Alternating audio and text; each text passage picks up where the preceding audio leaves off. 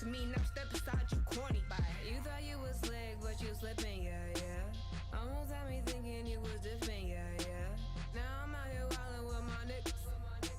Now I'm out here wildin' with my niggas. You thought you was slick, but you slipping, yeah, yeah. Almost had me thinking you was different, yeah, yeah. Now I'm out here wildin' with my niggas. Yeah, now I'm out here wildin' with my niggas. Out here wildin' with my niggas. Ran off for the jump off. Find a bridge and go jump with her. Sam Jackson, you took an L, got no juice. That's Pulp Fiction. I been in my bag. I got LVs on my tags. Got your role models in my phone and they all wanna smash. Ever since I cut you off, my skin glowing like Rihanna's. I've been all about them commas. Should've listened to my mama. Looking like I'm selling, yeah. Pull up with that Donda. My new nigga bring me Prada, not that gossip or that drama. You thought you was slick, but you slipping, yeah, yeah. Almost had me thinking you was different, yeah, yeah. Now I'm out here wildin' with my niggas. Now I'm out here wildin' with my niggas. You thought you was slick, but you slipping, yeah, yeah. Almost had me thinking you was different, yeah, yeah. Now I'm out here wildin' with my niggas. Yeah, now I'm out here wildin' with my niggas. Out here wildin'. You got these bitches thinking that they competition to me. So mad for second guessing intuition, I see. I gave you hella chances, I was tripping. Not a real one, cause real niggas never fibbing. Ass nigga, don't include me in your mentions. Got some big plans, you no longer in that vision. You need to take a good look at what you're missing. Ever since I left your dumb ass, I've been winning. You thought you was slick, but you slipping, yeah, yeah. Almost had me thinking you was different, yeah, yeah. Now I'm out here wildin' with my niggas. Now I'm out here wildin' with my niggas. You thought you was slick, but you slipping, yeah, yeah. Almost had me thinking you was different, yeah, yeah. Now I'm out here wildin' with my niggas. Yeah, now I'm out here wildin' with my niggas. Out here wildin' with my niggas. I see.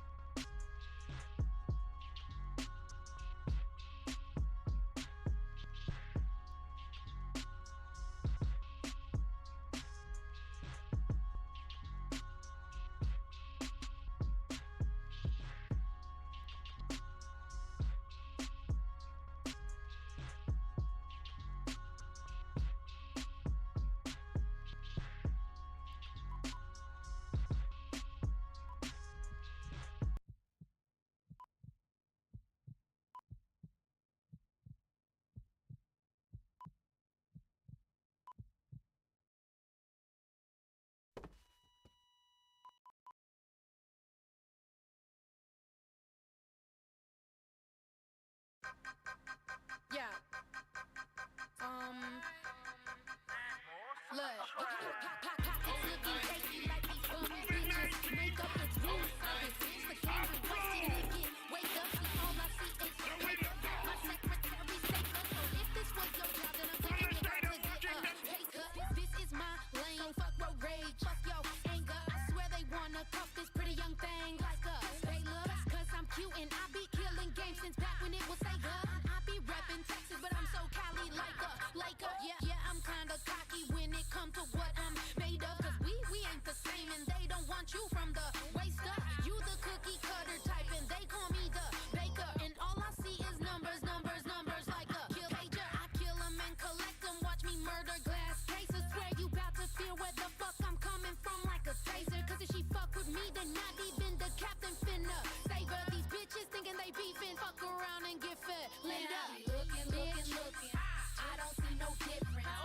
Cookie, all these cookie cutter bitches. Fuck these bitches. Oh, cookie cutter bitches.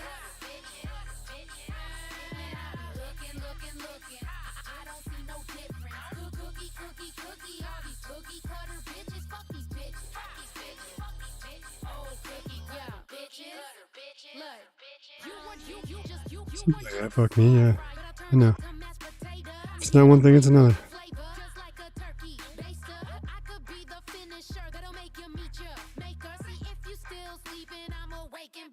Shake ya. See, I be reppin' real women, so bitches see I'm fucking either way, I'll slay your bitch asses, so stay around, because you'll say, hey, what the fuck is he up to? Goddamn, this is such a motherfucking goddamn crazy fuck, dude. What are we supposed to say?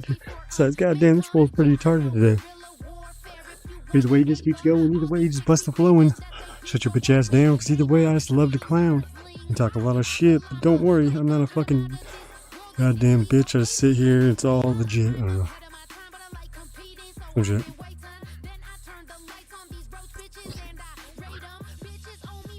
Sorry about that.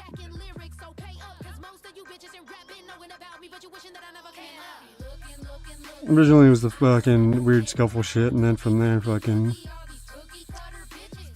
I had to actually turn on everything. While I was watching that, I didn't set up anything, which I should have. And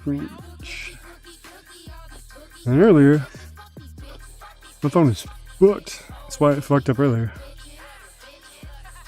I need to get another fucking $40 phone. Or fucking master reset it, one of the two. Probably master reset it and probably run for a bit longer, but...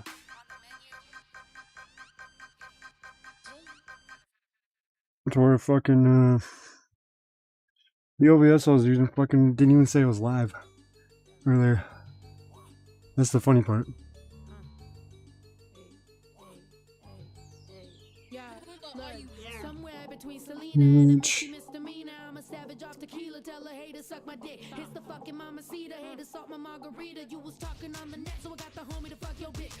Oh, here we go with the motherfucking goddamn, like, your bitch ass down, so goddamn get ready, cause I'm about to slay your little bitch ass. Either way, we're just gonna stay high class.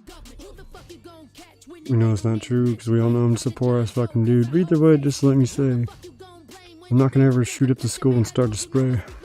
So who the fuck does that? That's just retarded. God damn, it's about the motherfucker hitting with bars. I don't know. What up, fucks?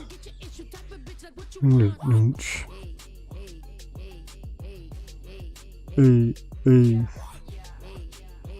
Hey, hey, hey, hey. Hey, hey, hey, hey.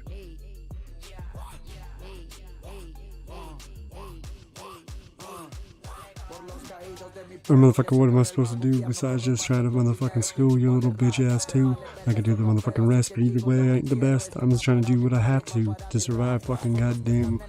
Dude, I don't know.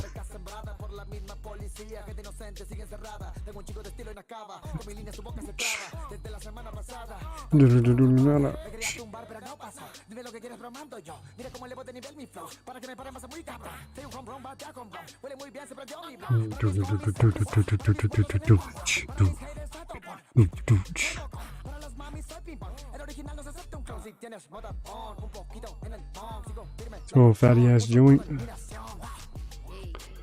Hey, hey. Cringiosaurus said, all done with the slavery then, huh? I am part of slavery.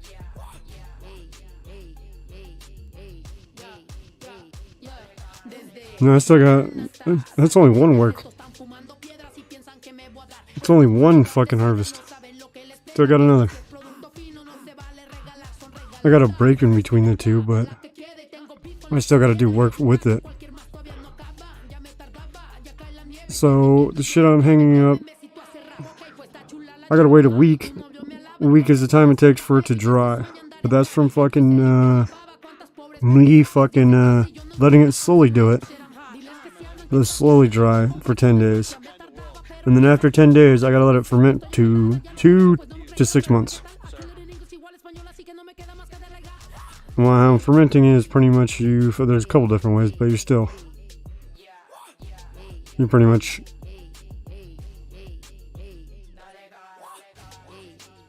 Well, here's one way. Stacking it like this and literally letting it fucking, best way to explain it, fucking compost.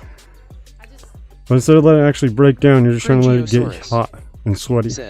And then you rotate. Be worse, at least you will save and money then it releases the nicotine and pneumonia.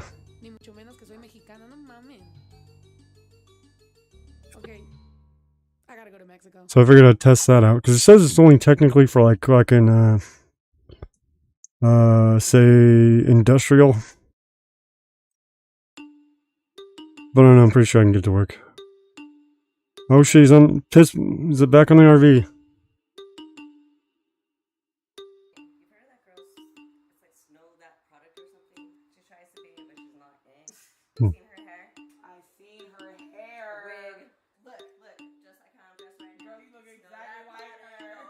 Over here. You can be her, look, you can be her. Look at me, I look like her. Just say a random word, you got it. I could never. I can never. I will never let a dude that lie to himself come and lie to my face and believe it. I don't gotta kick it with you to know you ain't shit. Trust me, I seen it. I done got up in my bag and ain't getting out till I break and I bust out the seams. Got a little something about me. I got a team. I'm motherfucking goddamn what up? Either way, I'm about to say Said. motherfucking cut. He was boring me trying to get back into the apartment complex. Yeah. Cringiosaurus said. Drunk old perv showing his rooster on the RV. Yeah. He tried. He saw a nice little Asian girl helping him out, named Ling Ling. And then a crazy bitch named Becky that was sitting there saying, no, don't hit my son, while talking about chicken. Pocket check, motherfucker.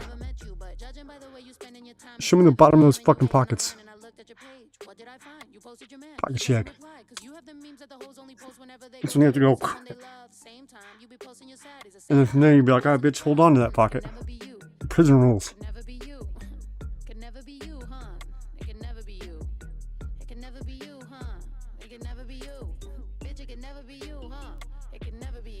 She could never be you, because either way we already know you're a motherfucking crazy ass Jew that sits there and tries to fuck over every country you go to. So what the fuck are they supposed to do besides hate on you? But when no, you're the victim. But either way, you're just motherfucking, I don't know, acting like a bitch. I don't know.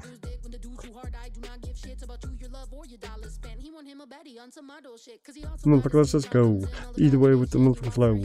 Someday we're gonna foe and make it fucking say you Cringiosaurus said.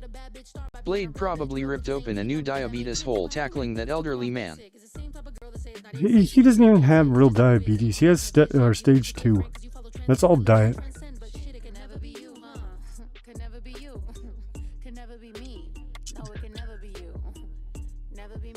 Yeah, cause fucking in stage 1's where you actually have to shit there and actually shoot up, and it's actually said. Demanded. Jaeger bets. Yeah, that he's just a fat fuck.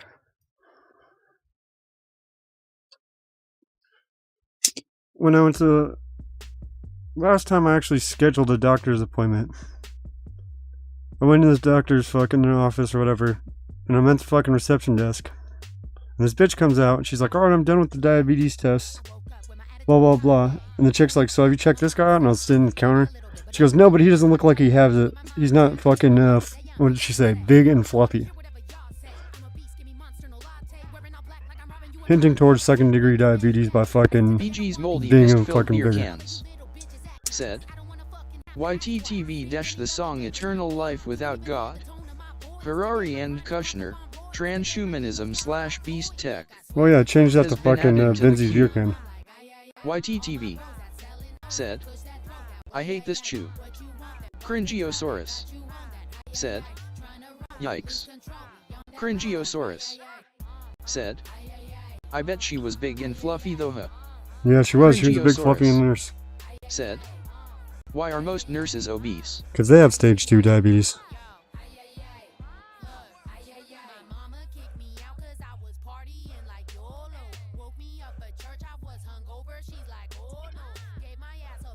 Cringiosaurus said.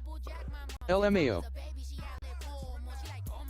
They're like, how do you like your eggs, fried or fertilized? She goes, Cringiosaurus I like them over sugar. said. Is Lil Miss Piggy a nurse? I don't know. But speaking of that fucking year old crew, all I've been doing is like donating 1 penny like every 5 or 6 days to D9. But the funny thing is that it's just change that she sent me, because she like $10 a month or some shit like that she's been donating through Patreon. Country Karen. So then from there, fucking, I'll, you know, use it for whatever I'm having, and then I'll usually have, like, change left over. Well, then from there, I'll straight just send him a penny. Cost me a penny to do it. But then from there, Said, I'm like, I can't send more than a penny or I'll spoil you, bro. You know, you gotta have fucking, you know, the, what do you call it, the starving artist fucking, you know, struggle. Said, just money laundering it back to D9. Yeah. Well, hey, I'm taking 99% of that. Cringiosaurus said, Country Karen isn't obese. She probably was. Until drugs became a big factor. Inorganic stuff. So direct brain-computer interfaces, replacing organic hands with bionic Cringiosaurus said, but I could see her pinching the breathing tube of a black patient. BG's moldy pissed-filled beer cans. I'd do it. Said, YTTV-volume set to 84. Yeah, if you guys notice, if you guys look at your fucking sub list, you'll notice that SSH is gone. A good probability that my generation is, hopefully with the advances in That's one reason why I connected to that one. The first generation to live forever, or the last generation that's going to die. They do William Transism. Stay focused.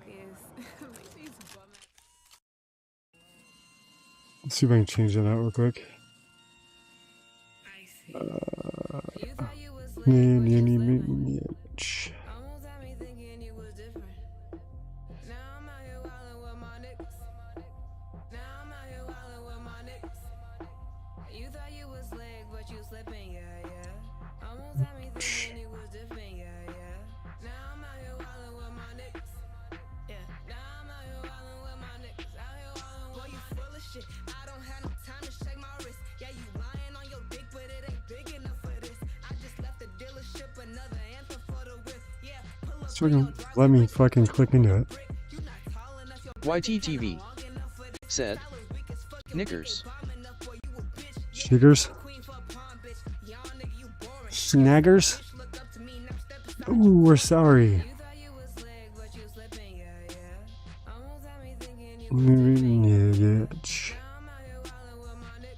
It's fucking weird to still give me a fucking code for it, but I can't connect. What can I expect when it's fucking moved? Alright, now I gotta figure out a better alternative with that. With my Nickers. Nickers. Shut up. Shut up.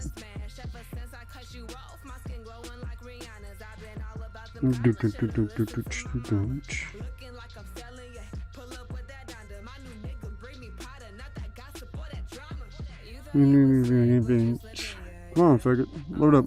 Yeah, my phone's really acting shitty. Cringiosaurus said, I want you to have more herbs drying back there so you look like a Skyrim witch. Cringiosaurus said, like some lavender and shit. Well, that's what I was trying to show, because you guys keep asking how much tobacco I actually harvest, and that's why I keep trying to fucking show you my little hanging spot. Yes, it's just a fucking shitty old school greenhouse that the fucking plastic that was originally on it pretty much rotted away. So then from there I got the brilliant idea of just saying fuck it, throwing fucking wiring onto it, like wire fence, and then fucking strap down a fucking tarp. Which looks a little scuffed and ghetto, but works for lawnmowers, fucking shit like that, to where you don't really need inside your fucking actual garage.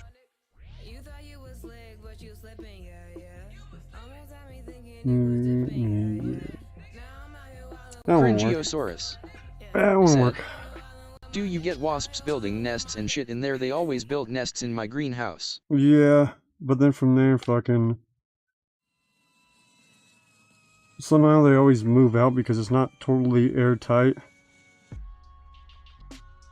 or watertight. Well, it's mostly watertight, but it seems like they die off or leave the nest real quick for a better fucking home. Because there's like 5 or 6 of them in there, but they're only like that big's the biggest one, and then like that, and then like I said, there's usually no fucking bees on them anymore. Usually the boat gets them more than anything else, because it's all tarped up, and then from there it has the fucking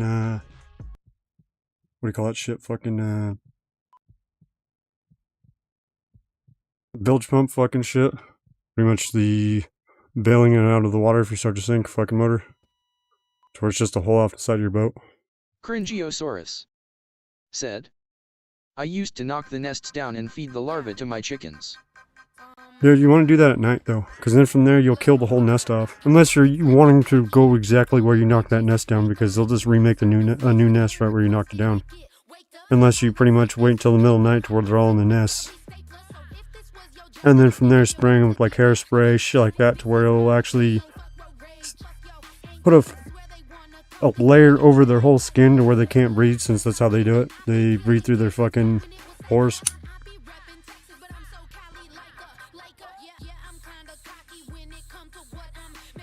Yeah, chickens are pretty fucking vicious though. I've seen them eat mice and shit. Which is pretty fucking ruthless.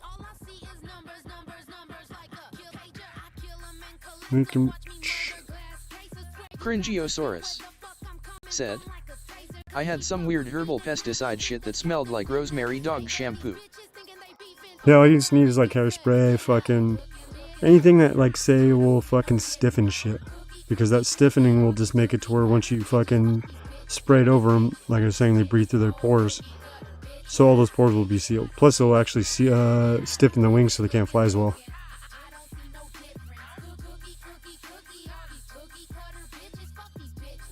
And most of the time we'll be smoking a blunt or cigarette or something to where Cringiosaurus this smoke puts them at ease. said, stiffening spray got it eggplant.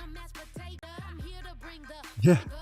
You don't think any kind of wasp or bee likes getting it straight stick up? No one likes a fucking limp fucking, what do you call it, fucking stinger or whatever. No one likes a limp stinger. Link stingers never fucking hold up. Let's just go either way. I'm just gonna show your bitch house how we gonna flow, cause it's the goddamn purge. But either way, you're about to see me emerge from this goddamn vicious slime. About how much motherfucking time I'll sit here and clown. But either way, it's about motherfucking time I get down with the real motherfucking facts. But either way, I'm not gonna put you to the political rack and start like controlling. But either way, you better be holding your motherfucking beliefs. But either way, I know it's somewhat shitty heat. Looking. I need cookies.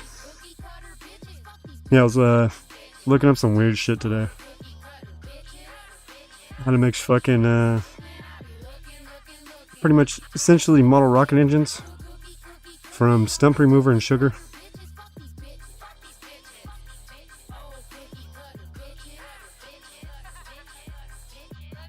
So I got some ideas for that.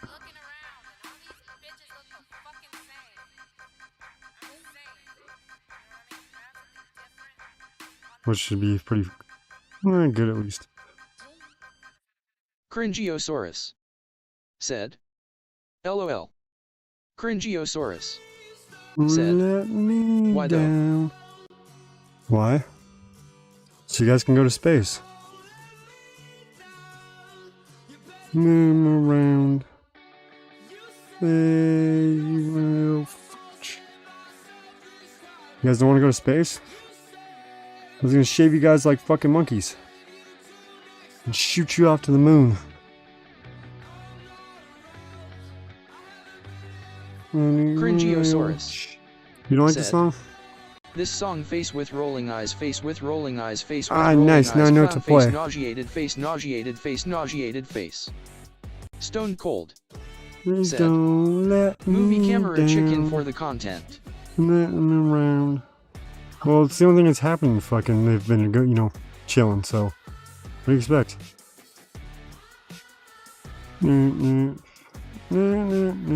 Cringiosaurus said, finally someone else said it. Still good though.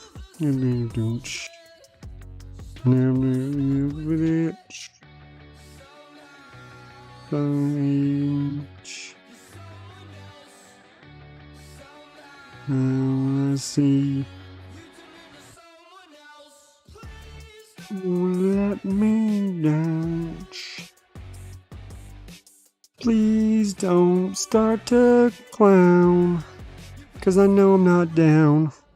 I'm just a beta cook, and I don't give a fuck. I will start the simp, because I'm not a pimp.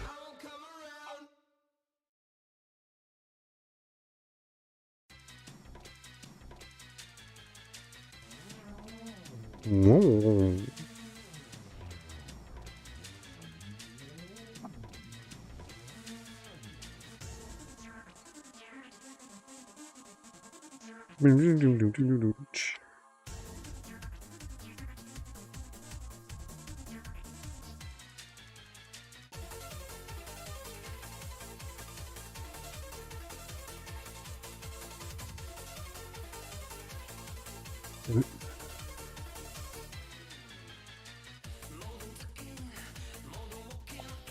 So fucking weird trying to do that shit to control over hand.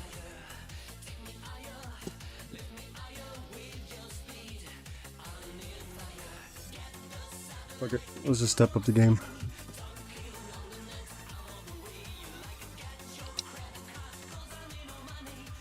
This is razor sharp too. Night train.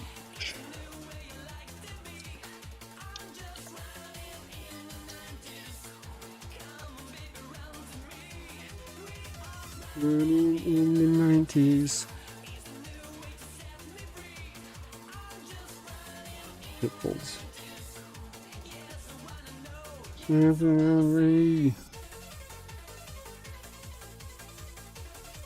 Cringiosaurus said, What are you talking about? of course the night I'm up late drinking there's no whale in the chat. What are you talking about? Stone Cold's right there.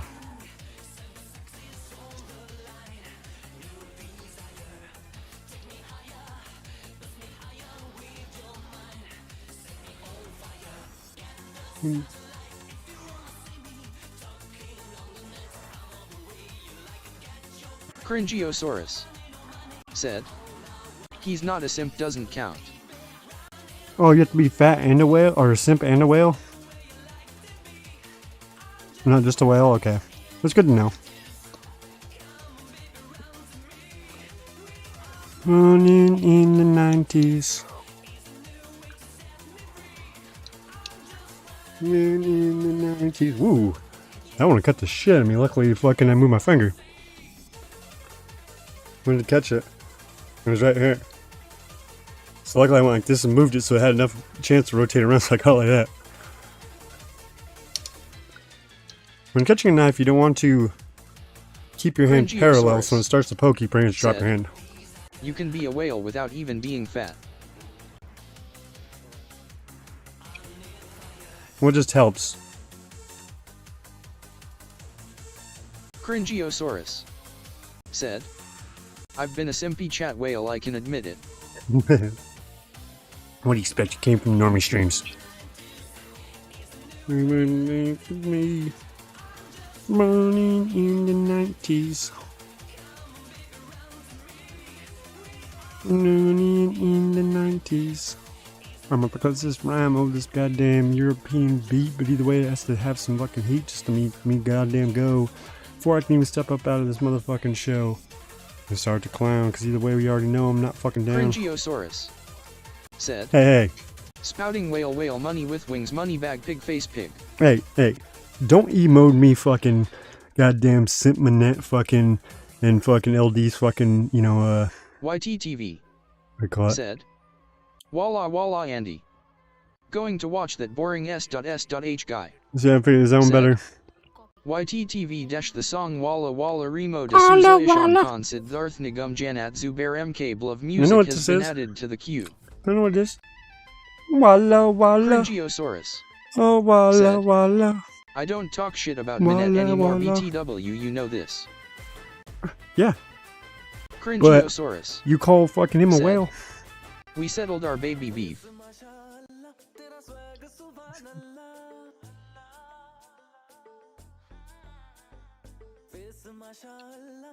So you just judged her without even knowing her?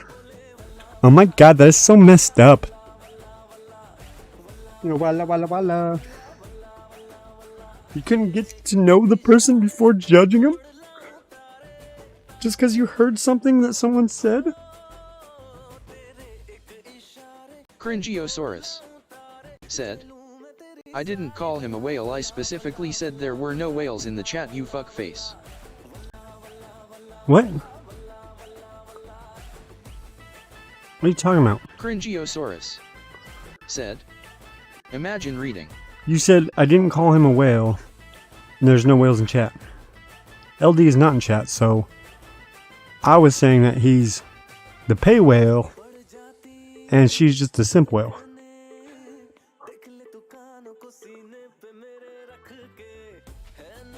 So when you went whale whale, cash sign, pig pig. So pig pig, pay pig. Money money, whale whale. In reverse. So it says pay pig, paid, whale whale. Alright, see? Cringiosaurus said, LD doesn't have money, he's a homeless, bald, tapeworm-ridden vulture. What do you think? You don't think he'd plot to kill his own dad? You know, accidentally give him a little fucking goddamn shit in his fucking shit? Said, he got evicted for turning his drywall into dust in a manlet rage. Which is funny, because drywall is easy as shit to repair, or fucking replace, or even repair.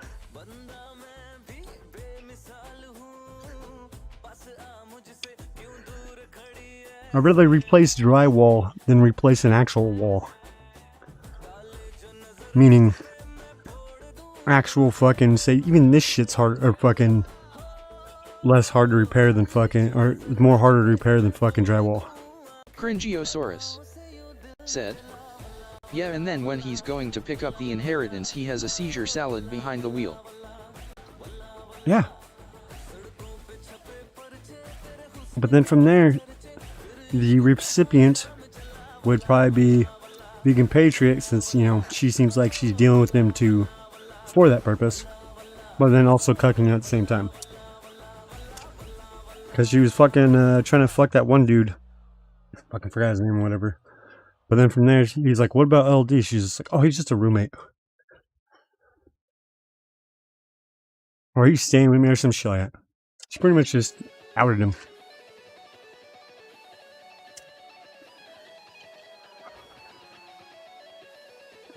Either way, let's go. Bust the crazy ass fucking float. Nope, fuck it.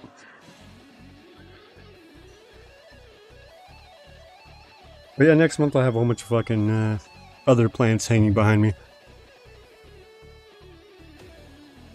Cringiosaurus said, he was sleeping on a little floor tweak nest on the side of the bed so he could play with his ding-alling when she actually got laid by men.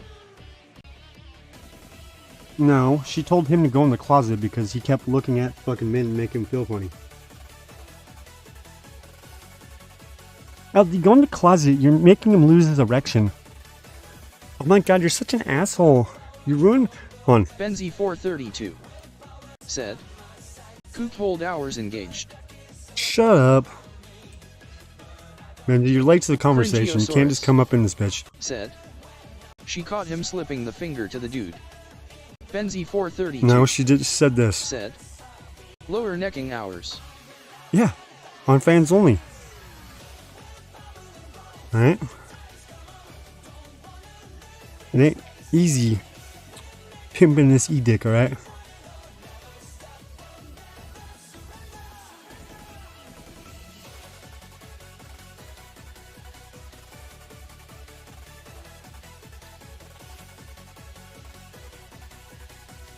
Cringiosaurus said, bestiality giraffe shows in Arizona.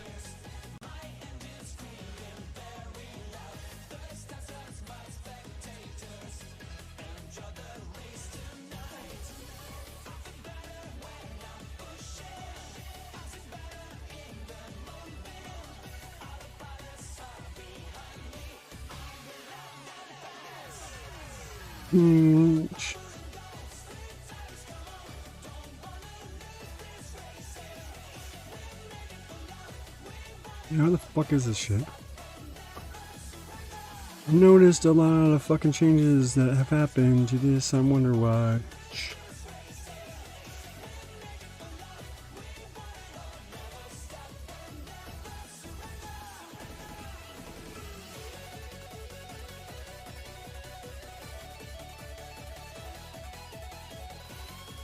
Damn it. I don't know where it is, but I know it's still in there. First try I had it as exclamation orgasm. And be like, back, there it is, yep.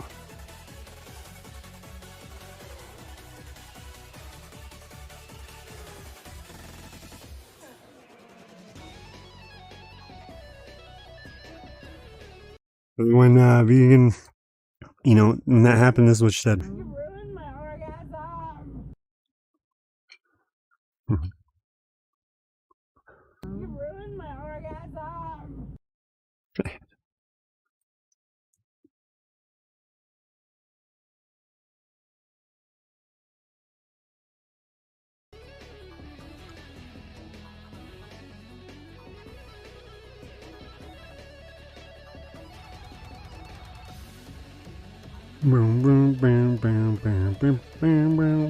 Benzi432 said, imagine making out with a glory hole mouth LMAO. Yeah, I don't see doing that. Cringiosaurus Well, I guess. said, imagine being so pathetic that a glory hole mouth rejected you. Well, my lower head goes into glory holes. So then from my area, my pee hole would be its mouth, right?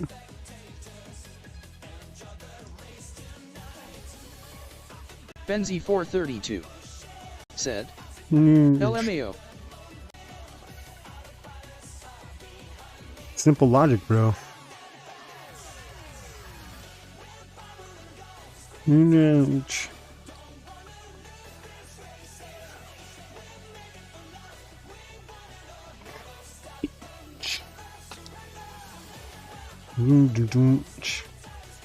Going to watch that boring S.S.H guy.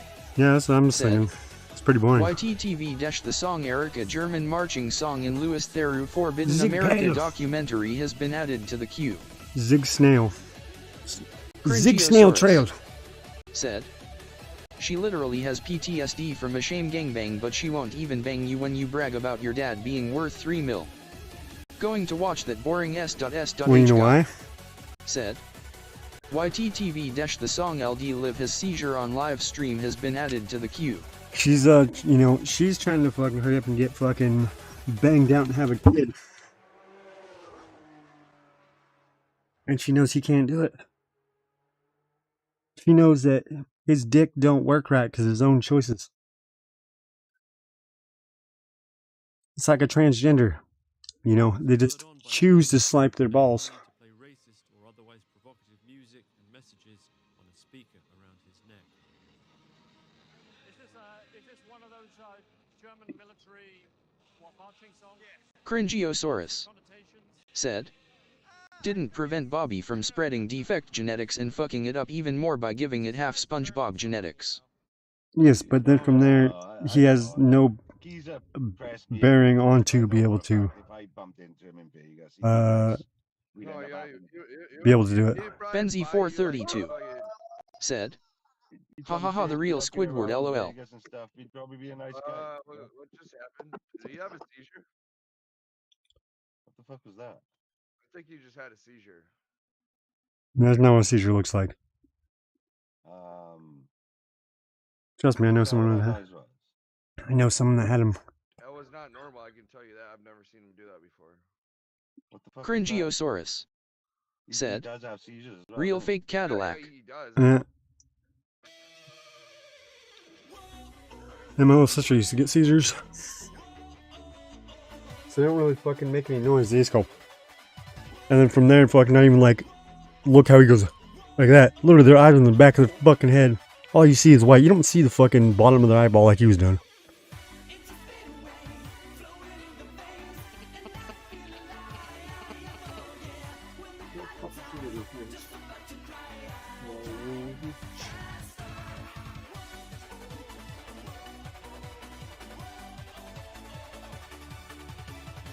So Monday I'll place an order for some more filament and we'll print some shit off. I have to print that fucking book lover fucking frame from J. Yeah, that's guaranteed. Couple other things. And then from there I should be back to where I can print whatever I want again. Oh yeah, and I gotta buy the fucking receiver for that faggot's mushroom too. I might just say fucking just give him this fucking one that keeps fucking up. Mac, what do you expect?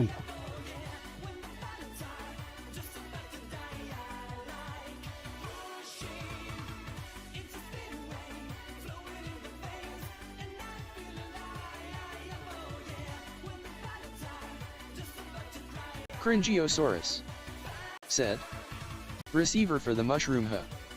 Cringiosaurus. So it's gonna light it up. Eyes. It's gonna have these lights within the mushroom.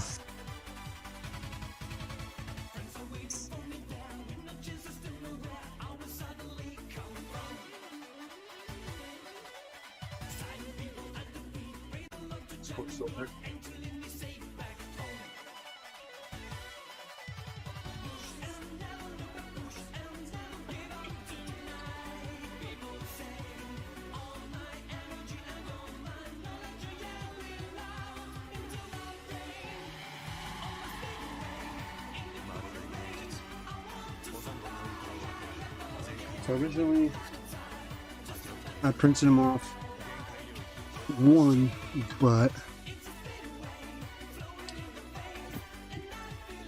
it's 100% infill.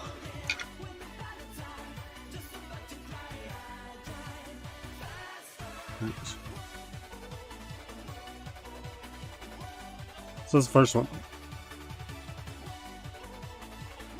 Fucking thing already fucked up here.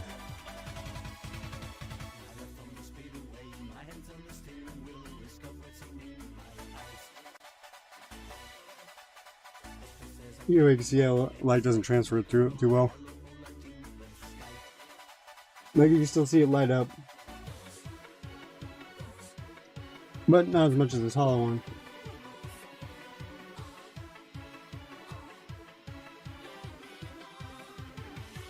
So from there, fucking whatever the fuck she turns on.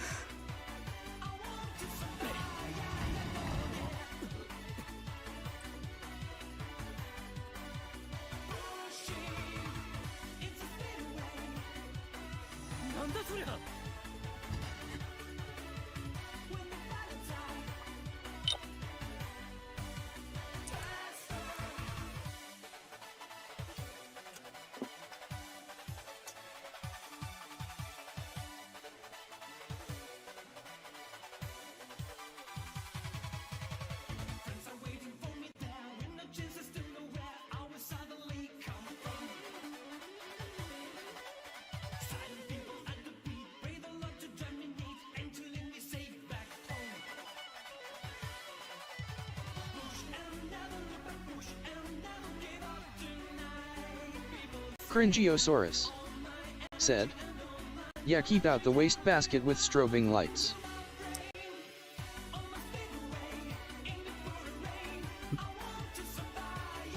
Yeah, keep out the trash with the strobe lights. Yeah, something like that. Cringiosaurus said. Wastebasket LMFAO.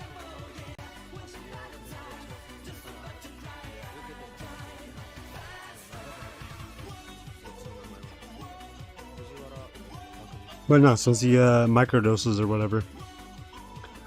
Now let's take a Dremel out the spots I wanted to put it. Should be about 4 lights on each side. So we're out take a piece of that shit and then loop it over. But then if I do that, I'm still gonna have all this solid in-state fucking mushroom. Or solid fill or whatever. Music.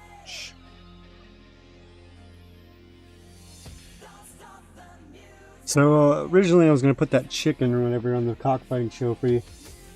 And then I had an idea of this because I had fucking, you know, it's extra of it since I was going to use this one. But then I found that dick, so. Here's night. So what you saying? Cringiosaurus said, mushroom is rad. So what are you saying? You want it? I don't know. Straight would like me giving you, you know, a mushroom. Cringiosaurus You know. said, where's the dick? I haven't made a dick yet. I don't have any filament, but I have the fucking file. I showed it on stream once before. I don't want to show too many times. I'll get banned. You're like you can just show fucking Rooster on stream all the time and not get banned. Think fucking goddamn fucking fucking X-Hamster or fucking Pornhub or fucking. Cringiosaurus said, what a shame. What, that didn't print it? Why, so I just have Mr. Willie sitting next to me? Like, hey guys. Shaking in front of you guys. You guys just report me? No. We're not having that. Okay. Okay. See if I can find the file. Hold on.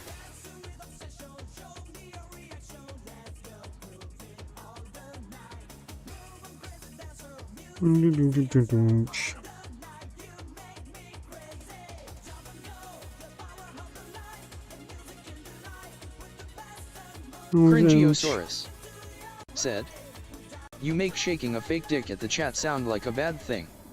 Yeah, it will be in strike-wise. They'll be like, yeah, you were showing, you know, your snake. And you were doing it in a sexual way, so, we gotta hit you.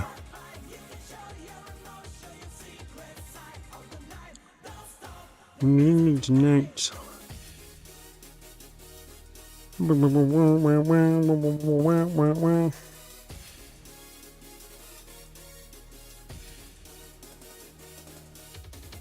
on, open up program. That's what I hate about doing it on stream too. It takes so fucking long to open this thing up.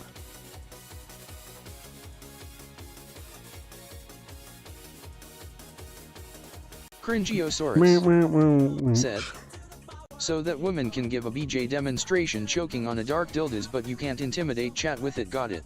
Yeah, it's weird shit like that. Because that's not sexual, that's educational. It's like you can do naked yoga. That's the fucked up part. Because some people would see naked yoga as still sexual. Other people would see it as non-sexual. Cringiosaurus said, double standards. Yeah, KZ got fucking in trouble for fucking having fucking his girl lick Vegemite off his nipple. Don't stop the music. Up tonight.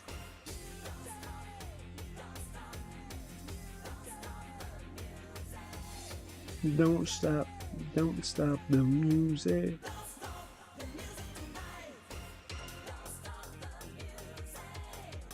No. Check it once.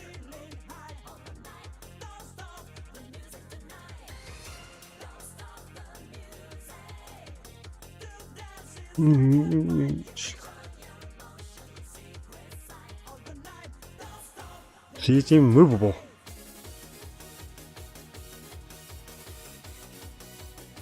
It is sort of weird how it's a flat top though.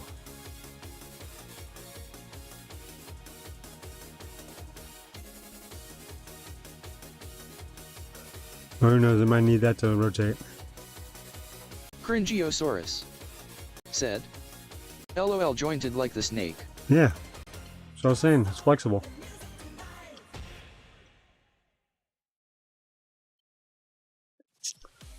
You know, if I'm making dick on a class, it makes much time as possible. YTTV Look at this. said, 4 hours and are you gay? 17. No, 4 hours and 8 minutes is the fucking time for the shittiest fucking what's it? Resolution, quality, whatever the hell you want to call it. Cringiosaurus. But if I try to do as best Said. as possible. So it could be dangled over the edge of a plant pot thinking face. Yeah.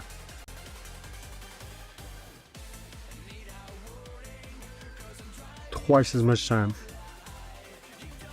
Here's the same amount of filament and everything else. Just print time. Because it's trying to make it perfect. 432 said, give me 2 minutes, I'll have a clip on a link for ULMAO. What are you talking about? I don't want to see no dick fucking link. No dick link here. This ain't fucking goddamn starting it. Alright, no start link here, bro. Cringiosaurus said, I do though.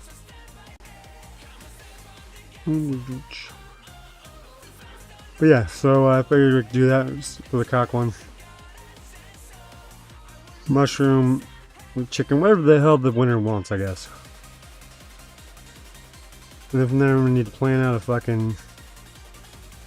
a good day to be like, today is cockfighting championship. Have to make up rules like double elimination. Because if you just win once or lose once, you know, sort of shit, you get kicked out. So we'll make a double lose system.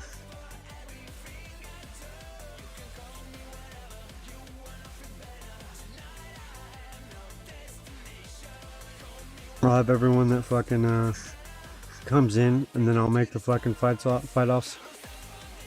We'll just make a random fucking player picker. So it's fair. You can't just be like, man, I want to fight this person. Not how champions win. Champions win whoever pops up. Not, I want to fight this person.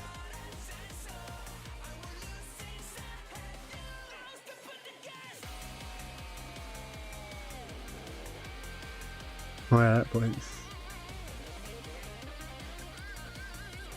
YTTV said, I thought you are not gay. Cool, I'm gay for pay. How is that not gay? You guys hear me say it all the time. You're acting like I haven't said it before.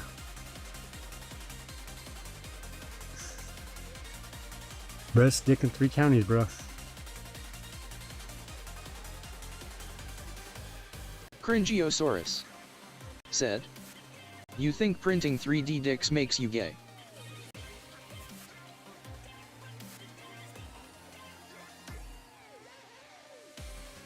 Yeah, he does. Cringiosaurus said, maybe if you lube it up and hop on when it's done.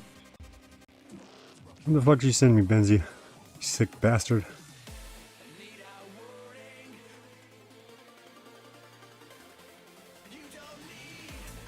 What is live right now?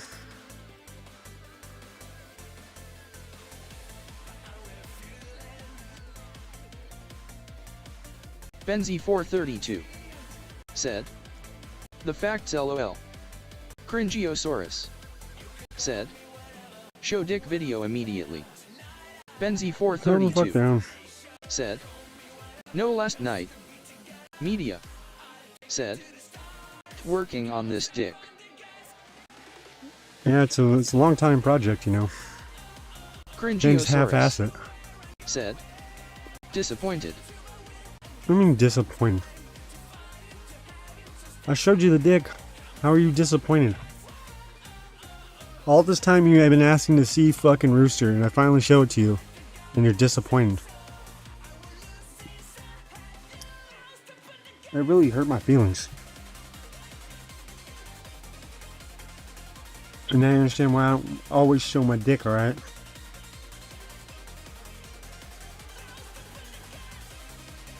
Cringiosaurus said, I thought Ben was adding another one. Okay. Oh, okay. Cringiosaurus Okay, I thought you were, said, I'm allowed to be greedy. No, it's not greedy. It's just, you know, unappreciative, alright?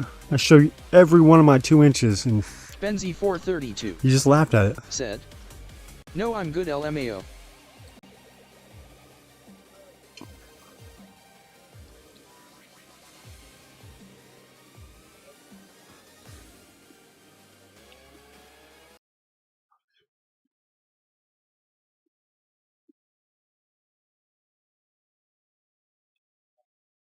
Ski Mask is pressing him to try to.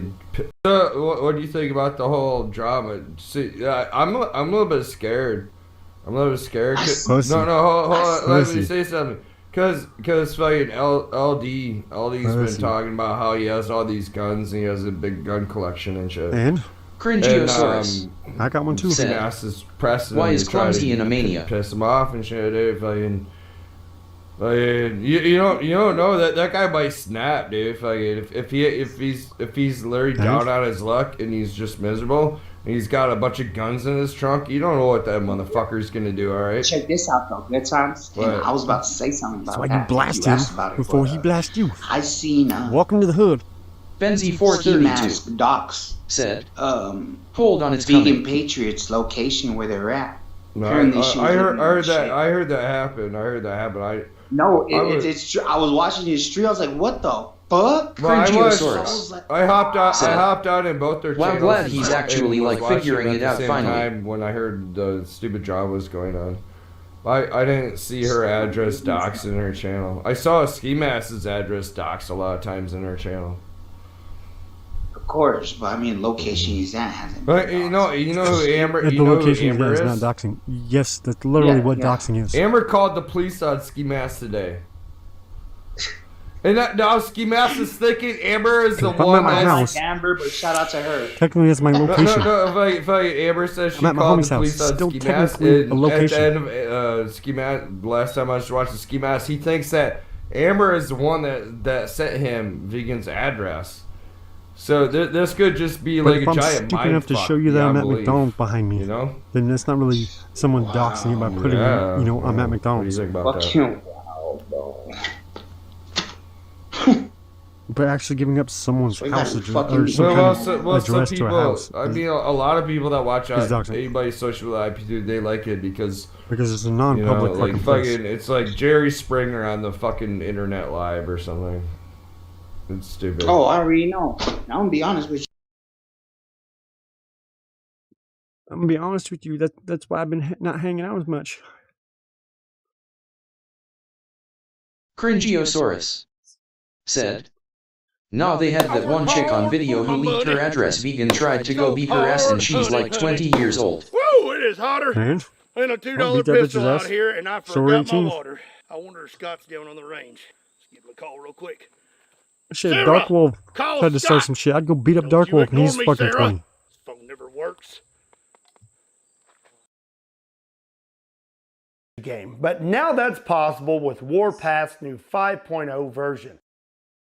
Let's just see what your fake Mega Cam looks like. You may even want the prize pool and every said, "Well, it's not Amber is all I meant, fuckface." Nice Benzie 432 right there, so that would have chewed you up. There's a group of people really creating malicious drama on all the live streams. Well, again, your head would have fallen off, but it doesn't look like. Oh!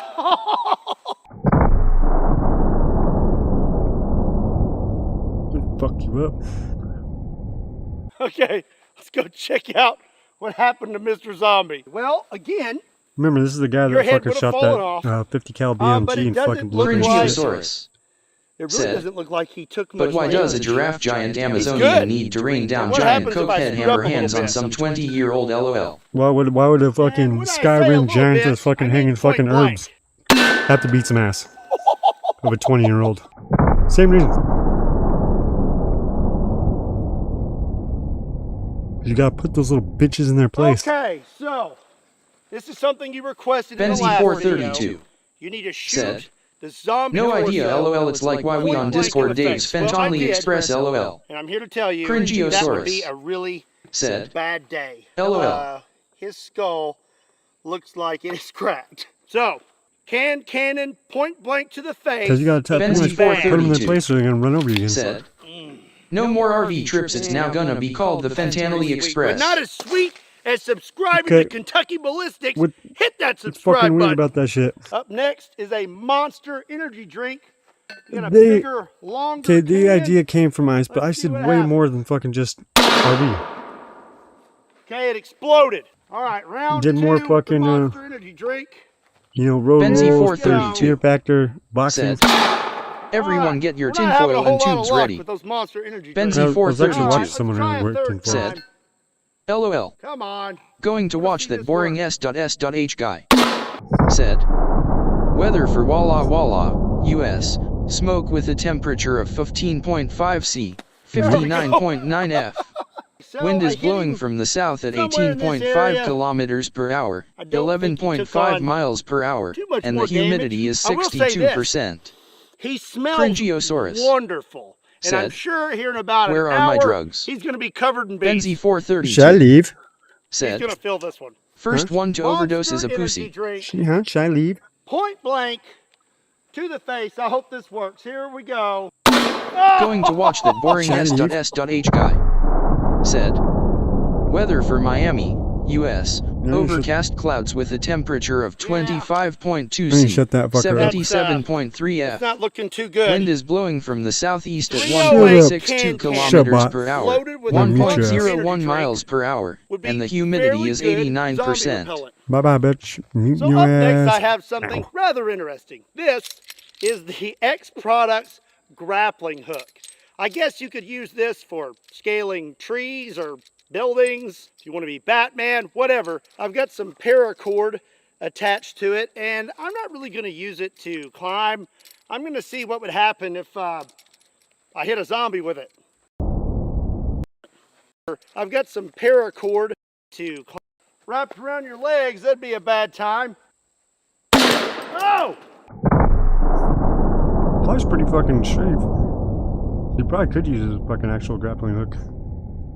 From what I Because if saw, you shot directly up, looked it'd probably like it hit him big. somewhere in this area. Yeah, here we go. He's got just a little mark. Now, I will say, it doesn't look like he took much damage, but I bet that would hurt pretty bad if he got hit in the stomach and bent it. So up next, I have some pretty cool stuff that was sent to me by you guys. A big thank you to D. Soto and nuts. Thomas S. If you're watching, we're going to start out with this little guy. I'm really curious 3D to see printed what it fucking does. bomb. All right, let's see if it fits. Cringiosaurus said, Pretty good. Now who let's TF is see he gonna use that if it on? Fires. Himself. Benzie 432 said, Non-lethal round, I'd by say the it would hurt pretty bad if a 8-ounce can come screaming at you at not 250 feet per Hit him second. somewhere in this area. It looks like Cringiosaurus we said, made our his wife slit a little deeper, No. but didn't really do a whole lot to him. Up next is Guys don't this do too little many guy. murder Let's suicides. see if it does any better. Yes, they do, but it's mostly them killing themselves. Benzie 432 said, one Damn. oversized butt blue. Cringiosaurus I think I'm gonna fuck you up. said, she refuses to get him a beer. Yeah. Benzie 432 No, she just shoot it at him said, that way. plug. Well, it fits. Cringiosaurus said, he gets it himself. Look how fucking deep Benzie that goes. 432 said, yikes. That's literally Benzie past the rib cage. 432 said, definitely bruise a heart or lethal. That'd be lethal as shit. It's literally past the rib cage. Remember, ballistic's supposed to be the realest thing to fucking... Cringiosaurus said, Definitely looks like that left that'll a teach little more her. of a mark. Okay, that looks like that was pretty effective. That would fuck you up. definitely would not feel very good. Let's try out some others. Up next is Benzie the little blue 432 dude. said, slap you with my ballistics jelly LMAO. That is pretty funny. This dude just prints off a whole bunch of fucking rounds for this fucker. Yeah, it has to Not be a really fucking, sure where that one hit. a Maybe blank somewhere behind it, there. None of these are really doing the damage I or expected fucking them a CO2 to, cartridge. but I got one more I really want to try out. But I don't see no tank, so... That's just some blanks. I don't see a hit him in fucking the empty leg. round going out either. Ah, hit his hand. Ah, hit him right in the crotch. Pretty badass fucking shooting range. Fall over. Ah! So now the one that I'm most excited to try out. Cringiosaurus What the This thing looks fuck? said, ridiculous. they should make Will like it ballistic work? gel fleshlight ass pussies to shoot them Here's into. the question. Here we go. Benzie 432 said, Code 2 in the trigger handle. Yeah, that didn't even fly very well. Okay, so here it is, and it looks like something broke off of it. It's right here on him. And it hit him pretty good. Broke some ribs. Okay, gonna put the head back on the zombie for no reason in particular. Because you want to get a little head. I have a feeling that I'm gonna really regret this decision. Not as much as that 50 cal.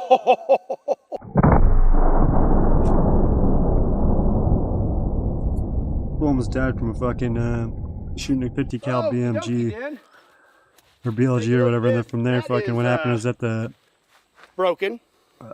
Best way to And explain so it. was that. The barrel itself blew the ass end out of it.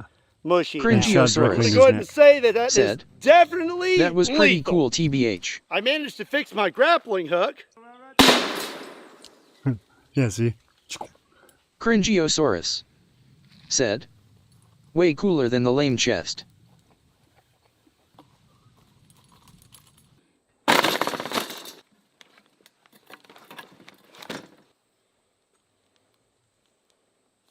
Benzie 432 said, yeah, QS, I want to just walk around all day slinging a 27 Barrett around all day, no scoping BTW, haha. Benzie 432 said, 27 pound. Yeah. Watch. I don't think he's gonna make it. Pretty sure it'd doesn't be like look one of too the top good. ones. But it could also look worse.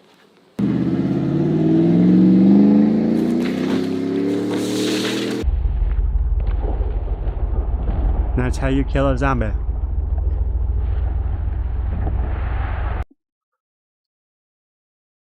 Where the heck?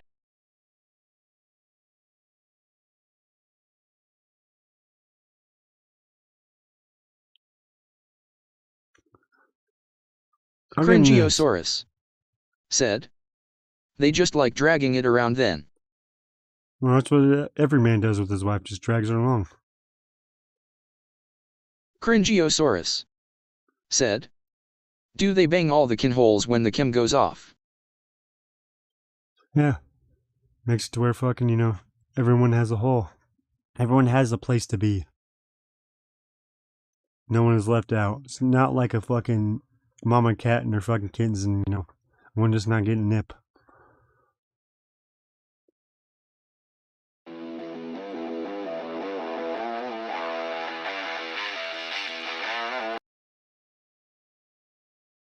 Come out here to shoot a fire hydrant with some slap rounds using my Serbu RN50. So we have the Serbu RN50 with the 36-inch long heavy barrel, and we're going to go ahead and go big or go home and start out with this. This is a 50 BMG slap tracer round.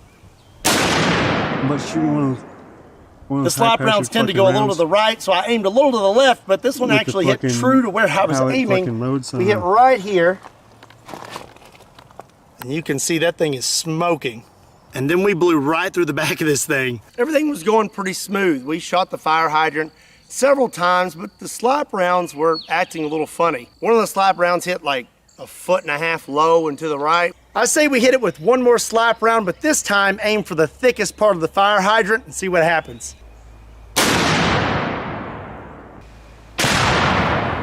Benzie 432 said, definitely not calling him to a range day, lol.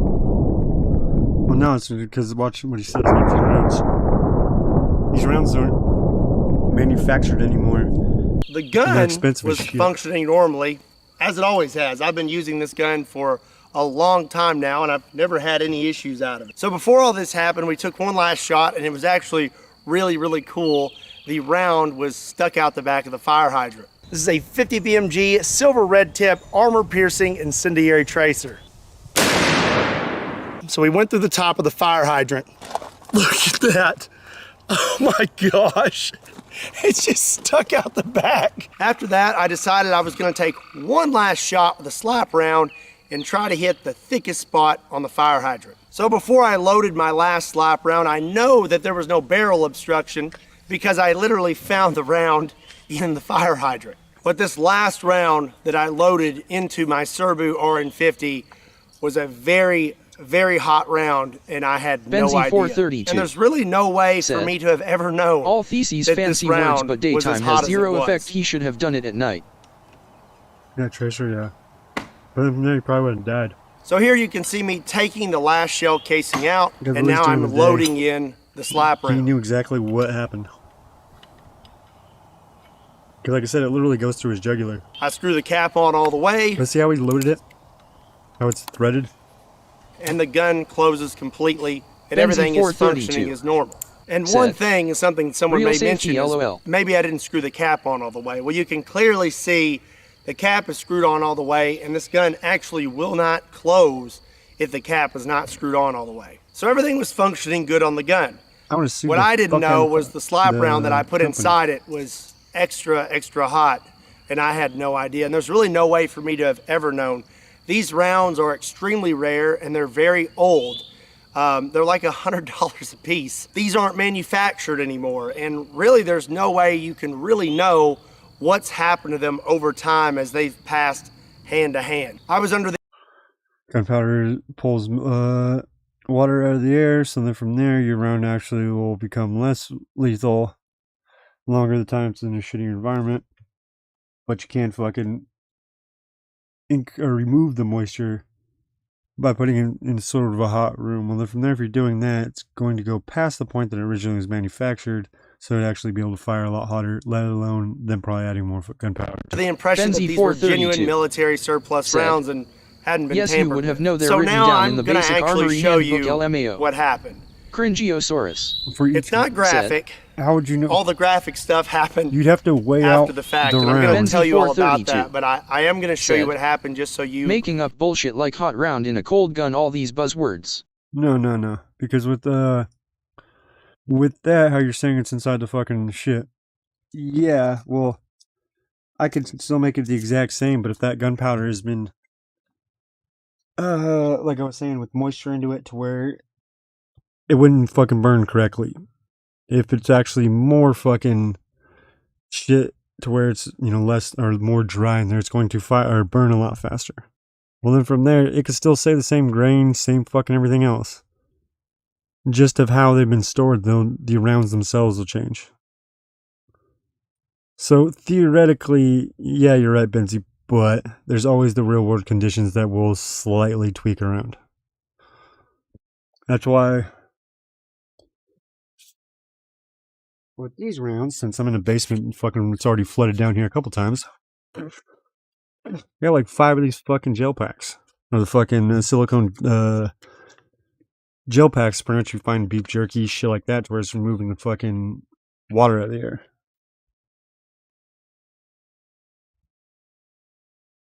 Can see what happened to me that day. But either way, even if you wouldn't have known, you wouldn't have done this. Benzie 432 said, all he had to say was I'm too poor to buy good bullets, so he'll take some hand-me-down rounds. I'm poor, but I got to make a video. But they don't make them anymore, so every round he'd buy would be hand-me-downs because they stopped making them. Benzie 432 said, real professional. Sounds real professional. If they don't make them, you'd have to give me a hand-me-down.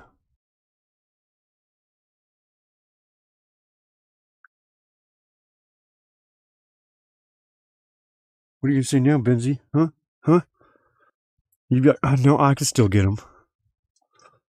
Cringiosaurus said, he had to put that stupid hand cast through his shirt to get dressed. I bet it looked pathetic. Yeah, his wife probably laughed now. The trigger. Said, you're telling me you couldn't find a guy who can reload 50 calories rounds? Cringiosaurus said, should have filmed that too. Did you just say what you just hear what you just said? Said, most un-American things heard this morning. What are you talking about? You're the dumbass that just said you couldn't go buy fucking an actual, or couldn't buy a good round. You had to go and get a hand-me-down. Well, every fucking round reloaded is a hand-me-down. It is not manufactured. It is not all new parts. It is all used shit before, just refurbished. So in turn, it'd still be a hand-me-down. Just like these rounds. technically your fucking would be hand-me-downs. Well, I could go and buy a fucking Smith & Wesson right now, fucking, which I trust way more than these. Said, you could take the hand-me-down and reload it with good primers and good powder. Yeah, but then he'd have to do it.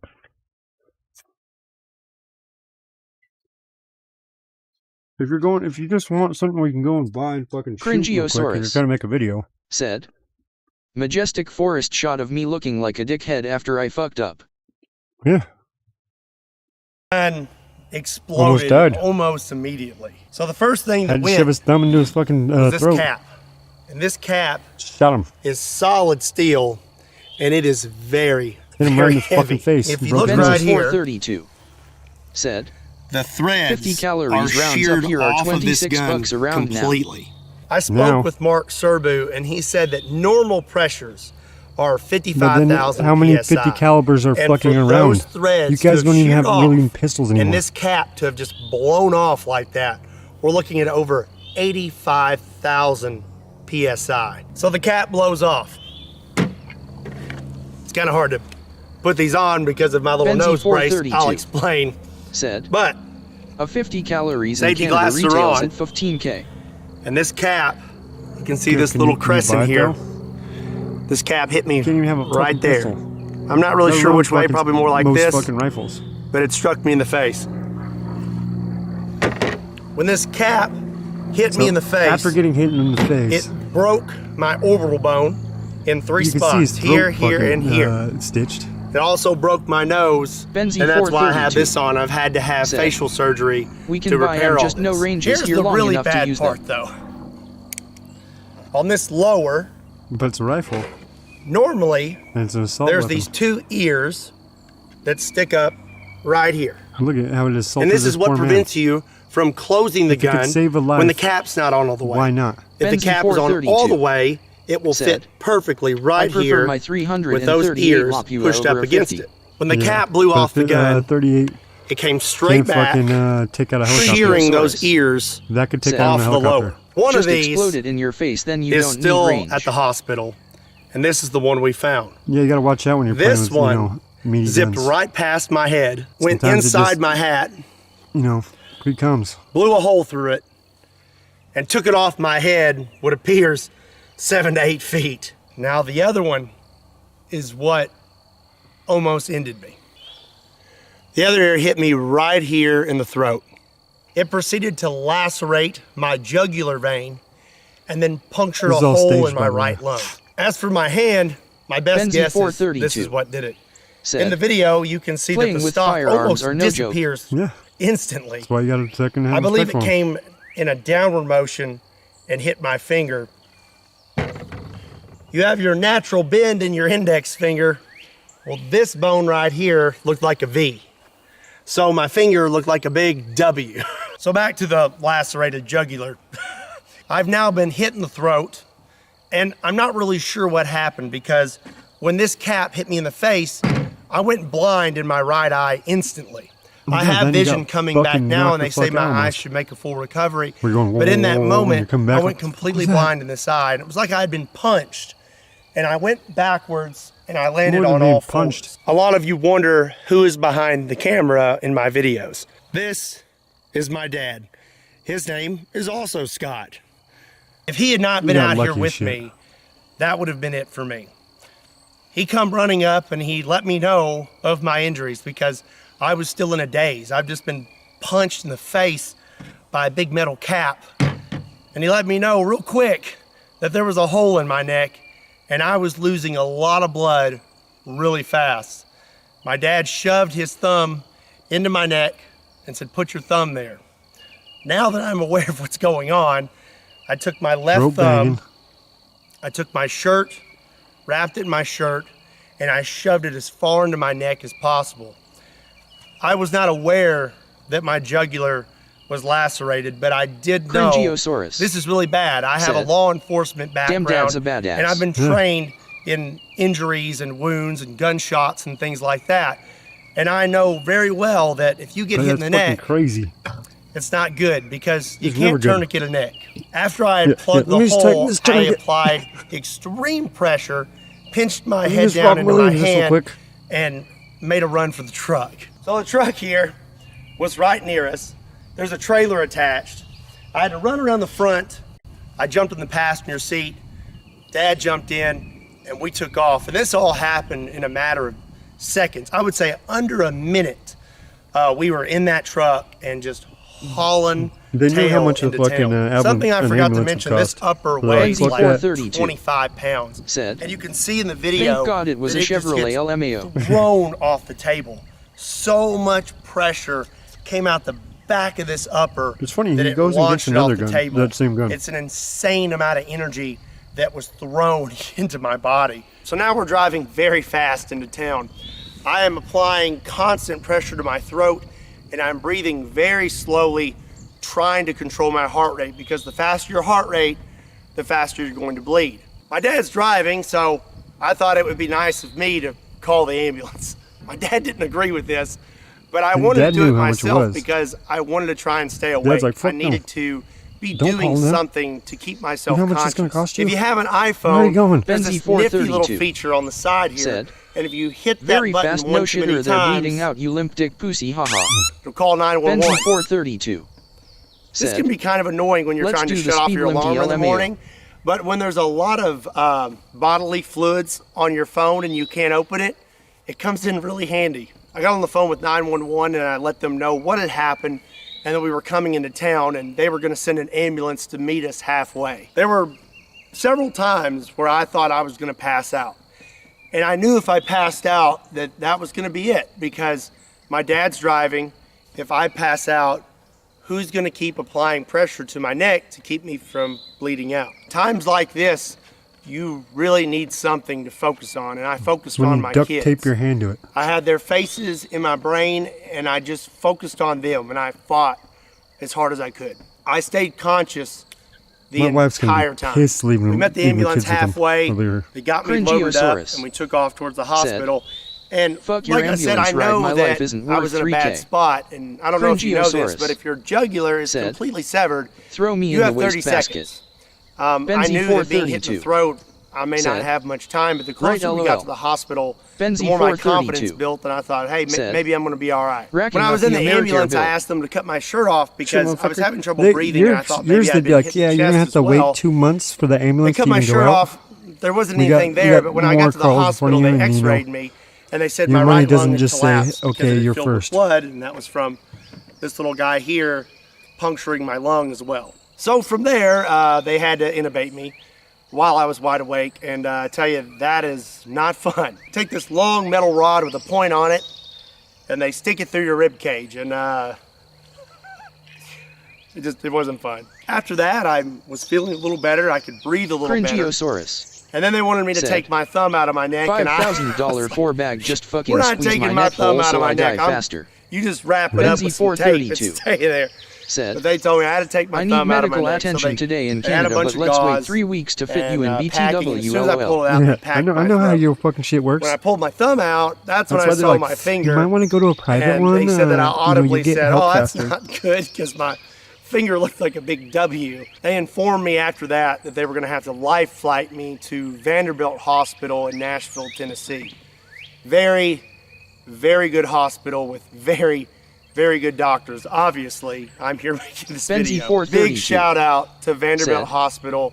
Break your own You arm, guys are wait the 6 best. weeks So to now they're even about get to a knock cast me out, LOL. and Well, at 2D's this already doing moment, that I anyway. realized that this may be the last time that I see my wife or see my dad, because once they knock you out, you know, that's it. Either they're going to fix you or you're not waking up. My wife had arrived. I called her in there. I held her hand, and It's we like, had why didn't you words, call your and wife then before the I ambulance? called my dad in to pray. And after that, I remember waking up in Vanderbilt Hospital, 'Cause if you hooked could up talk to the every fucking, machine possible. I'm going to operator throw some and tell her pictures in exactly here. where you are. what's So going on. they You did a could have number on conversation with your me. wife. So you can see this I cut bet his here, wife and this was actually pissed. goes all the way down to right here. To repair my jugular and my lung, they had to open up my chest completely. They cut me completely open, just So like you're like open a heart fish. surgery. They told me a guy my size should hold 6 to 8 units of blood. And Cringiosaurus. total, from all the Said. blood I lost from You the will shoot initial your eye out. injury, and the surgeries, they had to give me 5 units. Whoa. Are you There was sure? also a Because the only thing I've shot out is there was other also a people's eyes, not chance mine. that I could have had a stroke. Cool To story, repair bro. your You're now jugular 190K vein, in they medical have to debt. pinch it off. Well, your jugular vein And supplies the I'd still be. I'd oxygenated rather blood. be 190 and fucking shit than dead. You wouldn't have to pay it off, but all your family. That's what I'd be pissed off about more. Oh man, this is awesome. I should have bought one of these a long time ago. I'm gonna go this way. And I'm This is gonna Stone go Cold. this way. Cringiosaurus. Let's go see said. what Scott's doing. And the doctor whapped him while he was sleeping. Benji 432. What are you said, doing, Scott? LMAO. I've had this scenario actually happen. Where I had a shotgun in my hand and a drone comes flying over the fence. Probably doesn't even know I'm watching it. I always knew they were spying on me. Oh, no! And I did this Run, exact same thing, but I didn't fire. They instantly did the same thing and ran. Turned tail and ran. What's up, everybody? My name is Benzie Scott, 432 and you're watching Kentucky Ballistics. said, We're back on the inappropriate range range for yet another use. gun fail science experiment. On the last That's episode actually of When illegal. Guns Go Boom, we detonated a 500 Magnum. And I'm not going to lie, that one hurt a little bit. But the #1 comment in that video was, do a Desert Eagle next. I really have not wanted to film this video, and it really makes me cringe to think about doing that to a Desert Eagle. But here at Kentucky Ballistics, in today's video, Zydex makes high-end Benzie gaming 432 PCs, and they're all hand-built said, in Salt Lake City, unsafe Utah, activities for with entertainment US-only tech purposes. support. Zydex specializes in Never get banned. customization. They actually built me my own custom gaming PC. He just does fucking shooting videos, but they bought him or they built him a game PC. And I absolutely love it. If you want to check them out, there's going to be a link in the description down below. Again, a big thank you to Zydex for sponsoring today's video. Now, You think it'd be blast like, some stuff. yeah, I'm All sponsored right, by unload Remington. 2 rounds of Underwood said, ammo, 300 yeah, how many grain jacket or explosions hollow are in this point, Fuck Faces and our series? First targets are going to be Benzie 1 gallon 432 of Elmer's glue said, and A 1 couple. gallon LOL of one Grey color Poupon. only. Yeah. Elmer's glue is first. Oh! Benzie 432 said, couldn't afford the red and blue combo. He didn't pay for it. Now the Grey Poupon. They didn't pay for him. Oh, So of course they're just gonna put one color. You're gonna be giving something away. You're gonna make it as cheap as possible, but still giving the functions of what you're saying all is. the way over the burb. So, for example, There's like, oh yeah, poop we'll on give you a everything. game PC, And but it's speaking the of lowest poop end on game everything, these limited poop on shirts are only available until September 21st. Benzie If you wanna check 432 those out, there's a link in the said, description down. someone take his Second Amendment privileges away. You're done here, you're done, haha. You can't, sir. Are you seriously about to watch me potentially destroy a Desert Eagle and you aren't even subscribed to Kentucky Nope. Ballistics? Hit that subscribe button. Fuck you. Do it! Are you subbed to me? You do it.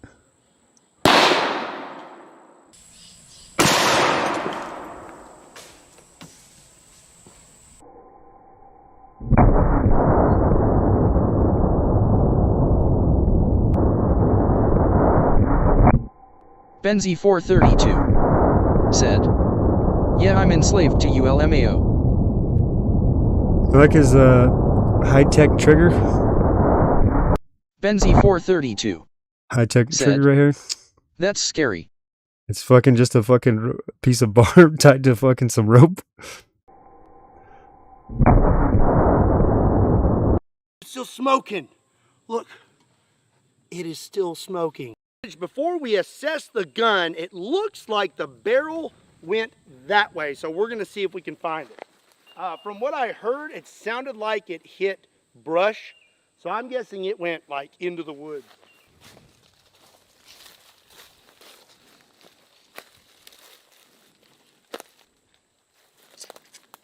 And you know this was planted.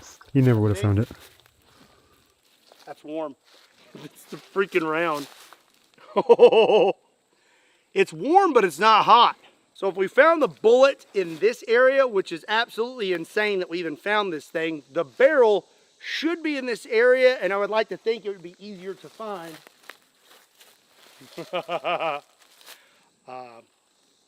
It's right there. Right there. Benzie 432 behind that stick. said, It's "No way right to find that there. quick." Look. That Looks like a is butterfly an nest. absolutely gnarly split. Oh my gosh. And from the looks of it, this thing flew about 50 yards. Cringiosaurus.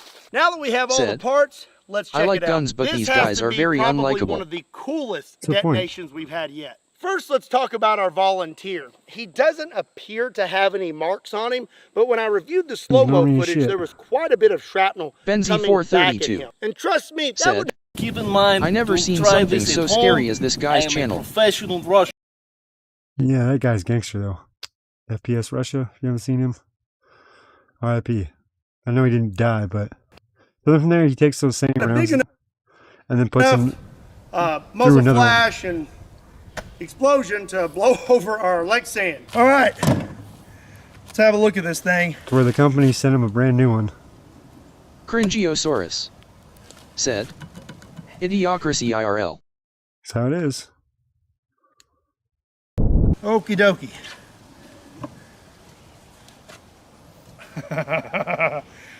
It's stuck on there pretty good again.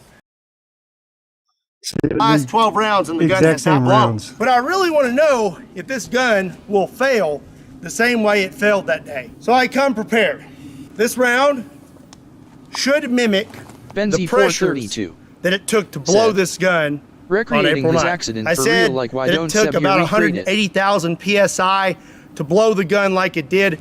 This round should produce 190,000 He's just PSI. because the company Safety's wanted on. to know fucking how much pressure does he think it was behind that round that blew Alrighty. their shit. So that's why Benzie they sent him a new one. 432 said, We ain't playing AK around style now. LMAO. We know for a fact that this should blow the gun. Closing the gun. We removed some of the bricks so we can try to get a little bit better light in the slow-mo camera because it's getting dark. Scott, you're going to want to put your hat right there. Cringiosaurus said, Safety off. he couldn't replicate the amount of views he got when he blew a hole in his jugular, so he like kept reenacting All it. right. Yeah. Benzie Maybe 432 this You will know, do it. once you got Here we fucking go. and it doesn't happen looks like an even bigger liar. Benzie 432 said, got- PTSD Andy. concept's still the same though. Is that fucking screw-on fucking cap is what's fucking the weakest link of this gun.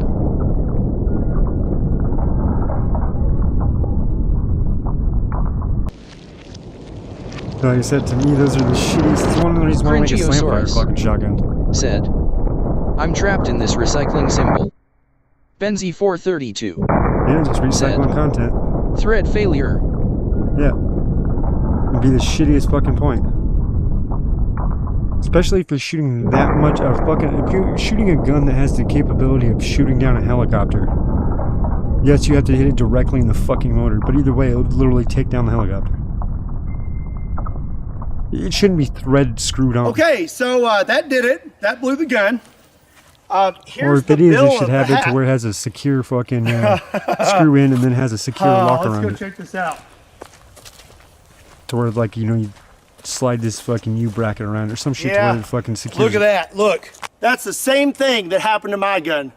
Threads are sheared off. This broke the same way. How's Scott over here? I think he took something to the face. Broke the There's, wall. oh, it blew the back all to pieces. Benzie 432 Where's the cap? said, Is what I want to know. "So now that he recreated Here's it, the can we piece. get the truck ride, ambulance Right ride, here. LMAO, and thumb fingering his Blew jugular?" that receiver to pieces. Cringiosaurus He just got a new gun and a fucking. said, "So he Cap proved here's- he actually fucked up, even though he did this huge explanation about how he didn't." So, Pretty much. barrel's clear. Oh, dear. Benzie 432 Something said, shot through our "Give the dummy plexiglass, CPR." blew right through it. All right, we've been looking for the cap for probably 45 minutes, and we cannot find it. The slow-mo shows it shooting off to the right. So I knew there was a chance that we may not be able to recreate what happened on April 9th, because April 9th was an absolute freak accident, and this proves it.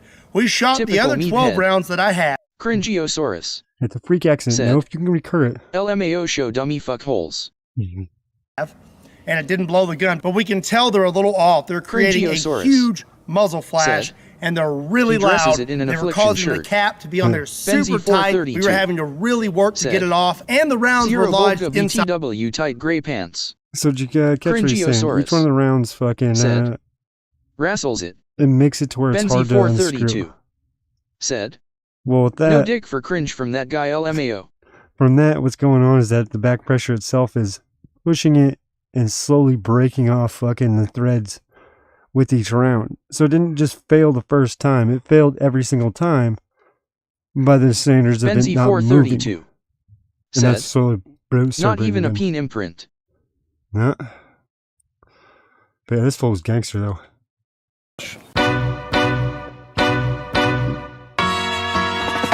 Hello my friends, it's FPS Russia again, and I've got something pretty cool today. See how this goes. If you wanted to die, you could have.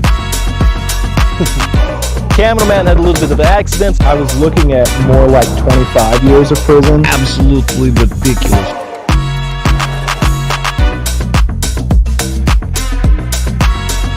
TTS Russia, one of the first YouTube gunners.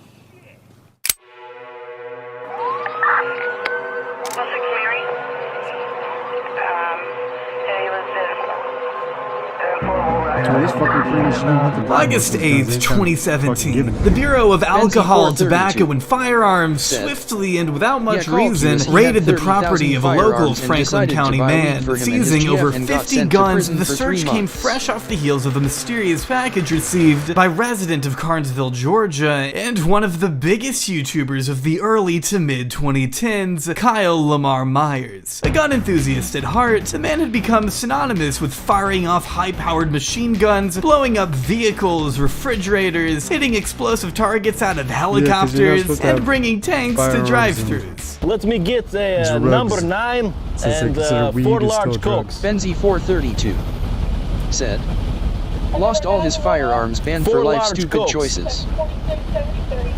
Sounds good. So you're saying that he bought weed off the fucking ATF? But thanks to a number of federal raids, weapon confiscations, and a potential 25 years in jail, along with the sudden and unexplained assassination of his longtime partner, FPS Russia is no more. The man who built a career and multi-million-dollar business on guns, ammo, and explosives is now legally unable to own any of the things I just mentioned. But why? That's what I want to get into today, as we take a journey back in time to discover the real history of one of YouTube's most popular and federally hated pioneers. This is the story of FPS Russia. I know he got in trouble for fucking strapping fucking guns to his fucking drone. They instantly came and fucking said, hey, what the fuck you doing? You can't be doing that. But he had to remove it. He only got really like a warning that. Born on May 9th, 1980, Georgia native Kyle Myers grew up in an upper-middle-class environment near a farmhouse owned by his father in the city of Livonia. As a kid, Kyle was always enthused by pellet guns and showed a clear knack for shooting at an early age, quickly learning the importance of gun safety from his family. Every time I would point it at someone that I shouldn't point it at, which happened, or I shot something I shouldn't have shot, which happened. Dad would do the same thing. He would destroy Keep it down, the I'm sleeping, rifle right there in front of me. Pick it up by the barrel and smash it on the ground like a fucking gorilla. Why you yelling? And it would just explode and be completely ruined. I learned my lesson about gun safety that way. If I fucked up, if I did something stupid, the gun was gone. And it's not like we're getting a new one next week or next month. It's next birthday or next Christmas. It's next time, like, it's pellet rifle shopping time. Like, we're not getting a new one. It wasn't until Kyle became a teenager that he obtained his first real job working at a car dealership. This is where he came into contact with a peculiar Russian coworker, displaying the heavy accent Kyle would be quick to adopt and later use to brand his channel, fooling millions of people into thinking he was Russian himself. But contrary to popular belief at one point, Kyle grew up in Georgia, the state, not the country.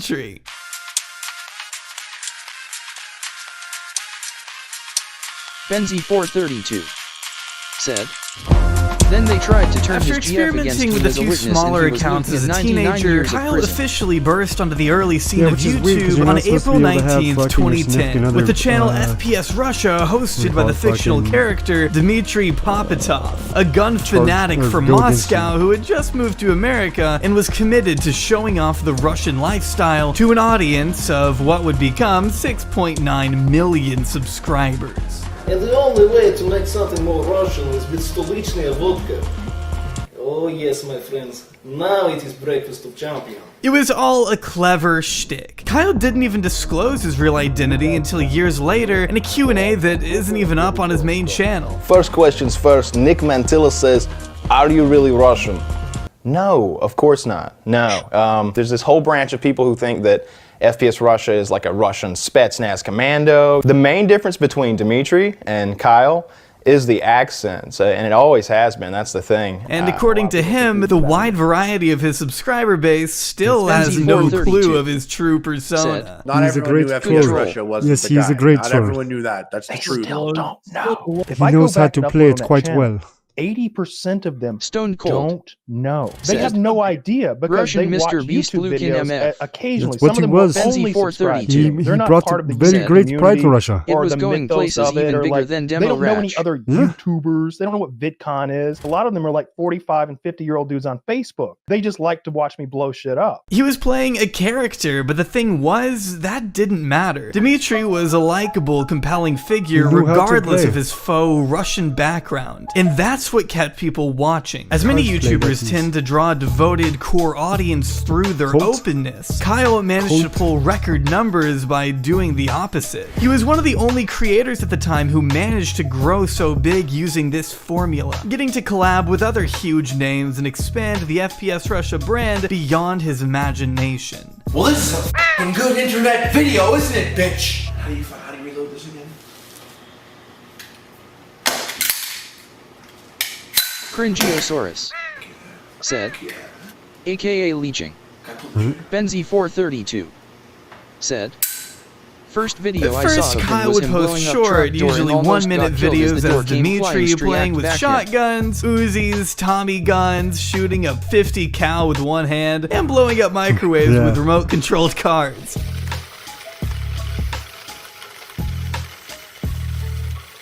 Oh yeah, speaking of remote control cars, I still got those fucking gas-powered ones, and so I have the 3D printing, and now I have the capabilities of actually making a mount for it. Yet unbearable feckets like this always only have close calls faced with rolling Just eyes. guys being dudes. But it wouldn't be long until Kyle turned up the notch, exhibiting an Austria assault rifle in front of 10 million people in February of 2011. This would become his most popular video of the time. His Darwin has format let us normally down, haha. consisted of showcasing the weapon's specs and explaining its utilization before testing out what the thing could actually do. That gives you a much shorter barrel, even shorter than the AK. It gives you much better Cringiosaurus maneuverability. This one has said, a reflex sight. You can it's come like around blue the shoulder. balls. See if you can see it down the side. Not only were the guns cool, he was a pretty good shot too. Target's moving, and 2, I won't be facing the target. I'm going to use this mirror to shoot it over my shoulder.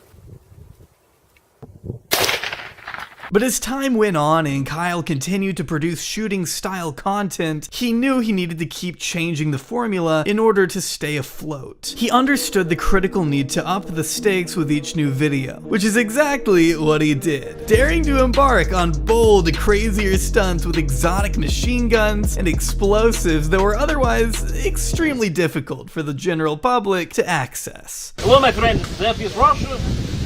Today we're going to have some fun. So how did Kyle manage to get his hands on these highly dangerous and sometimes explicitly illegal firearms? Well, that's all thanks to a man named Keith Ratliff, friend of Kyle and co-owner of FPS Industries, a custom firearm fabrication and testing company. Being Kyle's primary weapon distributor, Keith was a crucial member of the FPS production team, as his special licensing gave him the power to fuel all the insanity you saw unfold on the channel. Without his connections and credentials, it'd be a lot harder for Kyle to get away with videos like 12-gauge Dragon's Breath, Glock 17 explosive ammo, or Flamethrower Massacre. Cringiosaurus said, Those guys fucked.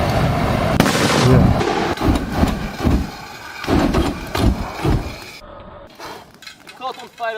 I mean, really, it's impossible for anyone to deny the sheer entertainment value of these videos. They were insane, but then again, Kyle, or Dimitri, was also kind of an insane guy. Can I interrupt? Was it a car door or refrigerator door that hurt Scott? I have my...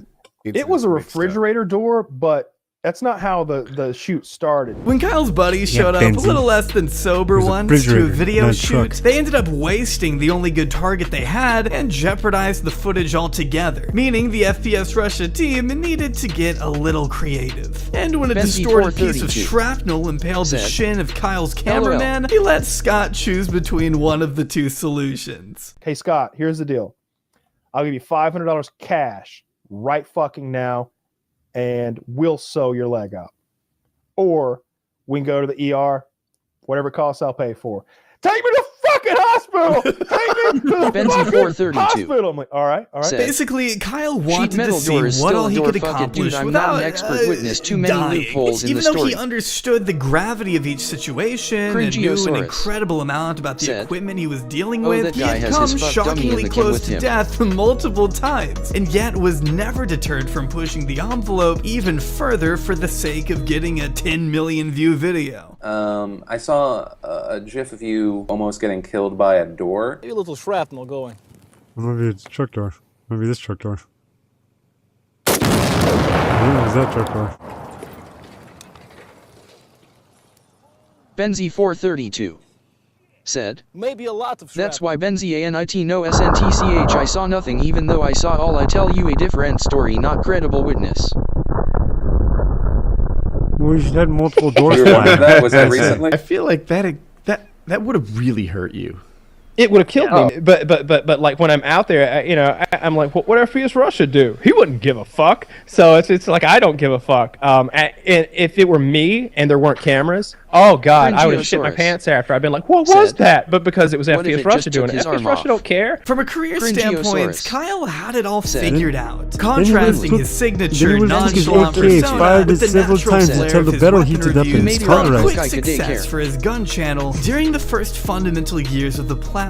Obtaining impressive partnerships with Machinima and Call of Duty, he even launched a successful Kickstarter for his own iOS app by 2012, rocketing up to the 9th biggest YouTube channel in the world, ranking above PewDiePie of all people. It seemed FPS Russia was on track for enormous success through the rest of the 2010s, but unfortunately, circumstances in Kyle's life were about to take a majorly devastating turn. Benzie 432 2 weeks ago? Yeah.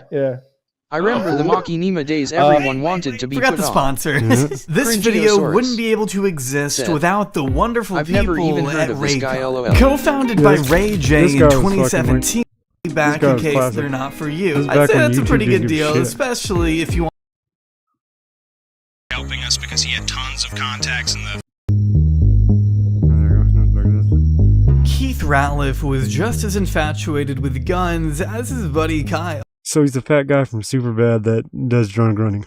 He loved shooting them, building them, and selling them. He went so far as to store bullets in his car cup holder. Needless to say, the man was no stranger to the industry, leaving his wife and son behind in Kentucky to start his own gun business in Carnesville, Georgia, where he was able to join forces with Kyle Infatuated Myers. I met Keith Ratliff. He started helping us because he had tons of contacts in the firearm industry and a lot of know-how that we just didn't have. His federal firearms license and overall status in the business world is what led the two together, eventually even moving into an apartment connected to the FPS industry's warehouse. They had great plans in store that unfortunately never came to fruition following the tragedy on January 4th, 2013, the day Keith was mysteriously assassinated he even in had cold firearms blood that while were built in working wraps, out and of the ATF warehouse. wanted to nail him for tampering with a serial number for having a wrap on the numbers that made it unreadable. Yeah, that's what they try to do here. But the fucked up thing is you're allowed to customize your gun in any way. Like, actual, like, looking wise, I could spray paint that bitch gold. numbers will still be there. Yes, they might be covered a bit. But sort of like your license plate. If you have a little bit of mud on there, they'll pull your bitch ass over because they can't read it. They observed what they believe a white male had a gunshot wound. License and overall status in the business world is what led the two together, eventually even moving into an apartment connected to the FPS industry's warehouse. They had great plans in store that unfortunately never came to fruition following the tragedy on January 4th, 2013. The day Keith was mysteriously assassinated in cold blood while working out of the warehouse. So my officers and investigators would respond to the scene, and they observed what they believe a white male had a gunshot wound, and he was inside. Benzie 432 and at this time is still an allegedly accidentally murdered the employee BTW. who found Keith's body the morning of his death wasted no time contacting local authorities who rushed to the scene as quickly as possible. As reported by the Georgia Bureau of Investigation, there were no signs of forced entry at the business, and surveillance equipment, along with some firearms, had been taken. There didn't appear to be a struggle of any kind, and based on the scene, Ratliff died while he was working. Ratliff may have been killed by an individual he trusted, as outlined in the police statement. Considering there were no signs of him fighting back as observed in the autopsy, it's safe to assume Keith was taken off guard, a scenario which may lend itself to the perpetrator being a former associate of his. As stated by Kyle 2 years later, I loved Keith. Keith was my buddy. I tripped and fell on my loaded pistol and it went off accidentally BTW. So it's hard for me to say, oh yeah, this person or that person, you know. Everybody's got enemies, I suppose, people who don't care for the way they do things, you know. He had a rocky personal life with women. You know, I know he'd had some trouble in business in the past, but nothing that would bring something like this, sitting there promoting guns as heavily as they were. No idea. Since 2013, the GBI and Franklin County Sheriff's Office alike have had minimal luck in finding a lead for Keith's murder. The trial has gone cold and the case remains open to this day, meaning Keith Ratliff's family has yet to find justice in the face of these gravely unfortunate circumstances. Or she might have killed him. But because Keith was also tied to one of the most prevalent online gun channels of the time, the lack of closure has naturally led to countless fans airing their own suspected theories on who's to blame. However, with little evidence comes pretty unfounded claims. Well, there's a post going around here locally. A mom giving a dude head, and she said her mouth just fell on his dick, and that's what she told her mom. I found from Reddit that thinks Kyle was the one who did it. It's pretty nuts and full of people from Kyle's hometown that are suspicious of him. But what would someone on the FPS team, or Kyle himself no less, gain from losing their manager and key weapon supplier? I understand it's impossible to stop these series from spreading, but I think it's a little disgusting for anyone to imply his friend had anything to do with it based on absolutely no concrete evidence. Would be like, okay, my steps are this big, especially with little to no physical evidence on hand, you have to consider the motive behind such an act. And to me, Kyle would have zero motive. I never knew Keith personally. None of us did. So it's hard to imagine who, if anyone in his life, might have had it out for him. As one theory goes, it could have been driven by his track record of infidelity, as others have insisted Obama himself might have had something to do with it. The founder of SPS Russian, the biggest gun show in the world, not just on YouTube, about 100 million viewers on average a month, just on YouTube, biggest gun show in the world, was tied up at his offices, he's a gun manufacturer, dead. And it's in the back of the local Georgia papers, executed, tied up in a chair, expertly. Man, come on. Benzie 432. As if the federal government would really waste time concerning themselves with a random YouTube channel. But as YouTuber Gamer from Mars. Benzie 432 said, imagine, haha. Imagine the FBI wanting to deal with a YouTuber.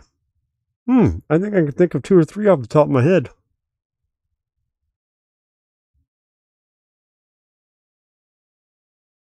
Piss Boy.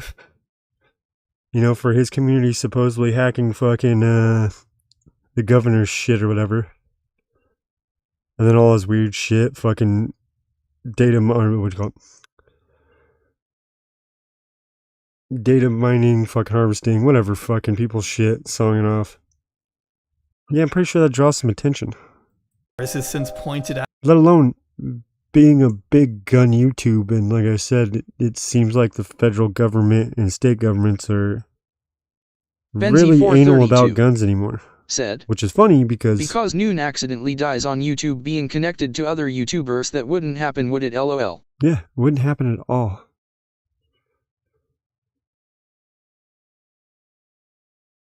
But, you know, them being tied up. Said, awful suspicious. Yeah, awful suspicious, like I'm saying. I don't think it was a random crackhead. Let's put it that way. It was a random crackhead. Pretty sure you wouldn't be tied up. Because at that point, you have plenty of guns around you because you're in a fucking gun factory. Or if someone was actually coming in with a gun. Did they do a DNA swab in his bowl? Out. A business deal gone horribly wrong is also on the table. Unbeknownst to the public, in 2013, Keith was actually the head of a talent network that arranged financial deals for other gun channels. And according to another creator close to Keith, some of these YouTubers were only being paid a fraction of what they were promised. I'd do a DNA swab he in and his I foreskin talked if on he the had phone that many and he chicks on tried the to go. woo and woe me into joining his network. I got the used car salesman BS vibe from him and never joined. Quite a few gun channels did join it, and talking to some of them, they told me that their earnings were much lower than before they joined the network. Some of these guys were doing YouTube full time, so their videos were their only source of income. To me, that seemed like a pretty strong motive. I have no idea who would kill someone over that though, but it seemed like a logical possibility. But it's important to remember this is all just hearsay, as the official investigation unfortunately has yet... Alright, with an actual fucking shit like that, or if it was another YouTuber getting all pissed off, I'm pretty sure that they wouldn't have just executed him.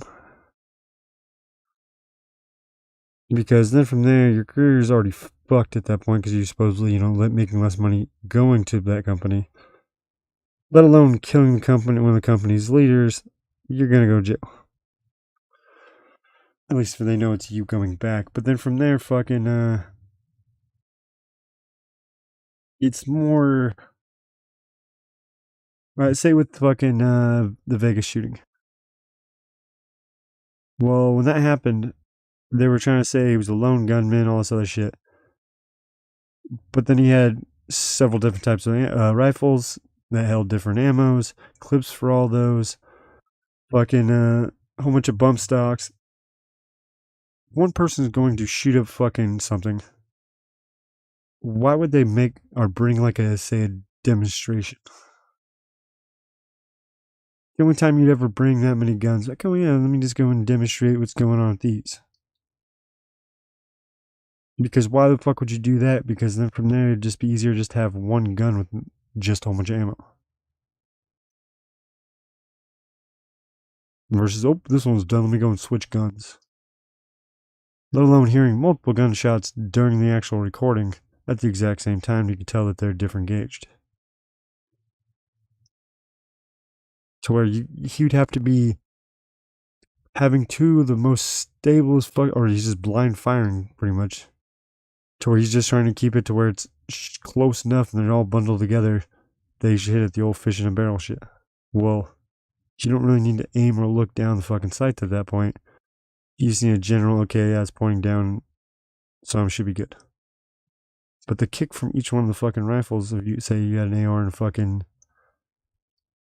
just like say a high-powered fucking sniper rifle.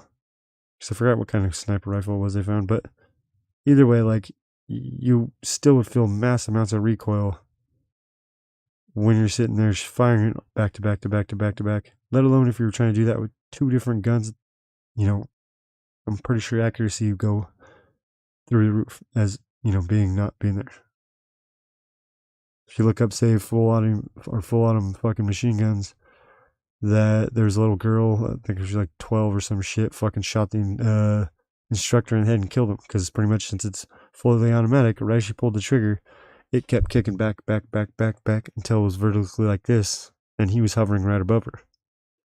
You know, like looking over her shoulder to see if she's doing everything right.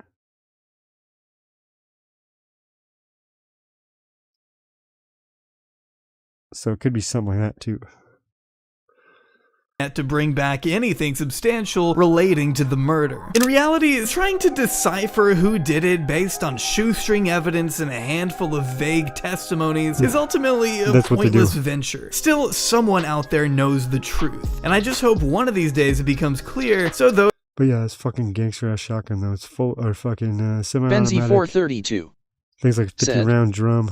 So much forensic with firearm-related deaths like GSR, the rifling, fingerprints, hair and skin samples, yada yada. What? At the fucking crime scene, if I shoot someone, the only thing is there, that link, because I can still have my skin DNA there, because I've hung out there before. So it's not like that those wouldn't be there. The only thing I could trigger back to you is barrel and shell casing. Shell casing is you're pulling fingerprints off the shell because your dumbass loaded it with your hands not fucking gloved. So then from there, your stain of oil is still on that fucking round. Or the shell casing or whatever. So with that though, is that with barrel, it's pretty much the non-primary part. So anything that's non-primary part, pretty much you could ship directly to you. No background checks, no nothing. We just switch barrels out, throw a barrel fucking that you had in fucking water or whatever, and it's just tossed to where it couldn't find it. They'll come and get see that the gun, oh, it is registered to you, oh, good for you, blah blah. And then when they go shoot it, it won't have the same riflings.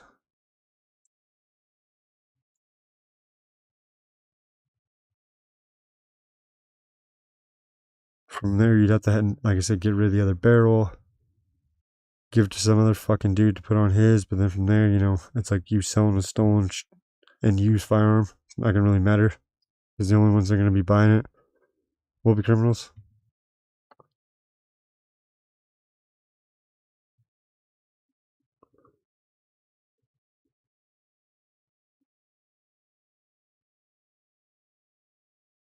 Stone Cold said, I send all my bullet casings to 2D for cleaning. About the may take 2 weeks depending on what he eats. All we know is this crime marked a new chapter in the FPS Russia history book. The beginning to a series of misfortunes that would only continue throughout the next few years. One of which being just a few months later.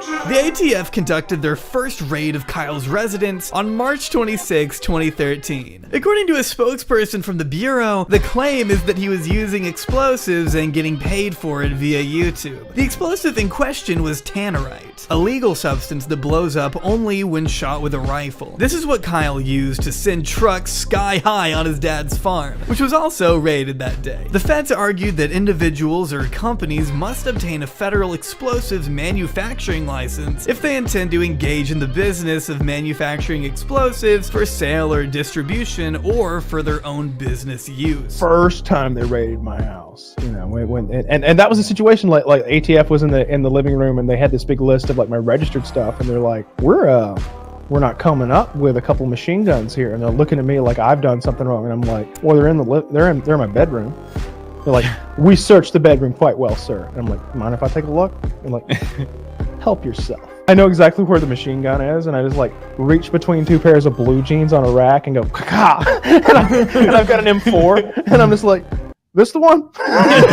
Kyle wasn't just using explosives for fun anymore. He was doing it on YouTube and getting paid massive amounts of money in the meantime, making himself a business no matter how you wanted to cut it. I don't doubt being the biggest gun channel in the world came with its perks, but it certainly wasn't always easy, especially with local authorities eyeing your every move. Since these two incidents in 2013, video production on Kyle's main channel began to slow over the next few years. Sure, the content was just as wild as ever, and they were still pulling impressive views, but things would never quite be the same without Keith, unfortunately. And with the added pressure of the state and federal government breathing down his neck, combined with YouTube's changing atmosphere, Kyle knew deep down there wouldn't be much of a future left for FPS Russia. Uploading his last video on April 16th of 2016, Kyle bid a quiet goodbye to the channel without ever officially announcing it. If you got the flamethrower, you can definitely protect your rights and melt cars if you're into it, but Hope you guys enjoyed the video. If you did, make sure you share the video, give it a like down below.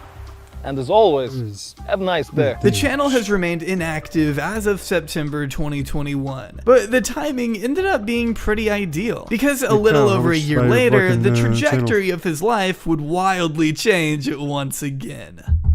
Open up! Police!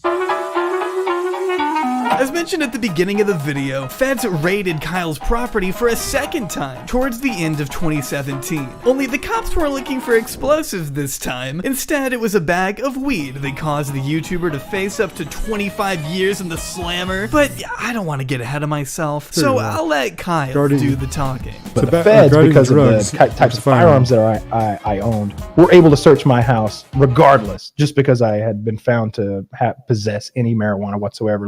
That 2 months is what that gets you? In federal prison, yes. I guess it's safe to say Kyle had made a few enemies over his time as FPS Russia, one of which being the local government, who may as well have been looking for an excuse to raid his home again 4 years after the first siege. Finally catching him on the receiving end of a package containing about 25 grams of butane hash oil. Oh, that's why, because he had to send through the fucking mail. You lamos out there. As minor as this offense may have seemed, the Department of Justice was held sending it through. I mean, if they're using how they're fucking hinting towards an actual package sent through the mail, then that's actually distributing drugs through a federal network. And that's probably why I got fucked. Not really buying it and having it, but him actually just having it sent through the mail.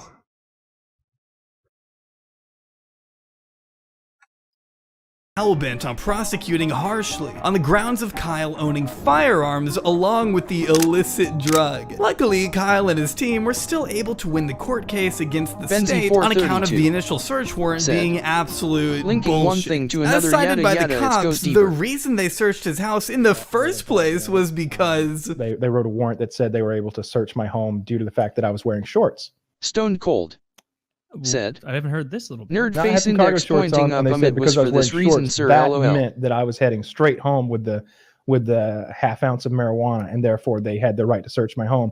Whereas if I'd been wearing slacks, I guess, then I was going about my day into the world. Maybe if Kyle were dressed in a fucking tuxedo, he would have been able to avoid the charge altogether. Don't go home. Possessions is still a state crime in Georgia as well. So how did you get tried for on a federal level for it? Because we beat the state case because they wrote a bad warrant. A seed of marijuana or a hundredth of a gram of marijuana would give them the ability to search my home. So the state lost their case. And so Nevada used to be like that. The warrant made no sense and obviously served as an excuse to get into his house. But with the state authorities out of the picture, prosecutors on the federal level were then able to swoop in and prolong the case, basically threatening Kyle with obscenely trumped up charges, some of which were completely unfounded. The stress and unknown that stretched out for 2 GPS years wasn't working. I was thinking was maybe worse than the 2 months in prison. I was looking at more like 25 years of prison. Prosecutors were determined to put Kyle behind bars one way or another, forcing him to plead guilty for the lesser charge of possession of marijuana, which he inevitably did, as the alternative meant prison time for God knows how long. One of the charges was owning a firearm with a destroyed serial number. Now what happened was he bought a brand new firearm. He bought it from a gun store legally. Everything is on the up and up. He took that brand new firearm and shipped it to a professional firearm coding person to give it cool camo or another color or something like that. And then it turns out that person had got paint in the serial number, and now they're accusing Kyle of defacing a serial number, which is a 10-year mandatory minimum federally. Even the guns had nothing to do with marijuana. Those type of laws are meant to punish drug dealers who are carrying a pistol while they deal drugs, not for people who have. Which he inevitably did, as the alternative meant prison time for God knows how long. One of the charges was owning a firearm with a destroyed serial number. Now, why would that matter? So having a gun without a serial number is bad? Well, yes, now it is, but originally it wasn't. The only way they'd be able to tell as if there was still the scuff marks onto it. So when you're taking a file and grinding the shit out of it, you'll be able to tell. Versus how they're actually pulling numbers back out, is you could use this fucking acid to where it'll go, eat through the regular stamped metal until a certain point, and once it hits the fucking non-pack shit, or yeah, pretty much just it's still packed, but it's not fucking down in the room, whatever. It's pretty much, me being outside building shit. Well, then from there, fucking what's it? I still could have got charged for the exact same thing while printing. Even if I wasn't here, I'm the one that started it up. I could be at the range shooting something else while a lower receiver is printing. Well, if I'm printing it, at least here in Washington, they started at least classifying stuff better. They started calling those fucking undetectable firearms, to where it needs a certain metal, blah, blah, blah, so it, could actually set off metal detectors, shit like that. There's other ones like that.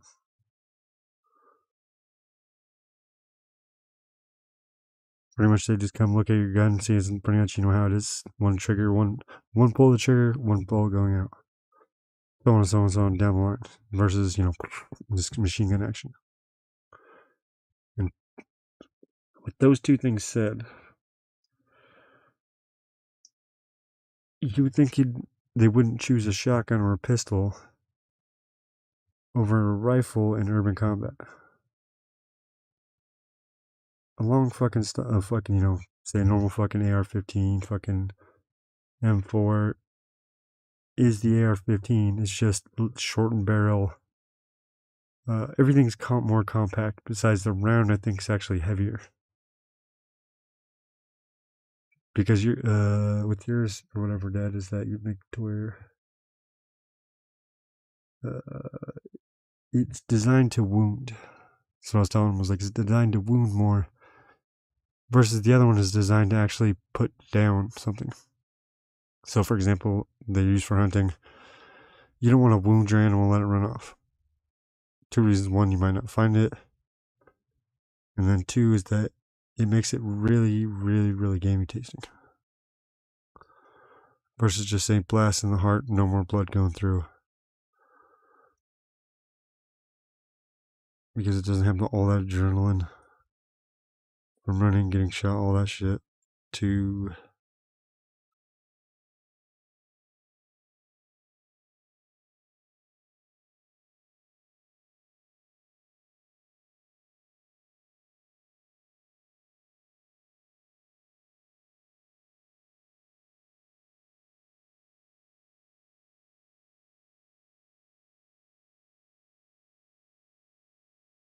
yeah, it's fucking ridiculous though.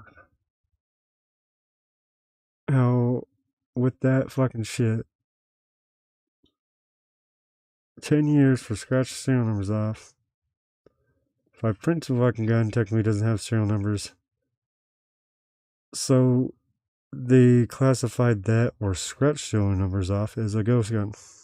Or one of those 80% lower receivers that are pretty much 80% of the way milled out. Gives you instructions, a jig, and then a couple holes later, you got a functioning fucking shit.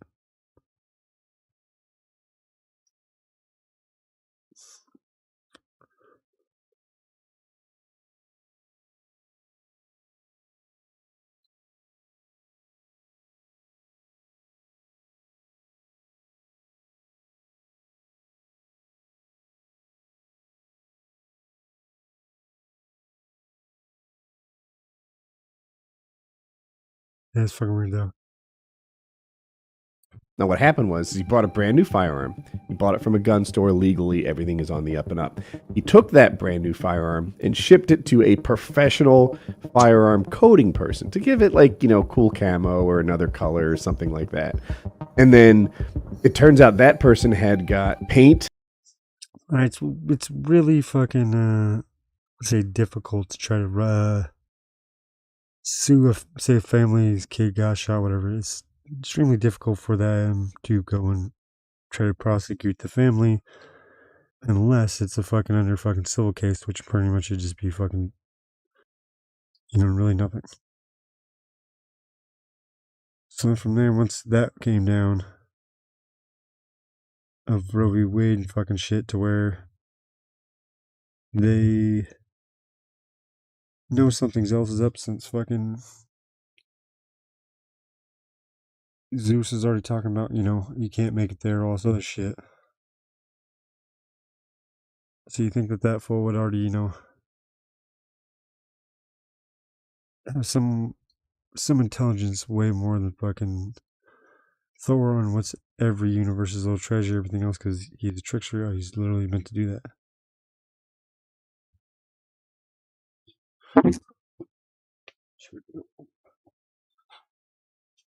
But yeah, fucking, he was good, like I said. In the serial number? The video is good. And now they're accusing Kyle of defacing a serial number, which is a 10-year mandatory minimum federally. Even the guns had nothing to do with marijuana, Those type of laws are meant to punish drug dealers who are carrying a pistol while they deal drugs, not for people who have a shotgun in their closet way back at home and they smoke some marijuana at a concert. So they were threatening me with roughly 25 or 30 years or something like that if I didn't plead guilty to some pretty nonsensical charges. Instead, Kyle spent a total of 2 months in federal prison for possession and attempt to distribute marijuana. Pretty insane considering the distribution part was just sharing it with his girlfriend. I pled guilty to intent to distribute as well because they said that my girlfriend had smoked marijuana at my house one time and that I had distributed marijuana to her in that manner. Regardless, Kyle made some allies, completed his 2 months, paid a $7,500 fee, and went right back to his podcast, Painkiller Already, to tell about living through the whole experience. 8 cents an hour, that is crazy. Like, that's just slavery. Nuts.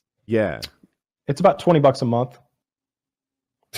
Oh my God! How do they justify the fact that they're paying you 8 cents an hour? Like, why even pay you at that? Well, whenever they abolish slavery, what the part they always read the first sentence. They never read the second sentence of that amendment. The second part is, except in the case of punishment. So it's literal slavery. To this day, the FPS Russia YouTube channel remains untouched, yet gains an average of 1 million views every month, and has even seen steady sub growth over the years of inactivity. His videos are still being viewed by fans old and new, so why hasn't he come back? Well, there's probably a couple reasons for that. For one, Kyle is a felon, meaning he can no longer buy or own any more guns whatsoever unless the law changes or he relocates to another country. And being a gun channel unable to purchase a firearm is kind of a slight roadblock, I'd say. What do they do with the guns? They just but the thing with that though is put them in a big vault somewhere? Probably destroy them. Oh, that's a shame. Yes, they have a gun, but he didn't do it any kind of violent way. You get more than that in guns. Yeah, closer to 400. They took $400,000 worth of guns?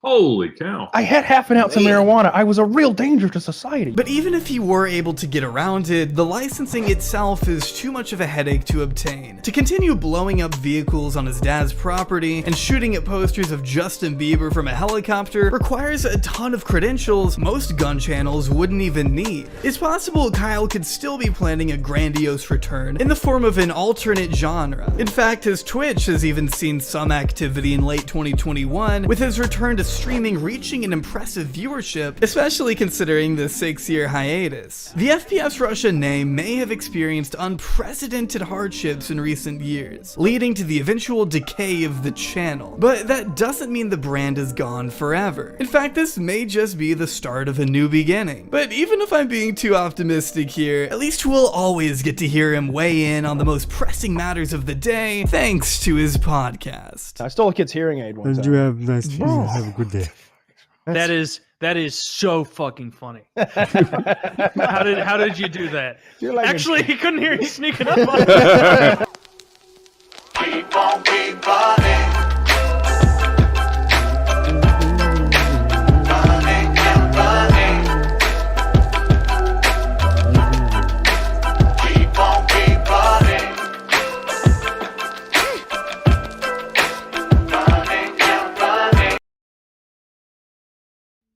see if I'm on this list of 10 YTTV of the most said horrible. Last year, why are people I like me uploaded who a say video something entitled against Ukraine 11 called of the racists? worst YouTube.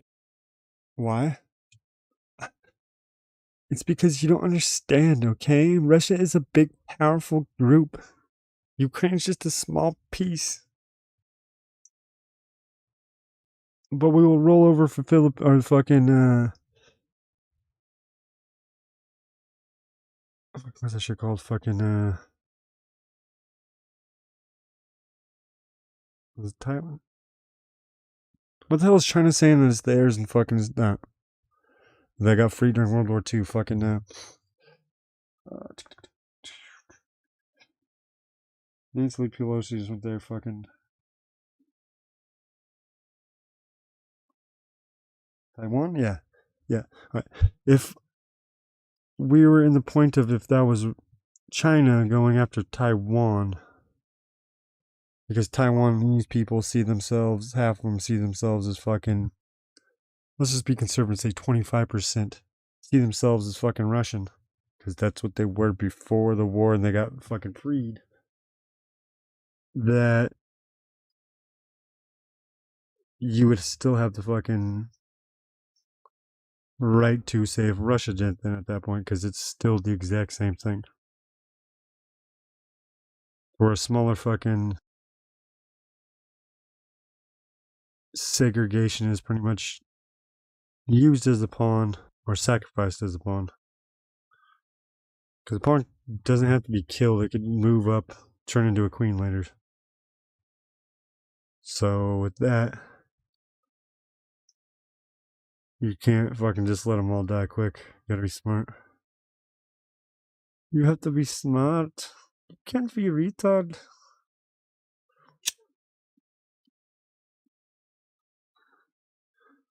Yeah, I might have to fucking just factory reset this phone.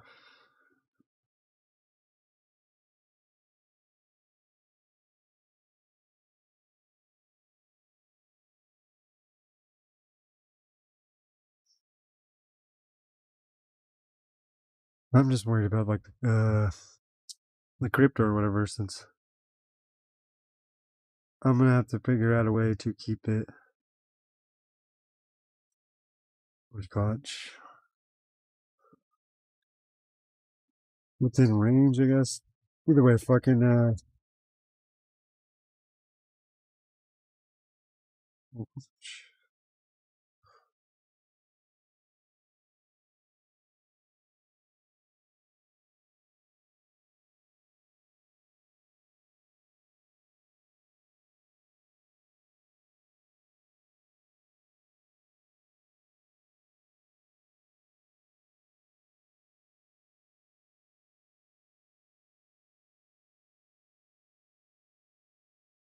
fuck is that? That's weird.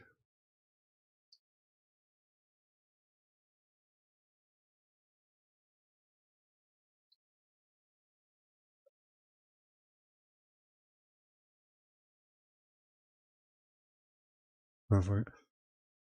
Yeah, I'm not fucking worried about the crypto or whatever, you know. YouTubers. Despite what the title might imply, neither that video nor this one covers YouTubers who make crappy or subpar content. If that were the case, what culture gaming would be near the top? Since I honestly can't stand how obnoxious He gave me the fucking XMR. just woke and British they are, and I'm British too, so I can complain about them being too British. No, the YouTubers I'll be talking about in this video are actual criminals who have committed acts that range from being caught with some compromising images on their hard drive to straight up murder. Here are 10 more of the worst YouTubers. Come on, let's see if Colt's on there.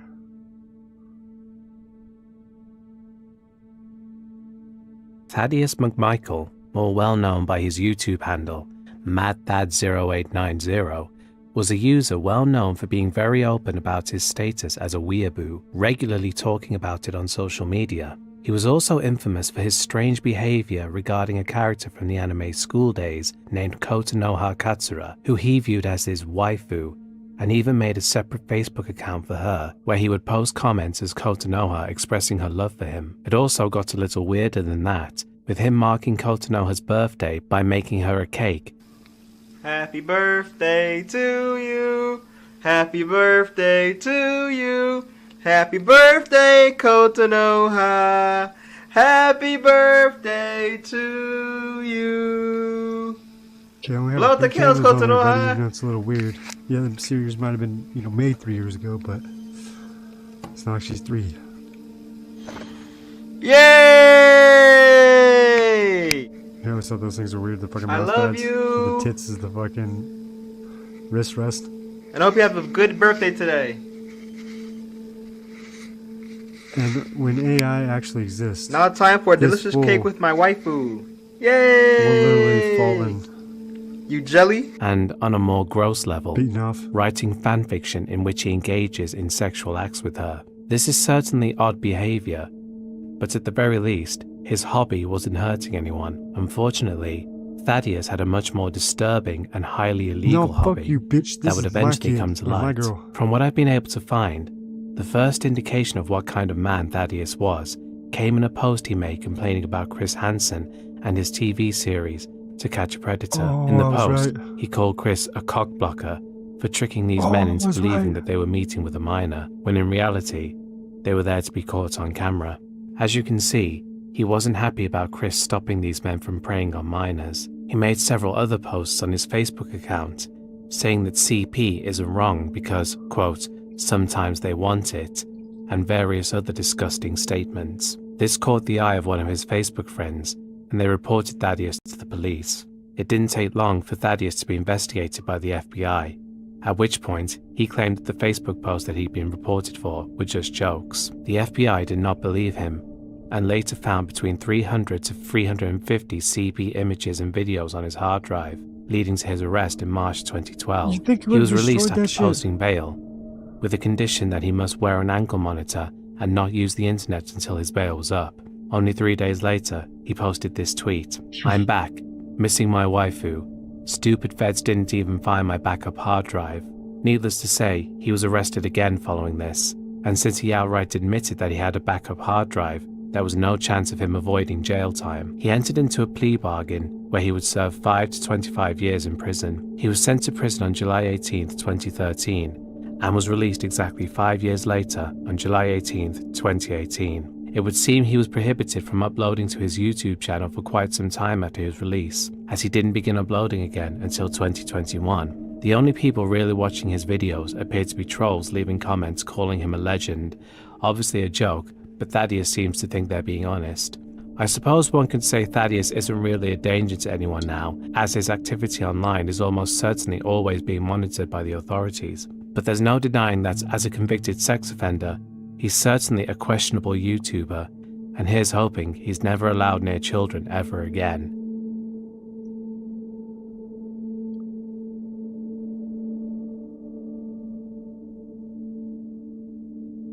Amos Yi Ping Sang is a former actor, blogger, and YouTuber from Singapore. At the age of only 13 years old, he won Best Actor and Best Film Award for a film he made called Chan. So why did you ask us to gather here? Yeah, I was busy playing Halo Reach. What's up? Boys, we got something bad going on. Please elaborate further. Jan, my best friend, has cancer. Cancer? Seriously? Cancer? Yes, it seems like she has eaten too much McDonald's, and every time she puts like 5 packets of salt onto her fries, and she always buys a double McSpicy with extra soy sauce. It seems that now she has stomach cancer, and a huge stomach ulcer is invading her small intestine. The attention he received from the film led to him being cast by Jack Neo in his film We Not Naughty, in which Amos played a character named Amos. Despite only having a minor role in the film, Jack Neo praised Amos as a natural comedian and even allowed him to write his own dialogue for the movie. In January 2012, Amos attracted his first controversy when he uploaded a video to YouTube mocking Chinese New Year, calling it a ripoff of the Western New Year. Hello! In my country, Singapore, we celebrate Chinese New Year on February, which I don't get. We already have a New Year, so why do we have Chinese New Year? It's like somebody from China said, hey, America has a New Year and we don't have one. Oh, let's quickly copy that idea and then make it a festive season for us. He later defended himself, saying the video was just satire. In March 2015, Amos attracted more controversy when he uploaded a video criticizing the recently deceased Prime Minister of Singapore, Lee Kuan Yew. Lee Kuan Yew, contrary to popular belief, was a horrible person how the fuck and you get an copyright awful claim? leader to our country. He was a dictator, but managed to fool most of the world to think he was democratic, and he did so by still granting us the opportunity to vote, to make it seem like we have freedom of choice. However, during your rule, you control the entire media and education, proliferating nationalistic propaganda on a daily basis. Now, seeing what Lee Kuan Yew has done, I'm sure many individuals who have done similar things comes to mind, but I'm going to compare him to someone that people haven't really mentioned before. Jesus. And the aptness of that analogy is heightened, seeing how Christian seems to be a really big fan of him. They are both power-hungry and malicious, but deceive others into thinking that they are compassionate and kind. Their impact and legacy will ultimately not last as more and more people find out that they're full of bull. And Lee Kuan Yew's followers are completely delusional and ignorant, and have absolutely no sound logic or knowledge about him that is grounded in reality, which Lee Kuan Yew very easily manipulates, similar to the Christian knowledge of the Bible and the work of a multitude of priests. Amos was actually arrested for this, and would be charged with the intention of wounding the religious feelings of Christians, obscenity, and threatening abusive or insulting communication, and would receive a 4-week jail sentence. He was jailed again a year later, after he was arrested for making blog posts criticizing Islam. He served 6 weeks in prison. Yeah, this kid's a fucking While goddamn there, beast. he was visited by Melissa Chen,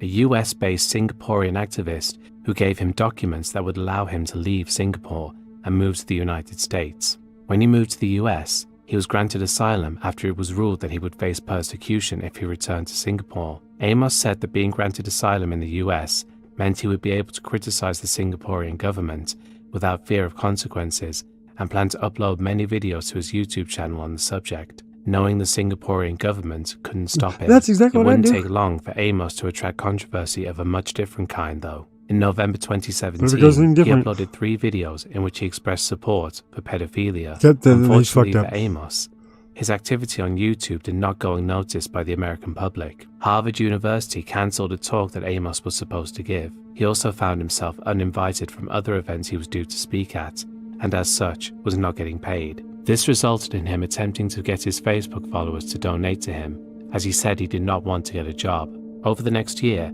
Amos Yee would continue to face controversy due to his quite frankly disturbing content, with his channel being completely demonetized in 2018, after the Toy Industry Association complained that their advertisements, obviously aimed at children, had been appearing on his videos. A month later, his YouTube channel was terminated for violating the site's terms of service. Patreon followed suit 2 months later and banned him from their site as well. In December of that same year, his Facebook, Twitter, and WordPress accounts were also shut down. By this point, it was clear that the internet was basically trying to get rid of him, since no social media site wanted someone like him operating on them. Despite all of this, after a 9-month hiatus in 2019, he stated in September of that year that he was planning on making a comeback with even more pro-pedophilia videos already recorded. At this point, it seemed that Amos Yee almost relished in his newfound infamy, and could easily have been seen as a troll who just wanted to get a rise out of people with his outrageous views. However, in 2020, it would be revealed that Amos had been engaging in the very acts he had been showing support for. In October 2020,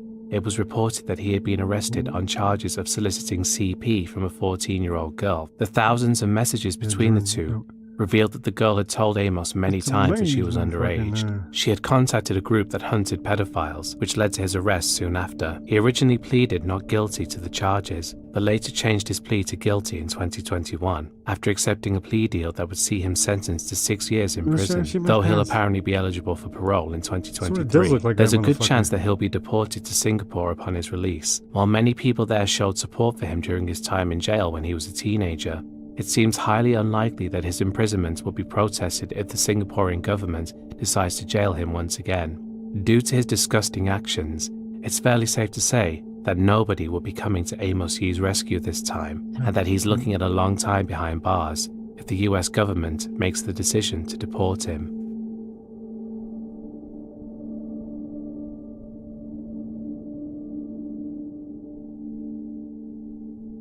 It turns out Austin Jones was not the first musical YouTuber to use his fame to take advantage of his young female fanbase. Mike Lombardo was an American musician and YouTuber who made his name on the site uploading piano-based rock songs that he'd written himself. He'd also occasionally post tutorials, personal updates, and even music videos. Having gained a name for himself in the fairly early days of YouTube, he caught the attention of DTBA Records, and through them, he released his first studio album, Songs for a New Day, in 2010. He would continue recording over the next year, including a live album he recorded at a coffee shop in Philadelphia. As you can probably guess, Mike was not as big of a star as Austin Jones, and he never toured extensively, rarely played to large crowds, and also didn't get invited to Warped Tour like Austin. His channel also wasn't what you'd call big at 20,000 subscribers. While that's certainly not a small number, he wasn't a big name on YouTube as a whole. Nevertheless, he still had a dedicated fanbase, mostly made up of teenage girls. And it's obviously here that we come to his downfall. In December 2011, the FBI raided Mike's home after they had received word from a University of Boston student that Mike, who at that point was 23 years old, had arranged a New Year's Eve meeting with a 15-year-old girl who was planning to travel from her Indiana home to meet him. When the FBI interviewed the girl in question, she told them that she and Mike had exchanged photos with each other, and upon searching her phone, they found numerous nude photos of him. Other teenage girls came forward with information on their interactions with Mike, with one of them saying he had performed an obscene act over webcam and tried to get her to do the same. FBI agents seized 4 computers, Mike's cell phone, a Motorola tablet, and a variety of hard drives and other storage devices from his home. He was held in police custody for 5 days before being released. In July 2012, the authorities would return, and Mike was arrested on 11 charges of soliciting CP. Mike's defense was saying that his victims happily obliged when he asked them for images, as if that made things better. He also claimed that the reason he did what he did is because he had no friends and so depended on online friendships. An online conversation between Mike and a 16-year-old girl from 2010 showed him telling her to delete the chat logs, saying, quote, "That's like 5 years in federal prison and sex offender registration," showing he was fully aware that he was breaking the law. Prosecution was pushing for him to spend a maximum of 20 years behind bars. This was reduced to 5 years after a plea bargain with the FBI that stated he had to hand over all of his computers as well as his phone. Mike began his sentence in 2014 and was released 4 years later in 2018. Since his release, Mike Lombardo has disappeared from the spotlight, having no online presence at all, presumably because his parole probably prohibits him from owning a computer.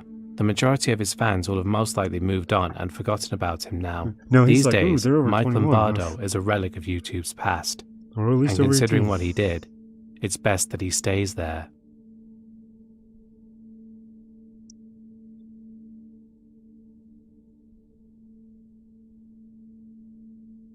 David Rock was a Canadian YouTuber who operated under the name David's Farm. As the name of the channel suggests, he would film videos showing his daily life working on his London, Ontario farm. He would also post more outlandish stunt-style videos from time to time, which definitely helped him gain attention in the early days of YouTube, to the point where he was actually one of the most popular YouTubers in Canada at the time. This was especially impressive when you remember that he was much older than the big stars of the time, such as Shane Dawson, Smosh, and Fred. So a YouTuber who appeared to be in his late 40s, gaining a following on a site that was, and more or less still is, dominated by teens and people in their early 20s, was certainly unexpected.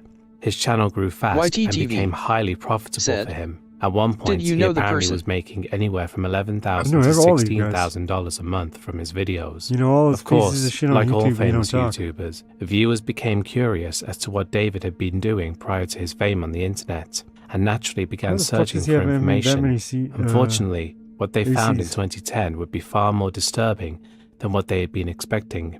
In 1991, David was arrested for producing CP and also for having harmed at least one child. In total, David pleaded guilty to 7 charges and spent 1 year in prison. Upon the information of David's past being made public, many of his subscribers were naturally disgusted to learn that the man who they'd been watching and supporting was, in fact, a convicted sex offender. David attempted to defend his actions, saying that he was suffering from manic depression at the time of the crimes, and that he had served his time and paid his debt to society. Several months later, YouTube would terminate his channel for violating community guidelines, though he made another channel only days later, and this channel quickly grew.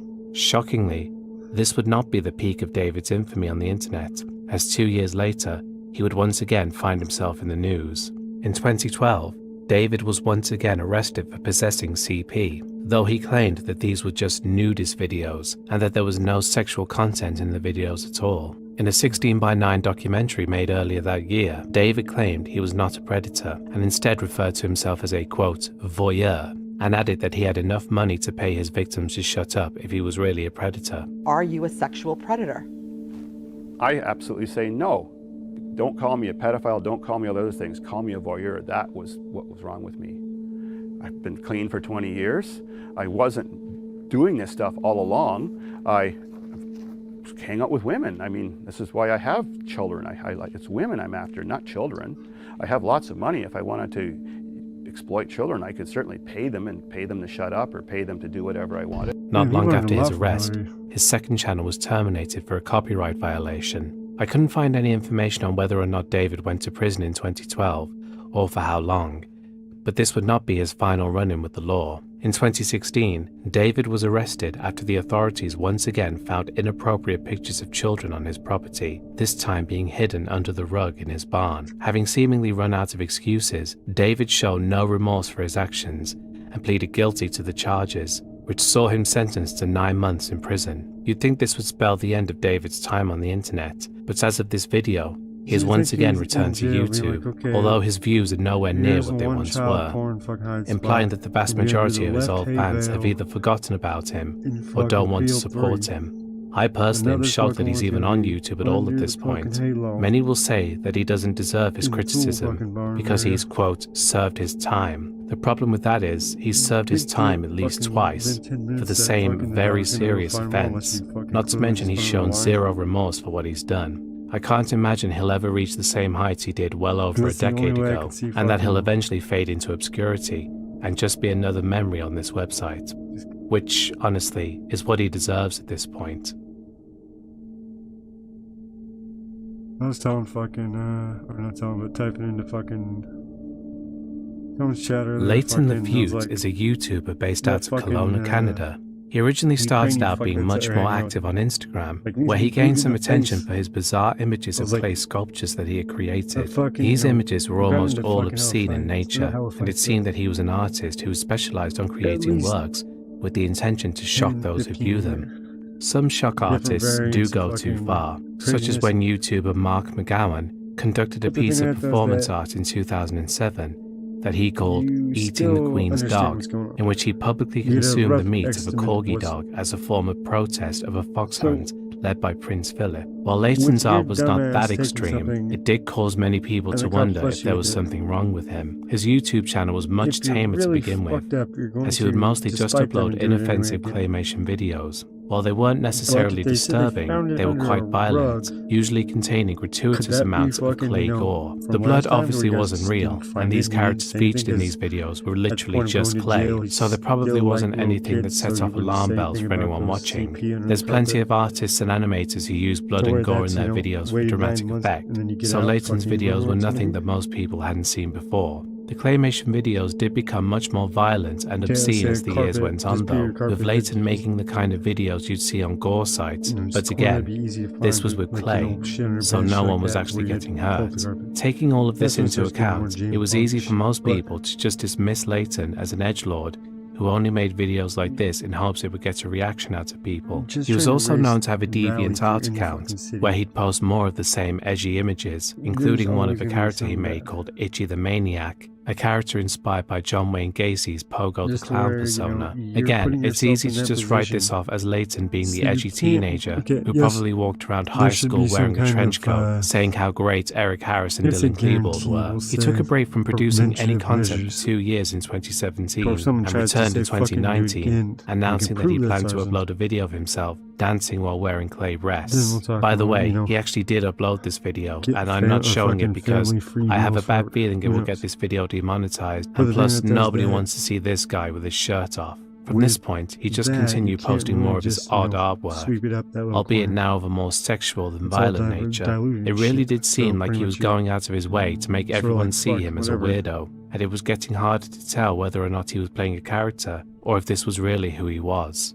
In 2019, we would come to learn that he was, indeed, a truly sick individual. He began uploading clay model images of himself abusing animals. He hadn't gone this far before, so it was at this point that people finally began to become concerned about his behavior. And it was this tweet that foreshadowed just how bad he would become. He purchased 3 pet hamsters and posted a video of himself playing with them on his bed. The video itself isn't disturbing, but the description absolutely is. It read, "Pin stabbed, drowned, microwaved." The next day, he uploaded a video in which he brutally tortured and killed 3 hamsters. The video was of course removed from YouTube for violating community guidelines. I have no idea if this video is still on the internet somewhere, and I have absolutely no intention of trying to find it. Needless to say, those who saw the video were horrified and outraged and called for him to be reported to his local authorities, but due to his channel being so small, there wasn't enough of an uproar to really catch the attention of the police. Leighton was actually disappointed by this,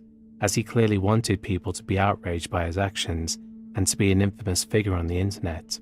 This led to him re-uploading the video onto Reddit multiple times a year later in 2020. A week later, he was finally arrested and charged with 3 counts of animal cruelty. He was bailed only 3 days later, which many people were outraged by, and led to them protesting outside the courthouse, clearly believing he should be jailed. I really kind of hope that, Because you know, they guinea the pigs. lawyers, the judges that are walking in can see that, you know, this is something that matters. You know, this is horrific acts that he allegedly caused. You know, with the video proof and with his the gruesome Instagram and media accounts that depict hundreds of images of claymation of rape, torture, murder. You know, his kill kits online, him with claymation with him and a cat and a knife. You know, it's one of those things that this is how you people that start with animals don't usually stop there. Obviously, I can't say that would happen for sure, but he obviously needs some psychiatric help, and you know, the justice system needs to step up because, you know, the lives of animals matter too, and keeping our community safe should be our priority. His trial eventually went ahead in August 2021, where he was given an 18-month conditional sentence, which stated that he was banned from entering pet shops, was prohibited from using any form of social media, and must attend therapy. As of this video, his sentence is still in effect, meaning he hasn't been active on the internet at all in nearly a year, and YouTube has terminated his channel for violating the community guidelines. This is actually why I wasn't able to use much footage of his videos. That's probably for the best though, since I honestly think this sick bastard deserves to be forgotten, since quite literally everything he ever did online was to get attention through any means necessary. He didn't care what he had to do as long as people noticed him. Well, it worked for a while when this sad, pathetic little man killed 3 defenseless hamsters, but I'm sure he realizes he can't pull anything like that again, since the authorities are now aware of him and will arrest him in a heartbeat if he harms any more animals on camera. I doubt he wants to go to jail because, well, just look at him. They'd eat him alive.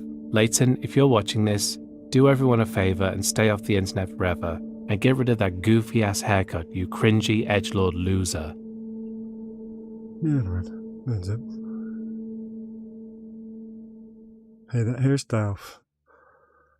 Right? It just Joshua Huffman is a YouTuber and furry who began uploading in 2012. He apparently got into the furry fandom after being introduced to it by his friend, Levi Dane Simmons, aka Snake Thing, who, as it turns out, is actually an absolutely awful human being as well. He isn't a YouTuber, hence why he doesn't have his own entry on here, but he's probably the worst person I've mentioned so far, as he's actually serving 25 years in prison right now for doing some disgusting acts with both animals and children. The fact that Joshua would associate with someone like him should serve as a bit of foreshadowing to what he himself is actually like. He says, the first few years on his jail. time on YouTube as worry. Kiro the Top Wolf, Joshua was only really well known in the furry community until 2017, when Shane Dawson was approached by his friend Ashley Fox to make a video in the furry community, and the furry who would be showcased in this video was Kiro the Wolf.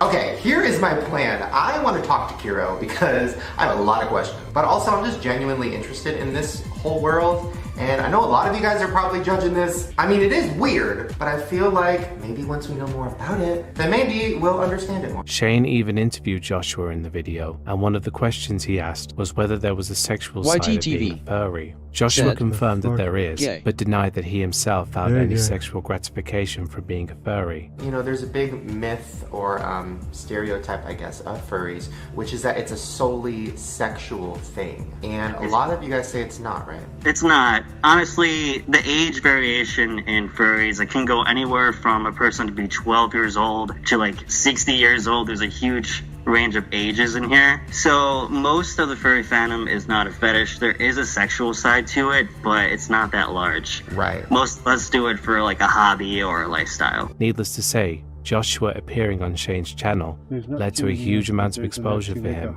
with his channel going from 10,000 subscribers to 90,000 within a month, and over 100,000 by the start of 2018.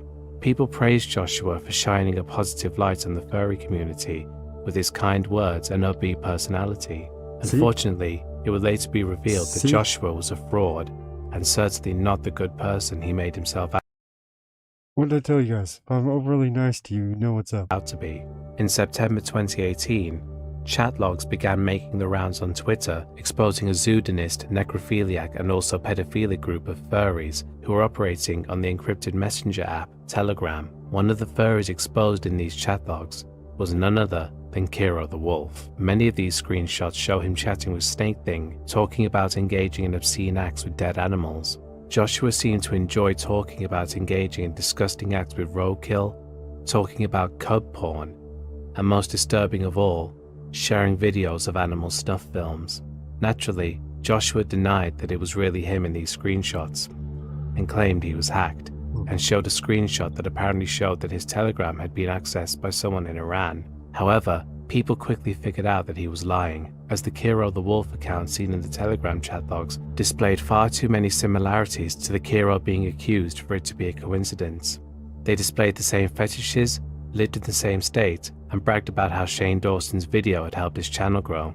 Perhaps the most damning piece of evidence shows him talking about a video he'd just made at the time but hadn't uploaded yet, and shared a picture of the thumbnail. This would have to be a very good hacker for them to be able to have access to Joshua's PC so that they could take a picture of the screen. There's also the stuff about his dog who passed away in 2017, where he talks about it being in poor health at the time, and how he felt guilt over what he had done to the dog. Snake Thing, being the paragon of virtue that he is, reassured him that the dog forgave him, and probably enjoyed everything he and Joshua did together. Seriously, fuck this guy. Around this time, Shane Dawson privated the video he had done with Joshua, and it was more or less universally accepted that Joshua was guilty of the actions he was accused of. Things got even worse for Joshua when an account was discovered on beastforum.com that shares his birthday, was based out of Pennsylvania, and also posted pictures of the same dog that Kiro was talking about in the Telegram leaks, where he was discussing what he wanted to do to it.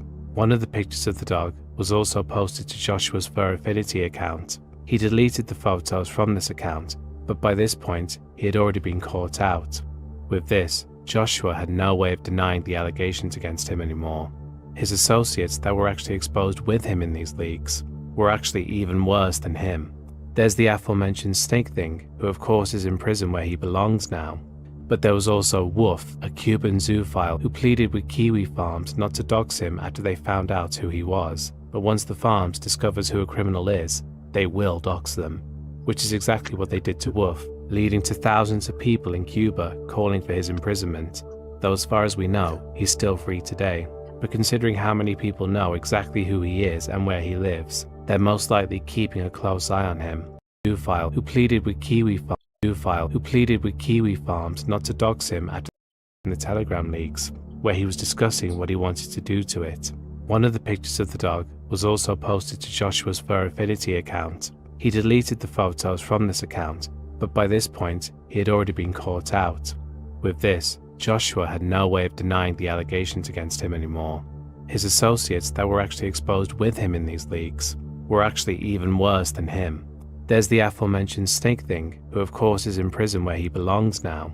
But there was also Woof, a Cuban zoophile who pleaded with Kiwi Farms not to dox him after they found out who he was. But once the farms discovers who a criminal is, they will dox them.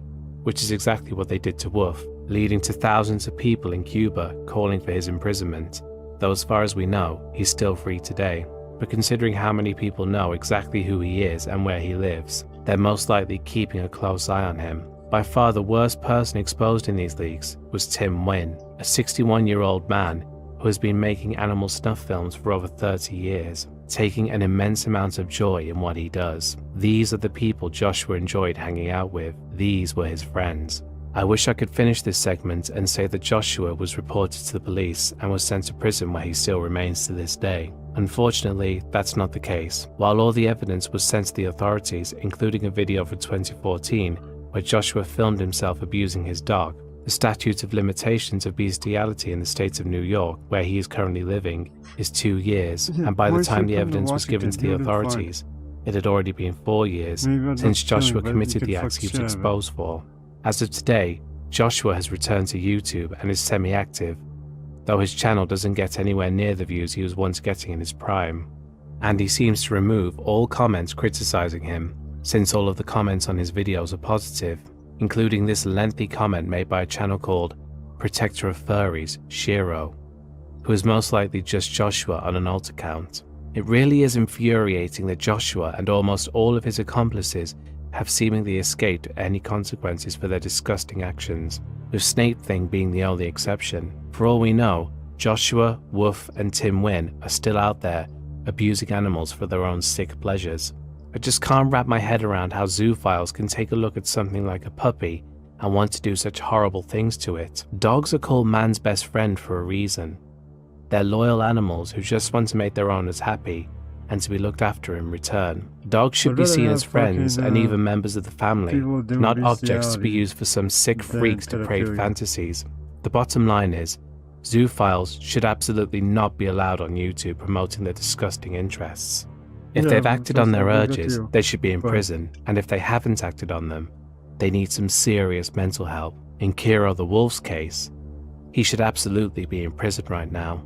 Some insane people still support him, but everyone else now knows him for what he is, a cruel and depraved monster. You want to kill it? Alright, you kill it, so now you gotta eat shit after fucking it. I'm sure Chris-chan doesn't need much of an introduction, since they are probably the most infamous figure on the internet. Christian Weston Chandler is a 40-year-old former YouTuber and artist. He first gained the internet's attention in 2007, when this picture of him was posted to 4chan, showing him in one of his many colourful shirts, his thick glasses, and of course, his Sonichu medallion. He'd actually been active on the internet since at least the year 2000, when he began posting his own webcomic, the aforementioned Sonichu. As the name suggests, Sonichu is a strange mix of Sonic the Hedgehog and the Pokemon Pikachu, which he had originally created for a high school project. The comic was drawn entirely in crayon and prominently featured Chris himself as the main character, with him being a tall, buff ladies' man, essentially everything Chris wanted to be in real life. His presence in the media in general actually goes back even further than that, with him first being featured on television in 1994, when he was 12 years old, in a news story covering him winning a contest in which he won $1,000 worth of Sonic merchandise. 12-year-old Christian Chandler of Charlottesville was the winner in a video game shopping spree. Christian is one of only about 100 winners nationally to receive $1,000 worth of Sega games and equipment. For his parents, it's just another example of how well he's doing. Christian is a high-functioning autistic child. This past fall, on his own initiative, he entered a contest based on a favorite cartoon character. What I had to do was exactly watch Sonic the Hedgehog cartoon, and I'd listen to what Sonic says at the end of it, and write it down for a whole week, and then I had to mail it in, and it has to be drawn out of a hat, and I just won. He would appear on TV again in 1999 at the age of 17 in a news story covering the Pokemon craze that was sweeping the world at the time. I'll put out my Dragonair, even though it has 60 damage on it. Oh boy. And now it has 3 energy on it. Slam attack. In February 2007, he uploaded his first video to YouTube on his 25th birthday. Hello, ladies and gentlemen, girls and boys, and dudes of all teenagers, as well as the gals. My name is Christian Chandler. I am here, and y'all are there. This message is for everyone of the present and the future beyond this date, February 24th, 2007. My birthday, my 25th birthday. I am high-functioning autistic, and in my 25 years, I have seen and learned so much. You should keep in mind of what your true original gender is. Because it's like you're learning about that girl you want to take on a date, young man. Or likewise, you feel more comfortable to approach that boy just saying hello that you've been checking out from a distance, young lady. And hopefully in due time or now, each and every one of you will stay straight. You know, girl for boy, boy for girl. Everything else is vice, as said by Dr. Kinsey. Not just for me, not for the big man upstairs, not for your family, but do it for yourself and for the benefits of everyone in the future. Your children, your children's children. And besides, if you stray away from the straight path, it can really jeopardize the entire future of the world and the human race. From this point, Chris would begin revealing all sorts of details about his life and his past, most infamously his time in college, where he attempted to gain a girlfriend by putting posters around the campus that stated he was looking for a girl who was at least 18 years old, thin, and white, as Chris was quite open about the fact that he would not consider dating a black woman. Chris has apparently always been somewhat racist towards African Americans, but that's not important. Chris's willingness to share so many details about his life, as well as him being incredibly gullible, quick to anger, and just his general weirdness, made him, without question, the most trolled person in history. Since his discovery in 2007 to the present day, trolls have been finding new ways to harass Chris. While some were ultimately harmless, others went too far, such as Clyde Cash and Blue Spike, who convinced Chris that he was in a relationship with a woman named Julie, who was actually the 13-year-old Blue Spike, which of course led to the infamous sex tape that Chris made called For Julie's Eyes Only, which was sent to Chris's parents by the trolls. Even Clyde and Blue Spike's fellow trolls called them out for what they did next, however, when Blue Spike revealed to Chris that he was in fact Julie, and that he had been interacting with a 13-year-old boy. He then forced Chris to use his sonitude medallion as a suppository while he taunted him. This event will have left a lasting impact on Chris. As the years went by, and new trolls continued to harass him, he began thinking almost everyone he met was a troll, which only made him shut himself away from the outside world even more than he already did. This took a huge toll on his mental health, that only got worse as time went on, as the various videos he uploaded to his channel showed, as he seemed to become increasingly unhinged.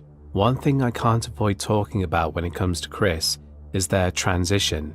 In 2012, Chris began identifying as a woman and changed their name to Christine, and for the rest of this I'll be referring to them as they, since up until now everything I've talked about happened when Chris was male. But Chris's transition is not a genuine one. Chris has outright stated that the only reason they wanted to become a woman is so that they might have a chance of dating lesbians, since they've seemingly given up on trying to attract straight women. Not to mention that in order to speed up their transition, they attempted to mutilate their own genitals and shared an image of the result online, and I absolutely do not recommend looking this image up. Chris still identifies as a woman to this day, but needless to say, they don't receive much support from the trans community.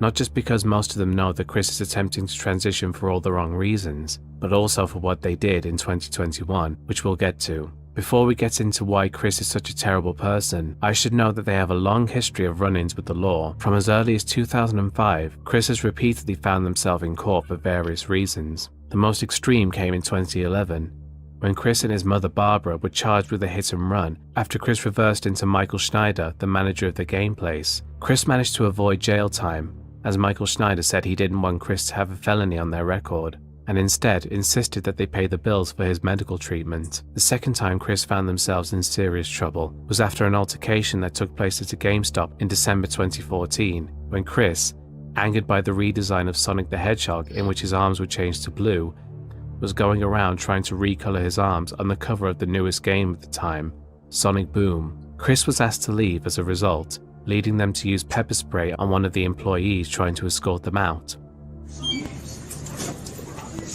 Don't call anybody.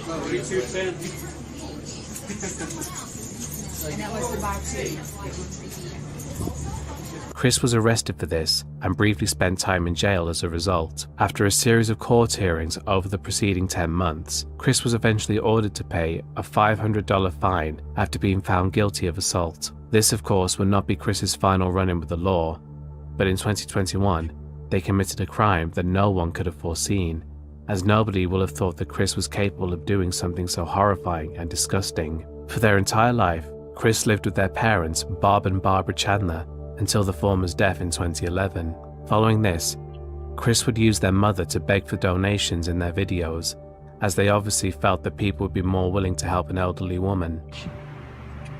We are in need of donations for food. Please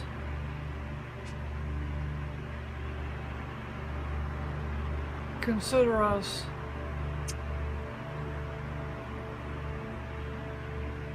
Thank you. Many people have noted that over the years, Barbara had begun to show signs of dementia, as she often seemed lost and confused in Chris's videos, clearly not being all there mentally. Chris would take advantage of this in the worst way possible. In August 2021, Chris was arrested after it had been reported that they had committed an obscene act with their own mother, with the affair between the two having begun in June of that year. It would seem Chris had been planning this for several months, as they had told Kiwi Farms owner Null that they had purchased several items from Adam and Eve to perform the acts. Chris had shown signs that they were in favour of inter-family relations as far back as 2016, when they commented on a case that involved another mother and son, saying that they shouldn't be sent to jail for what they had done. Chris has shown no remorse for what they have done. If their mother consented to the act, Chris faces up to 10 years in prison. If she did not, they face a considerably longer sentence. This action from Chris marked the end of them just being a lolcow, and instead established them as a truly sick and twisted individual who took advantage of their elderly, dementia-ridden mother. At this point, it's fair to say that Chris is truly beyond redemption.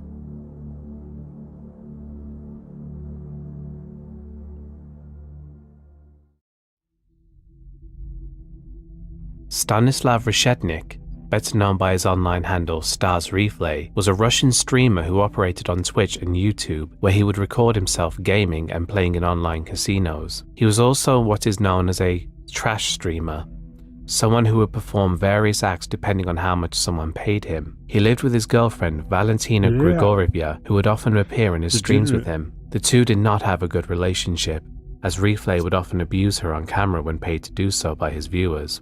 The abuse regularly involved physical violence. This wasn't helped by the fact that he would frequently get drunk on his streams, making him more likely to agree to such violent requests from his viewers.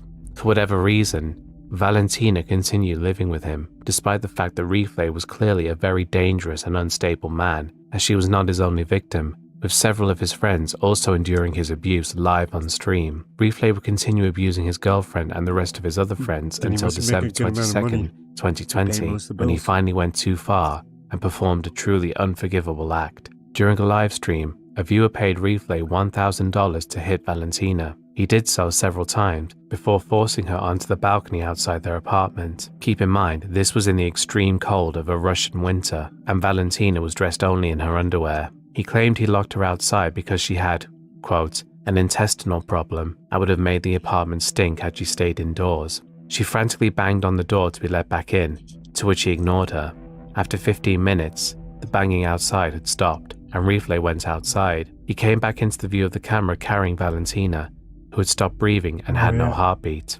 After saying that she, quote, looked like she was dead, and attempting to revive her, the paramedics were called. When they arrived, Valentina was pronounced dead at the scene, all while the live stream was still going. The cause of her death was originally ruled as hypothermia, but after an autopsy revealed that Valentina had suffered several blunt force blows to the head, her death was determined to have been caused by cranial cerebral trauma, and as Rifle had beaten Valentina on camera, the authorities immediately knew that he was the one who killed her, and he was arrested and charged with her murder, facing up to 15 years in prison. While awaiting trial, Rifle changed his tone on what he had done several times, at first showing remorse and saying that he didn't mean it, and then saying that she was on drugs and would have died anyway regardless of whether he killed her or not. In April of 2021, Rifle was sentenced to 6 years in prison for intentional infliction of grievous bodily harm resulting in death. While the person who paid Rifle to beat Valentina could be considered the real monster in all of this, as well as the rest of his fans for enabling his violent behavior in the first place, the fact that he freely agreed to kill his girlfriend out of his own greed shows that he's truly a despicable human being, and, as a murderer, definitely belongs in a video like this.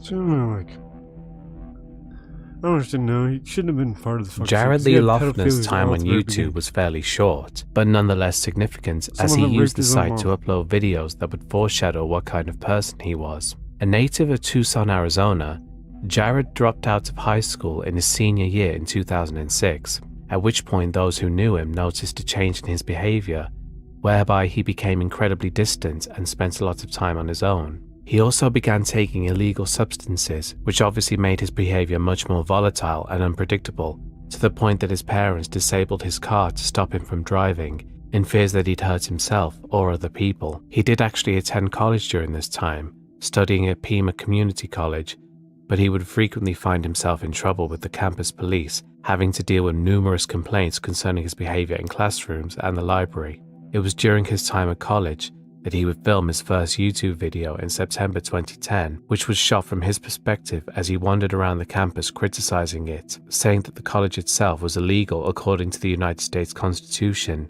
and called it the biggest scam in America. Alright, so here's what we're doing. We're examining the torture of students. We are looking at students who have been tortured. They're low income pay in 2 wars. The war that we are in right now is currently illegal under the Constitution. What makes it illegal is the currency. The date is also wrong. It's impossible for it to be that date. It's mind control. How's it going? Thanks for the bee. I'm pissed off. What's that? I lost my freedom of speech to that guy. And this is what happens. And I'm in a terrible place. It's the school that I go to. This is my genocide school. Where I'm gonna be homeless because of the school. This is Pima Community College, one of the biggest scams in America. Here's the best part, the bookstore. The bookstore, the bookstore, the bookstore. It is so illegal to sell this book under the Constitution. We are also censored by our freedom of speech. If the student is unable to locate the external universe, then the student is unable to locate the internal universe. Where is all my subjects? I could say something sound right now, but I don't feel like it. All the teachers that you have are being paid illegally and have a legal authority over the Constitution of the United States under the First Amendment. This is genocide in America.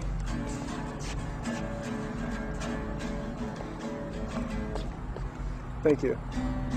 This is Jared from Pima College. The college saw the video and had it taken down and suspended Jared. They told him he could return if he agreed to a psychological evaluation. He refused and instead dropped out. Those who knew him at college were glad to see him go, as they were afraid he was going to commit a school shooting if he stayed there. After leaving college, he began uploading more to his YouTube channels, Class It Up 10 and Starhitchnaz. His videos on Class It Up 10 were all text-based, rambling about the government and also criticizing the college. Only one video exists on Starhitchnaz, and it shows Jared in the woods, wearing a garbage bag around his waist and a pig mask on his head, burning the American flag. This was apparently his way of showing his hatred for the American government. On December 15th, 2010, he uploaded his last video to Classic Top 10 entitled Hello, in which he hints that he is planning something that will happen a few days later, and in January 2011, we would find out what he was planning. On January 8th, 2011, at 7:04 a.m., Jared went to a Walmart store near the Foothills Mall to purchase ammunition. He was stopped by the Arizona police at 7:34 a.m. for running a red light, but once the officer determined that there was no outstanding warrants for Jared, he was allowed to proceed to his destination with a warning to drive carefully. Jared took a taxi to a Safeway supermarket location in Casas Adobes, where Congresswoman Gabrielle Giffords was holding a constituents meeting. Jared opened fire on Giffords from close range, hitting her as well as numerous bystanders and killing 6 people, the youngest of which was only 9 years old. 13 other people were injured by the gunfire, and 1 person was injured while fleeing the scene of the shooting. Giffords, the target of the attack, was shot in the head and critically injured, but survived and eventually recovered. Jared was arrested at the scene for the attempted murder of a member of Congress and the murder of 6 people. Jared was given 7 life sentences in prison, as well as 140 years without the possibility of parole. Jared showed no remorse for his crimes, and the mugshot taken after his arrest showed just how happy and proud of himself he was for what he had done. The image of Jared smiling as he stares right into the camera is probably the most chilling picture of any YouTuber in history, as Jared makes no effort to hide just how sick, deranged, and truly evil he is. He will never walk free again,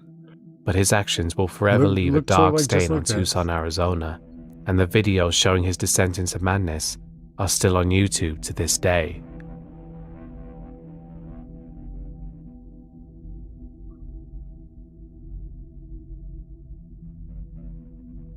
In YouTube's 17-year history, there have been quite a few well-known cases of YouTubers becoming killers. Pekka Erik Alvinen was probably the very first. Pekka Erik Alvinen was a YouTuber based out of Toulouse, Finland, just north of Helsinki. While he had a normal childhood and never displayed any behavior that would be cause for alarm, this all changed when he was attending high school. Reports stated that Pekka began displaying the views of a radical militant and was threatening other students, saying they would die in a white revolution, and was also known to be a Nazi enthusiast. His parents attempted to get some help for him from a psychiatrist, but the psychiatrist simply gave Pekka some medication, as there was apparently a long waiting list and he wasn't a priority for them. Pekka rarely took the medication given to him for his depression and anxiety, which only made his conditions worse. Unsurprisingly, this caused him to isolate himself from the outside world more and more, and he would spend more of his time on the internet watching violent videos, which he would re-upload to his own YouTube account, as this was back in the days when YouTube didn't really have any real restrictions on what you could upload. His YouTube channel was called Natural Selector 89. Hello everyone, this is me, Natural Selector 89, talking to you, friends and haters and everyone else. I got this idea of making an introduction video to my channel. I guess I have not much to say right now, but I will make more talking videos in the future, and until then I will continue making my usual videos, which I hope you have enjoyed as well. This is all for now, but I'll see you later and out. And besides uploading the aforementioned violent videos, he would also praise the actions of the perpetrators of said violent videos, such as the Columbine shooters and Aum Shinrikyo's sarin gas attack in Tokyo. Alongside those, he also made videos criticizing religions and trying to disprove their existence. In some of these videos, he said that he was a god and should be worshipped. Natural Selector 89 was suspended on October 19, 2007, so he created another channel on the same day called Stormgeist 89. This channel would be very similar to his old channel, as he would talk about massacres and religion. However, he would also create videos showcasing his guns after getting a gun license in October. His channel description also showed how deranged he had become by then. I am prepared to fight and die for my cause. I, as a natural selector, will eliminate all who I see unfit, disgraces of the human race, and failures of natural selection. This was not Pekka trying to be edgy. These truly were his intentions. He purchased over 500 rounds of ammunition and intended to put them to use on November 7, 2007. That day, Pekka uploaded one final video to his channel. It showed a picture of his school before fading to a red image of him pointing a gun at the camera. At around 11:40 a.m. that day, Pekka arrived at Jokela High School, drew his pistol, and began firing, seeing himself as the physical embodiment of natural selection. He would fire on those who he deemed unworthy to live.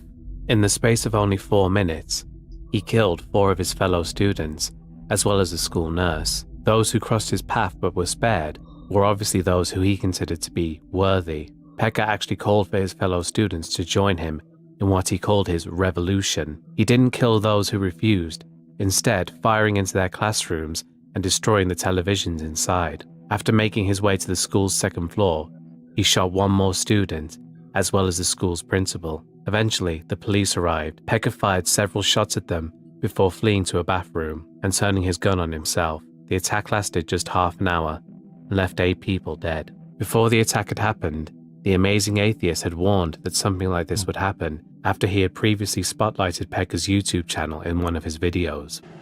Now, I warned you guys that these social Darwinist kids who idolized Eric Harris and Dylan Klebold were dangerous, and I got the videos right fucking there to prove it.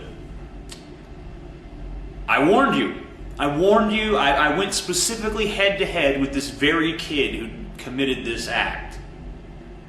I made videos directed exactly at him. And we shouldn't turn him into a monster, and we shouldn't turn him into a hero. We need to think of him as exactly what he was, a pathetic fucking teenager who didn't know that what he was doing was wrong. His video, who had no fucking idea about right or wrong at the time, who was just too fucked up to understand the consequences of his actions in any real way. Unfortunately, it seems that even if people had heeded the Amazing Atheist's warnings, Pekka would most likely have not been stopped, as the majority of his audience has always been in the US, and those viewers would not have been able to report Pekka to the Finnish authorities. As I said at the beginning of this segment, Pekka was most likely the very first YouTube killer. He may not be as well known as someone like Mr. Anime or Elliot Rogers, but on that day in November 2007, he showed just how cruel and evil a YouTuber can be. And that's the end of the video, folks. This one was really hard to make because the UK got hit by 2 heat waves in the last month, which made editing very difficult since I'm using a Razer Blade 15 laptop, and those things give off insane amounts of heat sometimes, so working on the video during the day just wasn't. Pima Community College. This one right here. One of the biggest scams in America. After leaving college, he began uploading more to his YouTube channels, Class It Up 10 and Starhitchnaz. His videos on Class It Up 10 were all text-based, rambling about the government and also criticizing the college. Only one video exists on Starhitch, where Congresswoman Gabrielle had it taken down and suspended Jared. They told him he could return if he agreed to a psychological evaluation. He refused and instead dropped out. Those who knew him at college were glad to see him go, as they were afraid he was going to commit a school shooting if he stayed there. After leaving college, he began uploading more to his YouTube channels, Class It Up 10 and Starhitchnaz. His videos on Class It Up 10 were all text-based, rambling about the government and also criticizing the college. Only one video exists on Starhitchnaz, and it shows Jared in the woods, wearing a garbage bag around his waist and a pig mask on his head, burning the American flag. This was apparently his way of showing his hatred for the American government. On December 15th, but you're invoking something that they're following, or okay, they don't really follow, but they get forced to follow it, and they fucking hate that shit. But either way, 2010, he uploaded his last video to Class It Up 10 entitled Hello, in which he hints that he is planning something that will happen a few days later, and in January 2011, we would find out what he was planning. On January 8th, 2011, at 7:04 a.m., Jared went to a Walmart. On January 8th, 2011, at 7:04 a.m., Jared went to a on January 8th, 2011, rambling about entitled Hello, in which he hints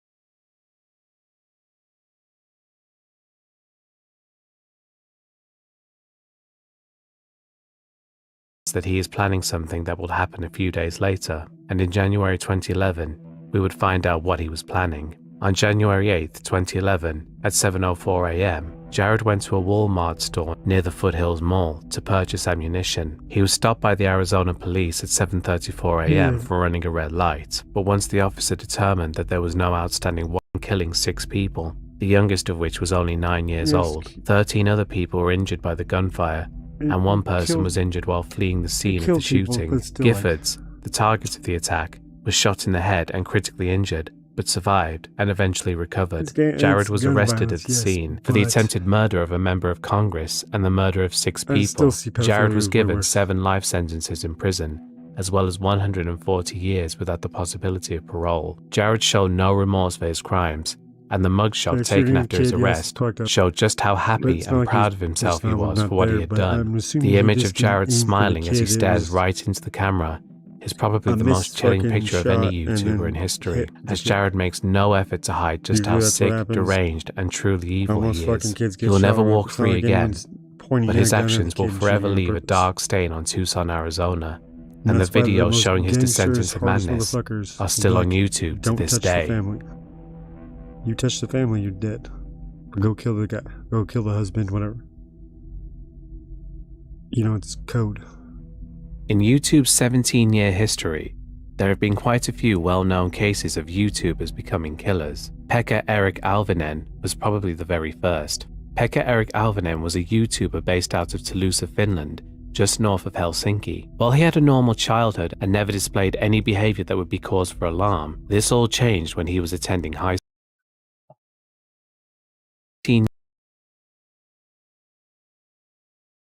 4 weeks ago, that's pretty good.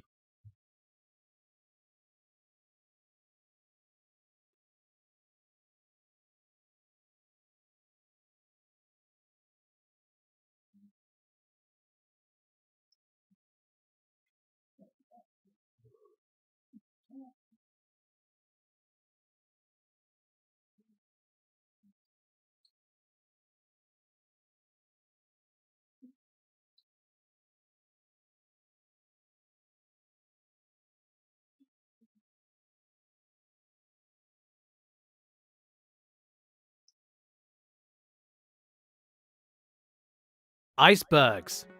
Okay, I've got your attention now, haven't I? Yes, I'm sure you've all seen videos with the stuff like, how deep does it go in the thumbnail and stuff. There's an iceberg for everything these days. Basically, it lists a whole bunch of stuff depending on how well known they are. Like right at the top, as in right even above the tip of the iceberg, everyone knows. Easy to find out. Then right at the bottom, right underneath the iceberg, is where all the creepy and the dark stuff is. And naturally, yes, I'm sure you've all seen videos with the stuff like, how easy to find out. Right even above the tip of the iceberg, everyone knows. This is Mr. Beast level. Say these 3 would be like, you know, D9, Portland, fucking LA Beast. Easy to find out. So this is, you know, cringe and fuck suspended roll, jumping around up here, you know. And then I bring them down here. Right at the bottom, right underneath the iceberg, is where all the creepy and the dark stuff is. And naturally, of course, there's a YouTube iceberg. And because I actually find the iceberg thing interesting, I decided to get this one from Reddit so I can search for all the things listed here on YouTube and see if I can actually find it. Like I said, there's stuff everyone knows and there's some stuff that nobody knows right at the bottom. So this should be very interesting, shouldn't it? Something tells me we're gonna see some real weird shit in this video. Okay, so right at the top, as in even before we even get to the iceberg, we have the stuff that is easy to find, that everyone knows about. First, we'll look at this particularly interesting one, Vegeta swearing. Okay, so when I put this into the YouTube search bar, the first thing that comes up is this clip from Team 4-Star. Basically, it's a clip from Team 4-Star's Dragon Ball Z Abridged, I forget which episode, where Vegeta apparently goes on a profanity-filled rant after the Ginyu Force show up. Of course, in the stinger for the episode, it actually shows that Vegeta wasn't swearing at all, and in reality, the censor bleep was just Jace messing around with his scouter. Surrounded by miserable, failing clods, like this whole world just likes to bend me over and find me in the Alps, like I'm some sort of schlock receptacle. Well, as far as I care, these miserable cows can have a fancy barbecue with a goddamn pig! Of course, if you want to hear Vegeta swear, just look up one of Prince Vegeta's videos. It's your Prince of the motherfucking Saiyans! Next up, bots. Oh yeah, I don't even need to search for this one. Bots. Just look in any comment section, and you'll see these comments left by channels with a hot woman in the profile picture, leaving comments like, I love you, or I want a boyfriend, or I'm lonely. I don't know what these bots are trying to accomplish exactly, but they're trying to get the fucking. They just don't make any AI sense to me. They're fucking, just annoying. Couple going. Yeah, if you see these comments, don't reply to them. They won't reply back. Don't be a simp. Misleading mobile game ads. Oh god. Now I'm sure everyone who uses YouTube on their phone has seen ads like this because the YouTube app on your phone doesn't let you use ad block.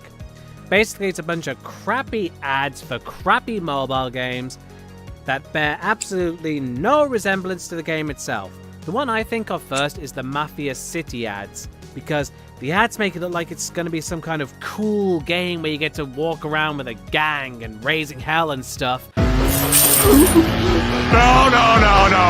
And then when you play it, it's just a world-building game. But I bet you anything that after you've played for about 5 minutes, you get a little pop-up saying, pay now, or wait 8 hours before you can do anything else. Yeah, screw these games and screw these ads. They both suck. The Logan Paul Suicide Forest video. We've all heard of that one. Logan Paul went to the suicide forest in Japan and found a dead body and filmed it. And then people gave him shit for it. That's pretty much all there is to say about that. This was back in the days when Logan was trying to shock people to get attention. These days, he mostly makes pretty harmless content. I mean, it's garbage content. I mean, look at this. Unboxing videos, garbage. But, at least he's staying out of trouble mostly, which is definitely more than you can say for his little brother. Nursery rhymes. Oh, God. Yep. Surely you've seen one of these in your recommendations. They're these crappy CGI videos made for babies. Crappy CGI videos made for babies where the babies will learn absolutely nothing by watching them. They treat your babies like they're idiots. I think Peppa Pig has even more educational value than this. And these videos get insane views, like hundreds of millions of views. The Baby Shark Dance by Pink Fong has 7.6 billion views. Oh god, that's that was used quite a bit. That is roughly the entire population of the planet, isn't it? Oh god. Baby Folks, give up. There is no hope for the future generation. They're all gonna grow up to be idiots because they watch shit like this. Oh god. Parents, for God's sake, stop giving tablets to your babies so they can just sit there watching stuff like this that'll melt their brains. Read to them, talk to them, anything, just don't let them watch this crap. Okay folks, moving down a level, we are now at the tip of the iceberg. And the first one we'll look at is The Odd Ones Out is a furry. Okay, apparently people think The Odd Ones Out, which is a storytime animation channel, is a furry. He owns a fur head, which is apparently very expensive, and I think that's about it. I mean, I don't think there's any more proof than that he's a furry, and apparently he just thinks the whole idea of him being a furry is hilarious, and has even joked about it. So yeah, he probably isn't a furry, but he's got a good sense of humor about it. So yeah. Moving on. Don't Hug Me, I'm Scared. Don't Hug Me, I'm Scared is this creepy Muppet-style channel on YouTube that uploads these weird-ass short videos with these creepy-ass puppets that I just mentioned. From the looks of it, it's like watching the Muppets while high on various mind-altering narcotics. They haven't uploaded a video in 2 years, and honestly, maybe that's for the best. YouTubers threatened by the deep web. I'm guessing this is supposed to be related to any video a YouTuber makes where they says they went on the deep web or they bought something off the deep web. Mudahar over on Some Ordinary Gamers used to go on the deep web a lot, so I guess maybe they threatened him a couple of times. And of course there's J Station, who pretended that he bought a person off the deep web. So if they threatened him for making them look bad, I honestly wouldn't blame them for doing that because, well, Jay Station is a prick.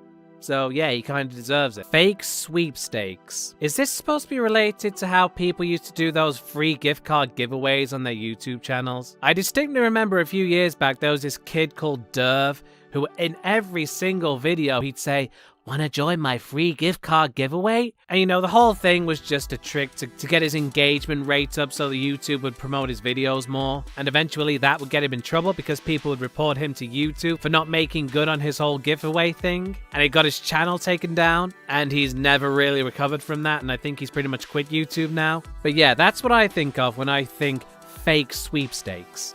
Fake claw machine videos. Okay, apparently these videos are made by people who claim they won big prizes in these claw machines when apparently these claw machines are actually theirs. They're rigged. They own them. And of course they post videos saying they won stuff like an iPhone in a claw machine. I mean, an iPhone in a claw machine? Seriously? And apparently these videos were like really popular back in the day. I don't know if they still are, but damn, these videos got some pretty big views.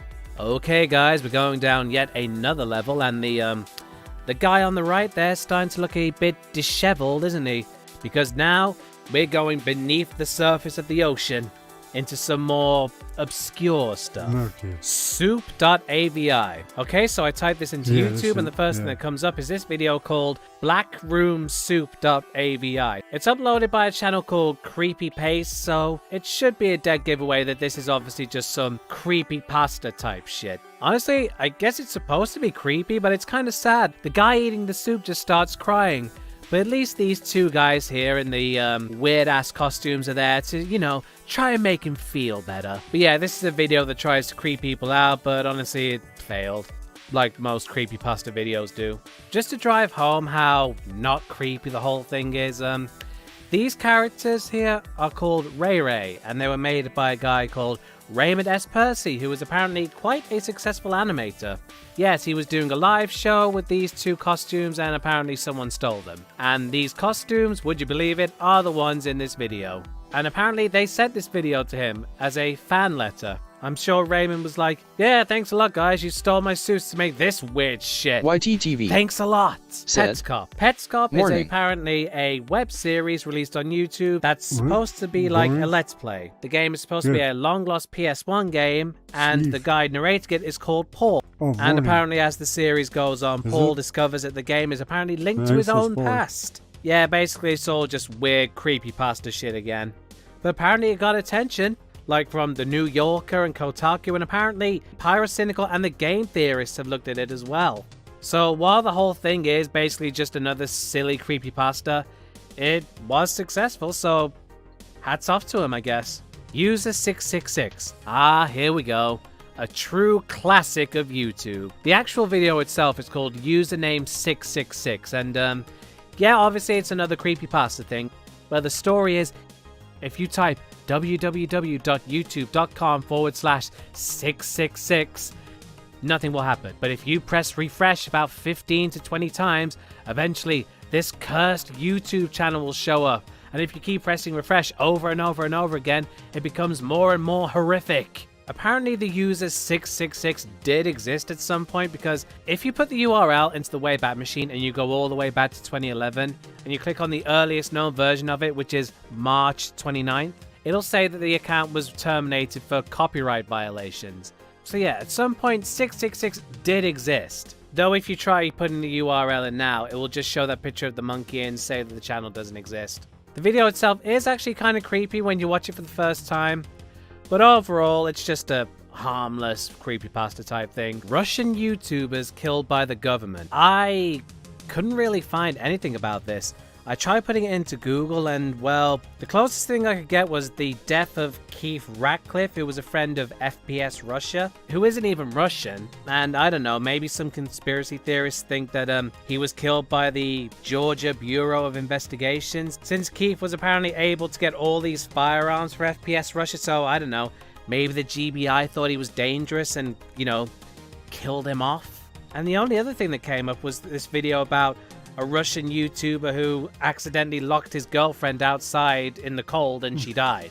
Yeah, that's all I could find out. Salad fingers. Now this is something I am actually very familiar with. I am actually a big Salad Fingers fan. If you don't know what Salad Fingers is, it's an animated series made by famous British animator David Firth, set in a post-apocalyptic wasteland starring this guy, Salad Fingers. Apparently the world he lives in ended up like this after some kind of nuclear war, since he actually references it a few times over the course of the series, calling it the Great War. I'm honestly surprised this one is so far down the list, since Salad Fingers is actually pretty popular. It's what put David Firth on the map and made him popular enough that the BBC even wanted to work with him. By the way, at the time of making this video, I'm still waiting on my Salad Fingers plushie, which was supposed to be here like a month ago. How much longer is it gonna take?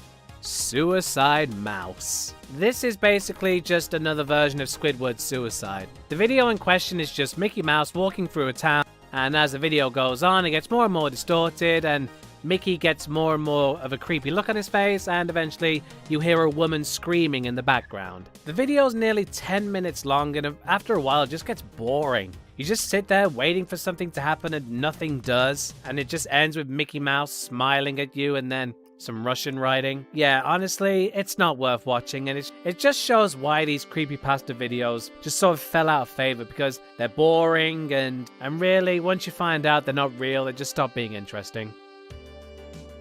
Okay, folks, we're going pretty deep now, to the 4th level, and the guy on the right there is really starting to look rough, isn't he? WebDriver Torso. If you type in WebDriver Torso into YouTube, you'll be taken to this channel that uploads videos that are basically nothing but red and blue rectangles and squares. The videos are all 10 seconds long, and the audio is nothing but loud beeping sounds that change corresponding with when the actual shapes change.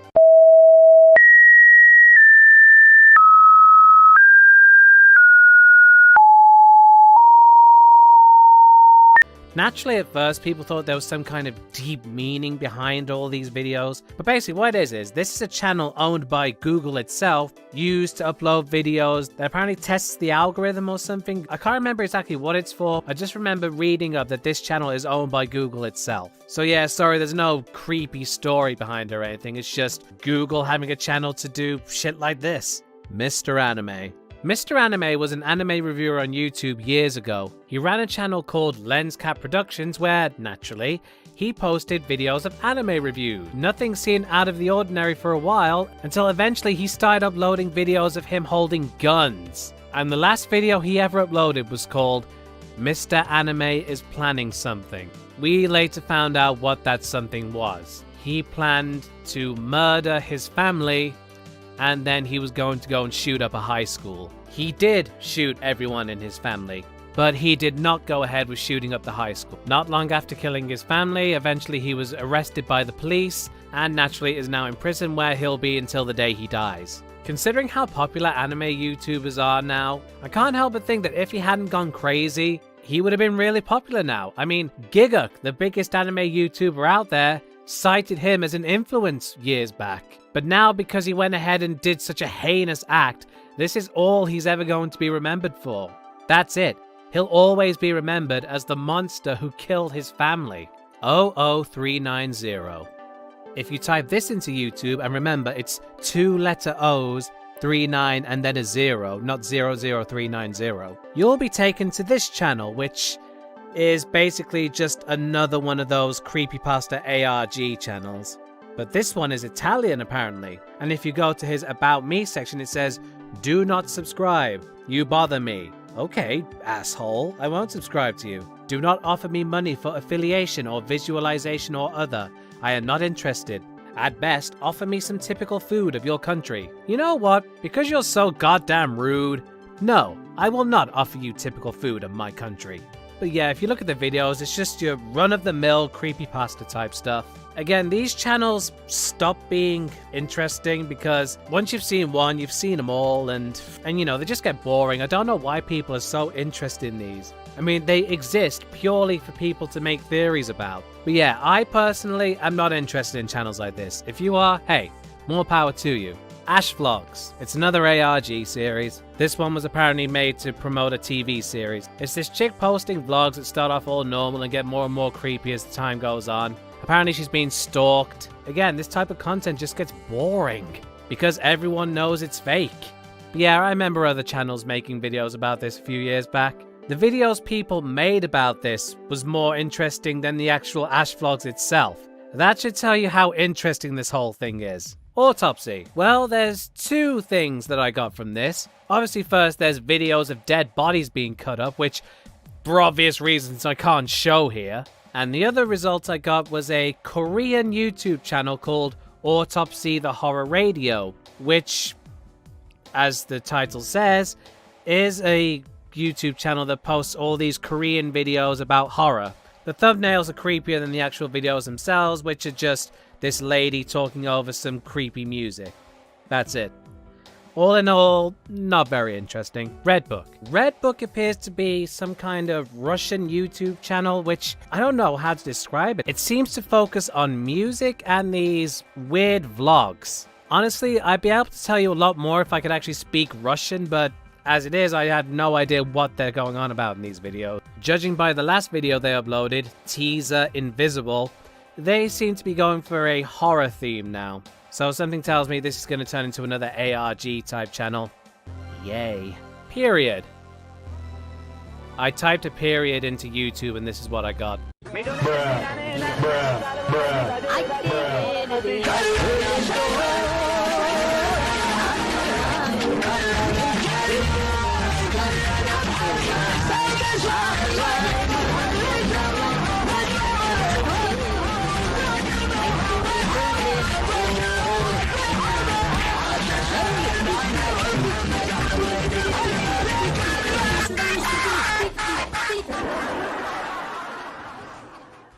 Yeah, let's move on. We're down to the 5th level of the iceberg now, folks. From this point, things are gonna start getting weird, I just know it. I mean, just look at the guy on the right. Not only is he looking rough, but he's put on weight too. Sad Satan. Sad Satan is a PC game that was first discovered in 2015 on a channel called Obscure Horror Corner. Nobody knows who made it, but it was apparently made available from a deep web internet forum from someone called ZK. Sad Satan was apparently the last game covered by Obscure Horror Corner, and after that he completely vanished. Some think that Obscure Horror Corner themselves actually made the game, in an effort to get views and subscribers. Although some also think that the reason Obscure Horror Corner is no longer active is because they went into hiding after a malware version of Sad Satan was released. As far as gameplay goes, it's a first-person game where you go around in corridors while audio samples are played over and over again. Apparently some of the audio is interviews with murderers, and the song I Love Beijing Tiananmen, yes, the same song from Hong Kong 97, appears at the start of the game. In fact, Sad Satan did the same thing, they just looped it over and over again, but in reverse.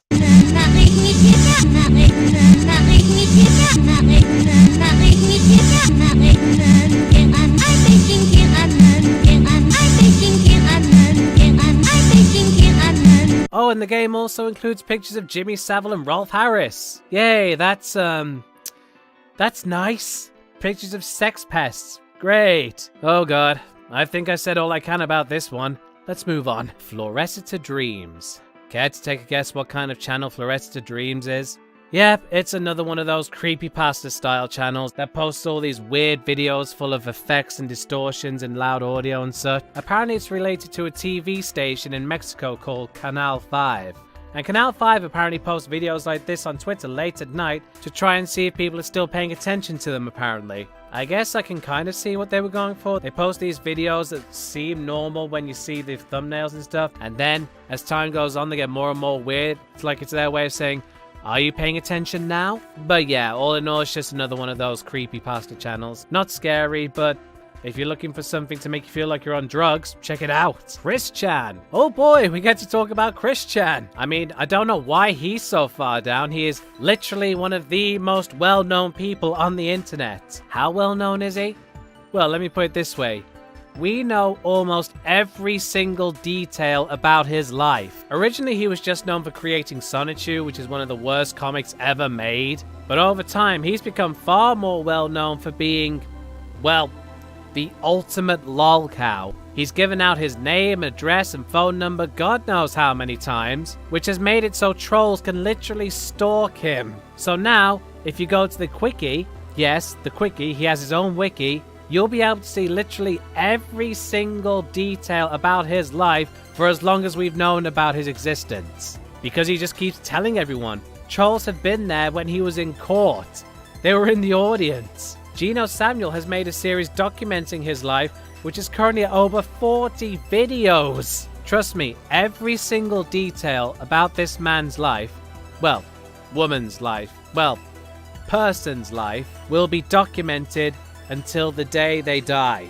Chris Chan is literally the ultimate cautionary tale of why you should never give out your home address on the internet, because it will ruin your life. You have to know her account! You have to know her Facebook, you goddamn miserable, worthless cretins!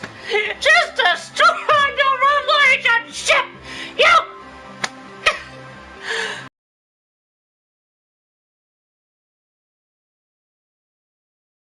That too.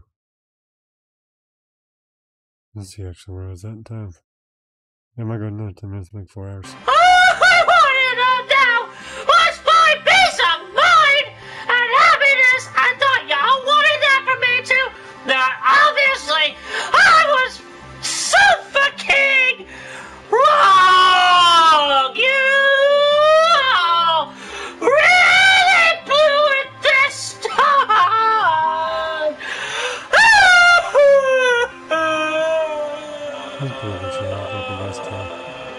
Poco shopping. Poco shopping appears to be some kind of weird home shopping video. I'm so sorry that I've done this. I want you to know that you mean everything to me. I'm so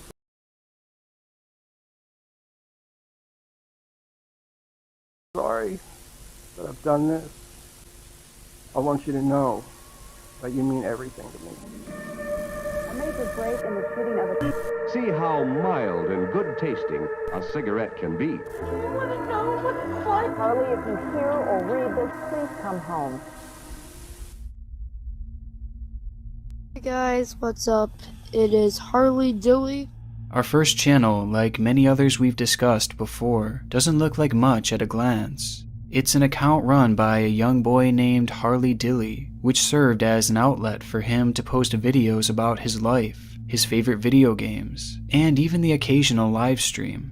And quite honestly, the majority of this YouTube channel seems completely normal. But when looking at this content closer, it becomes more and more apparent that there was darkness lurking behind the scenes. Darkness that would become even more apparent as in December of 2019, Harley Dilly would vanish. But first, a heartbroken mother waiting for her missing son to walk back into her arms. Tonight marks 7 days since the disappearance of 14-year-old Harley Dilly.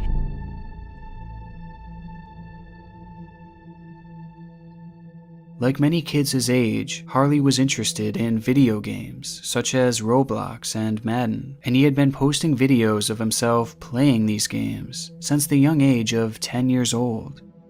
Over time, Harley would begin to show his audience more and more about his life, with topics ranging from his hobbies to his recent performances at school.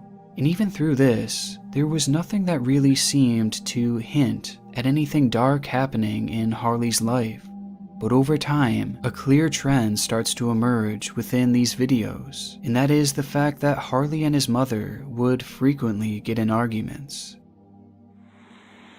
So yesterday, well actually today, my mom and I got into an argument because I didn't want to walk to school. Because I live like 4 blocks and it's like 34 degrees.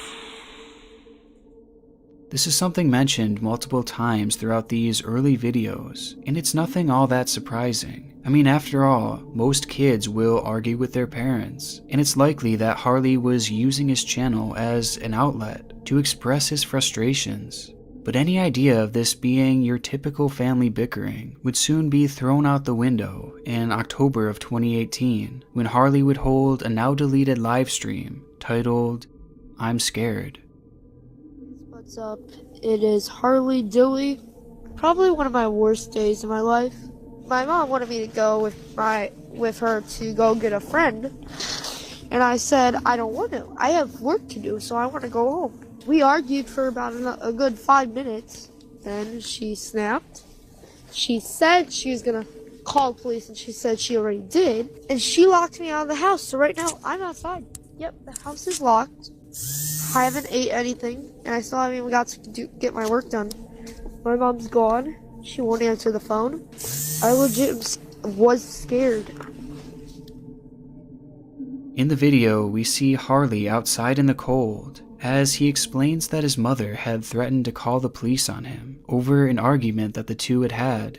On top of this, his mother also locked him outside of the house without any food or water on a frigid October night. Now clearly these aren't really healthy things for his mother to be doing, especially given the fact that at this time, Harley was merely 12 years old. And this extreme punishment came from a situation that didn't seem all that bad. The whole situation is a major red flag that's made all the more concerning after Harley says the following line. I just want you guys to wish me good luck, because the future could hold bad things for me. I don't want to find out what that could mean. The relationship between Harley and his mother clearly comes across as toxic within this video, and this was far from a one-time thing. In fact, in details that would later emerge, it would be revealed that Harley's mother had actually called the police on him on 5 separate occasions, one of which coming when he was only 10 years old. Now you might take this information and just assume that Harley was a poorly behaved kid. However, in actuality, Harley had ADHD as well as high-functioning autism, 2 disorders that can cause hyperfixation, outbursts, and many of the behaviors that had led to all of these family arguments. And in these situations, Harley is practically powerless to stop his own outbursts or destructive tendencies. And it's really up to his mother to understand this and find a way to help him with these habits. But rather, it's made clear that she would punish him instead. And it's important to add that with these outbursts, I haven't seen anything stating that they were violent or anything physical. Rather, it just seems that they were merely occasional behavioral issues. And this friction-filled relationship extends past just Harley and his mother. On one particular video, we can hear Harley's father, Marcus, yelling and screaming in the background at Harley's mother and 4-year-old sibling because the young child had spilled their drink. God damn it!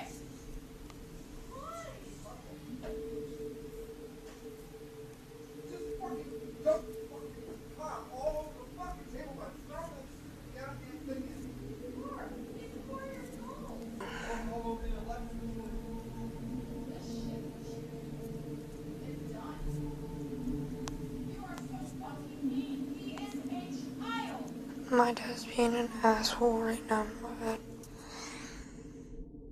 Now time would go on and these slight moments of concerning behaviors would show up here and there, but for the most part went unseen from his channel. Harley would eventually switch to a brand new page in 2019 called Harley Dilly 2.0, where he continued posting similar content until eventually, on December 10th, 2019, when he would post a typical looking Madden Mobile gameplay video. A video that would turn out to be one of the darkest on the channel, not because it showcased any family fighting or anything along those lines, but because it would prove to be the last video that Harley would ever make.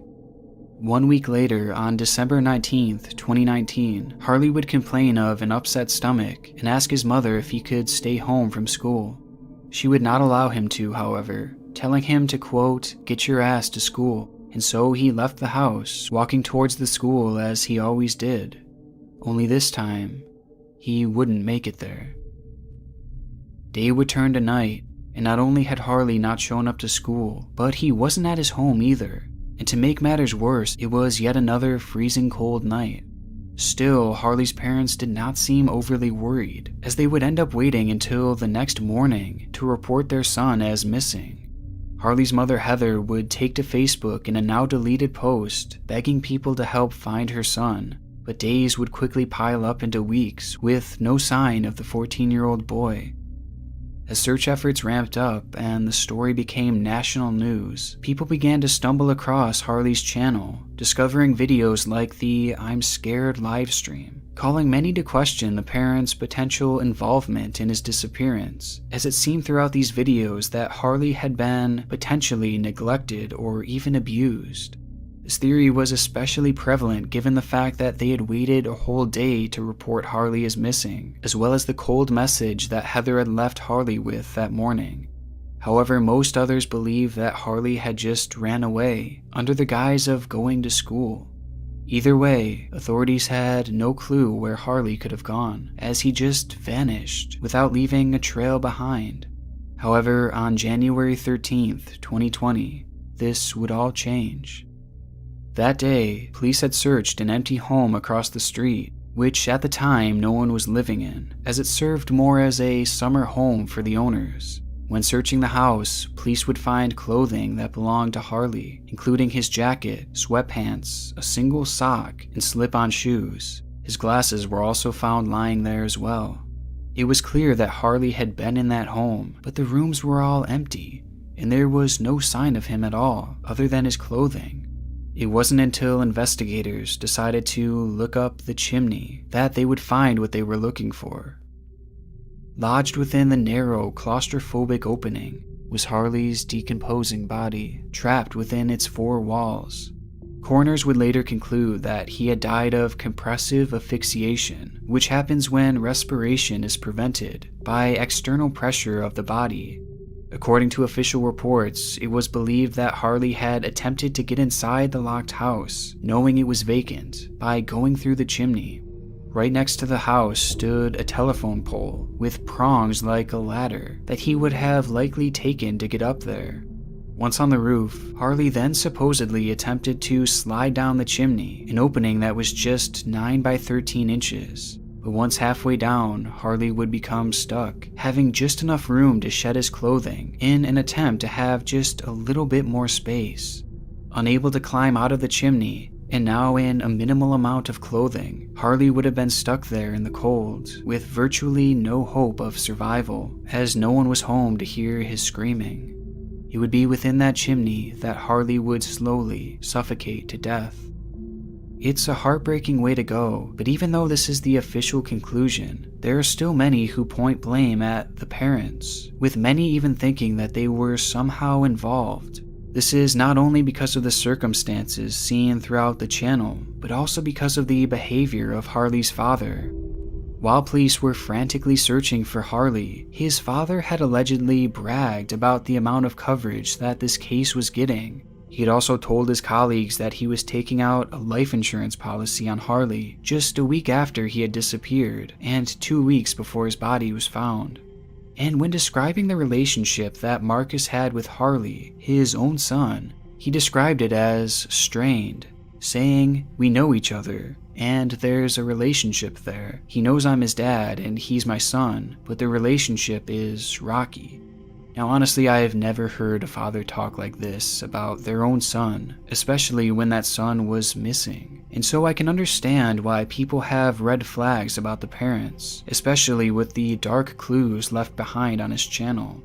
Plus a slew of other minor inconsistencies throughout the entirety of the case that truthfully would require a full documentary to go over every detail. But ultimately, there is no actual concrete physical evidence that proves that this was anything other than an accident. An accident spurred on as a combination of Harley's autism and his frayed relationship with his parents, a relationship that led to his eventual running away and ultimately his death. And seeing it play out through his channel is an eerie thing, as it subtly hints at the fate that would soon befall him. But in Harley's case, these clues were hidden, buried within a channel that was otherwise nothing out of the ordinary. But this isn't always the case. Sometimes you stumble across a dark channel with nothing to hide, and oftentimes those can be the most disturbing. More doctors smoke Camels than any other cigarette. This next channel takes us all the way back to the spring of 2006. a time that was essentially the dawn of YouTube. It's a period that has left behind some of the strangest contents on the site, and through it all was a single forgotten account known as Leather Smoke Me, a channel seemingly dedicated to smoking cigarettes. The page shows a man who rarely speaks, as he finds creative ways to smoke, with his very first upload being called Gas Mask Smokin'.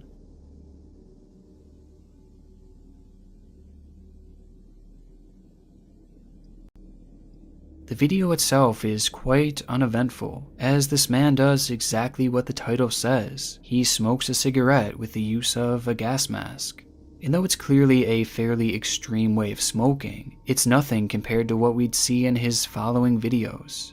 Throughout his first year, this man would smoke cigars out of his nose, smoke multiple cigarettes in his mouth, and even a combination of both. It is definitely a strange thing to watch, especially all these years later. But in the realm of early YouTube, it was nothing all that crazy. However, as the years would go by, we would see Leather Smoke Me continue to push boundaries and find new ways to smoke more and more. At one point, he even built a contraption that allowed him to smoke 10 cigarettes at a time. It's really a shocking thing to see, just the way things progressed throughout the early years of this channel, especially knowing the effects that just smoking on an average basis can have on your body. But as time went on, his smoking habits weren't the only noticeable change. In the beginning, we can see that this man looks to be clearly an adult, but definitely isn't all that old, and just based off of the footage provided, he seems to be in decent health, or at least as healthy as someone can be with the lifestyle he was living. But as time goes on, his appearance starts to slowly change. He begins to look much older, with noticeable paleness and aging within his face, and along with this, his appearance becomes much more fragile, to the point where this man looks to be completely withered, even having a noticeable bandage on his neck in his later videos. And all this happened in the span of just a few years, yet it seems like he's aged a lifetime. By 2011, Leather Smoke Me just looks like a shell of a person, but he just kept on smoking and uploading these videos. I mean, his upload frequency was pretty crazy, considering that in just 5 short years, he would post around 229 videos, without ever taking any major time away, something that is somewhat surprising, especially for a channel as small as Leather Smoke Me's. But nonetheless, he seemed to just love making these videos, and he just kept on smoking. Until video 195. In it, we see the unrecognizable man smoking a single cigarette while listening to Lady Gaga's Alejandro. By the ending, the song finishes and he attempts to speak to his audience, but his words are impossible to understand. The video was posted on July 10th, 2011. With the caption, "Still here and still smoking." This would be the final video he'd ever post. The red flags here are obvious. An obsessive smoker who was withering before our eyes and just randomly stopped posting on a channel that was so clearly one of his life's passions. It's not hard to speculate on what became of him. And just by following the trail he left behind, the evidence confirms my dark suspicion. In a video uploaded on January 31st of 2011, we see this smoker looking especially ill, something that is confirmed by his description, where he says, "My return after cancer surgery." He elaborates more on this in the following video when he writes, "Hey guys, after a 6-month battle with oral cancer, I'm still here and still smoking. Dave." With this information, we know that Dave had cancer, a cancer likely caused by his rampant smoking. Yet even through a major surgery, he was still continuing to smoke these cigarettes, doing the very thing that likely led to his failing health in the first place. And as it turns out, the cancer would prove to be fatal.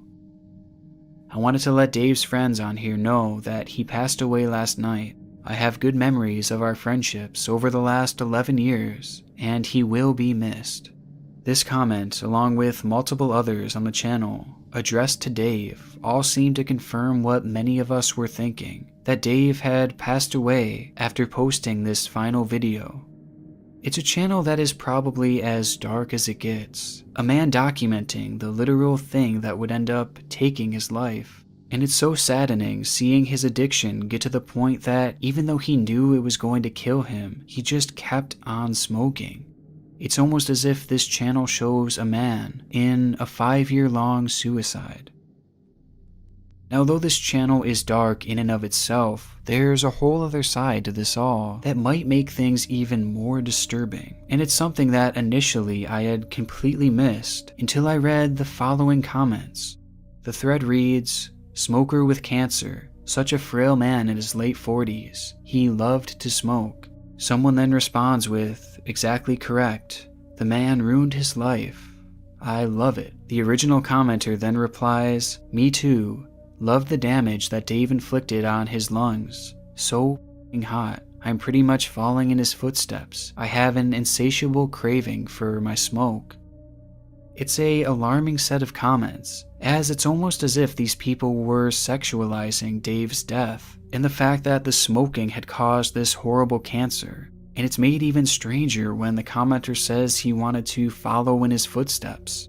It's something that could have easily been chalked up to as a troll, until you realize that throughout many of his videos, even in the beginning, there were similar sexualized comments, with people saying stuff like, "Hot as hell, just missed some lung spit. Hot mate, be great for you to do more vids where we can hear the cough and the wheeze. Hearing that is the hottest thing of all. Keep smoking hard, fella." And, he was starting to show his illness a bit here, with his sunken eyes and getting skinny. Cancer god. Love it when smokers' cancer starts to shrivel them up.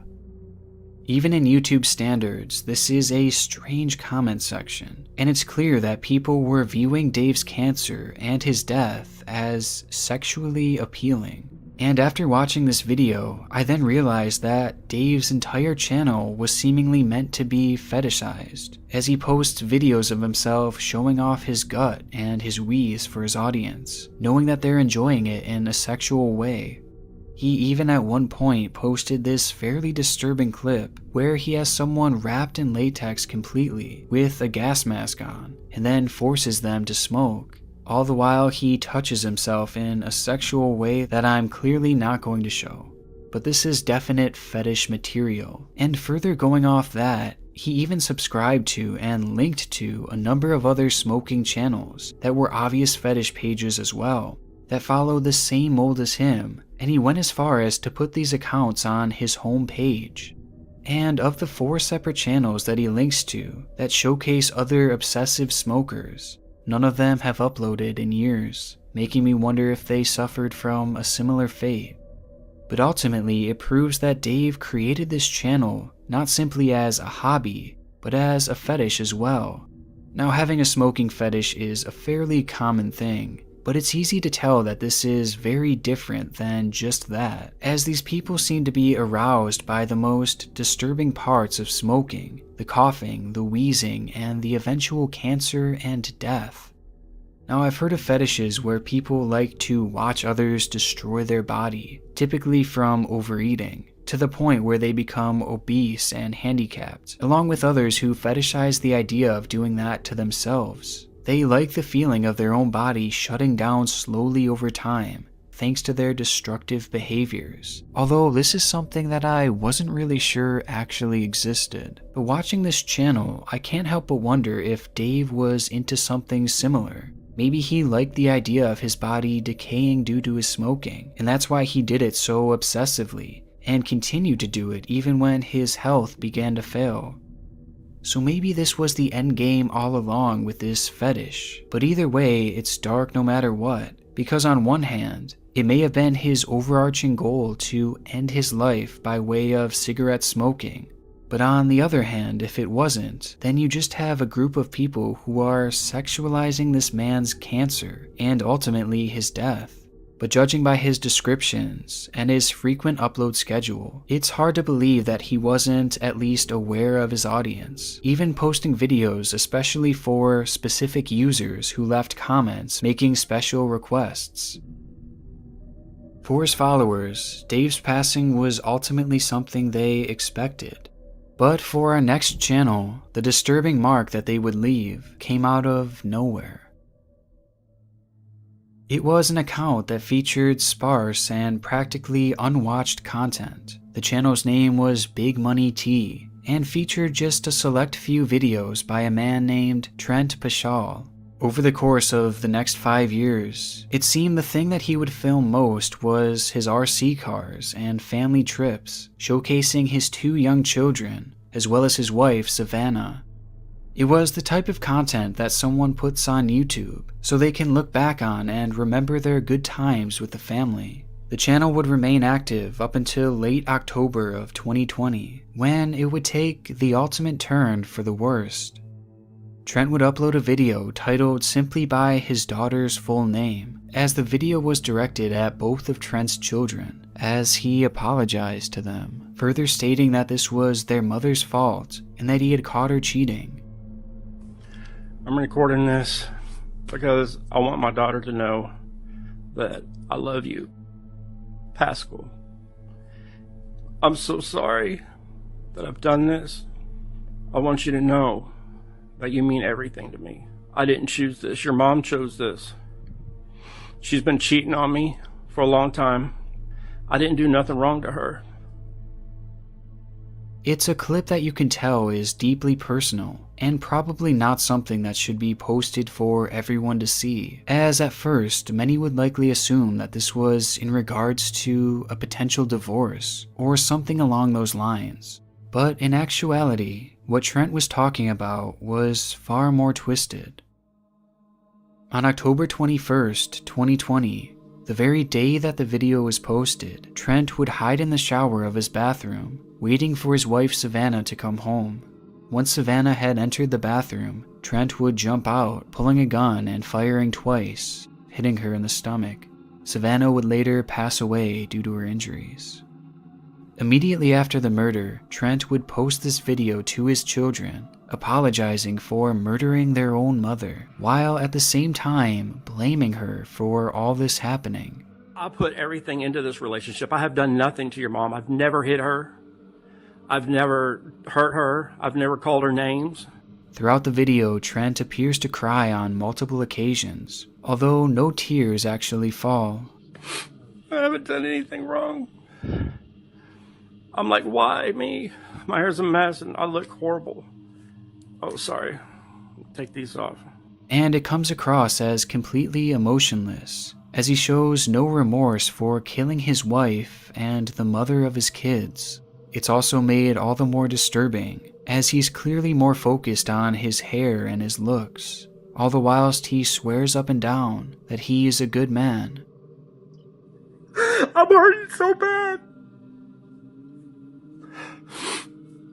I didn't do nothing wrong to her.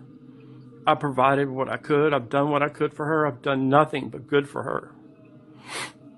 And I've treated y'all good. I've done good things for y'all. After the video would go live, Trent would then call Savannah's aunt to confess to his crime, and then take off from the home.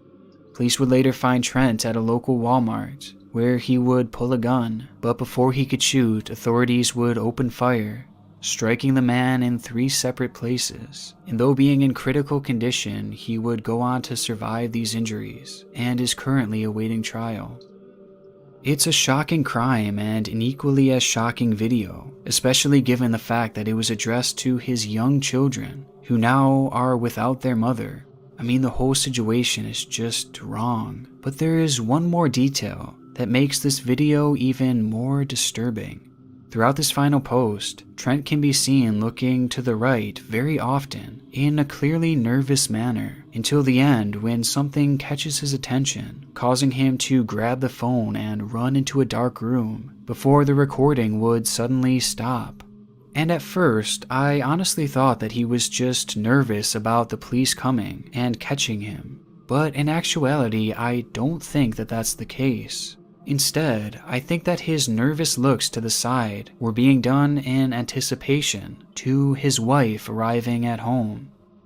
I say this because when he eventually gets up to hide, it sounds like someone had entered the house, love me like your own.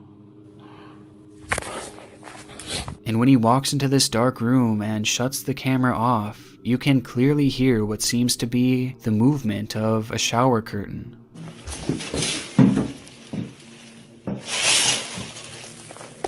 This sound is definitely noteworthy, considering the fact that Trent had hid in his shower before killing his wife. So I personally believe that this whole video was premeditated, and rather than this being filmed right after the murder, he filmed this immediately before, as he likely shot and killed Savannah just moments after stopping the recording. It's a revelation that makes his demeanor all the more surprising, as he shows no remorse, regret, or even that much nervousness for that matter, despite knowing what he's about to do. The video itself quickly went viral as the story became a national talking point, which led to YouTube stepping in and removing Trent's channel altogether, stating multiple community guideline breaches. However, today, this twisted clip can still be found circulating throughout the site. And as is the case with each of these 3 channels, the videos they have all left behind elicit that same uneasy feeling when you watch them back today, knowing the fate that would soon befall each of them. But out of all these channels, none of them quite match how visually creepy our final page is. The channel's name is Francine Dancer, and before I can even begin to describe her videos, just have a look for yourself.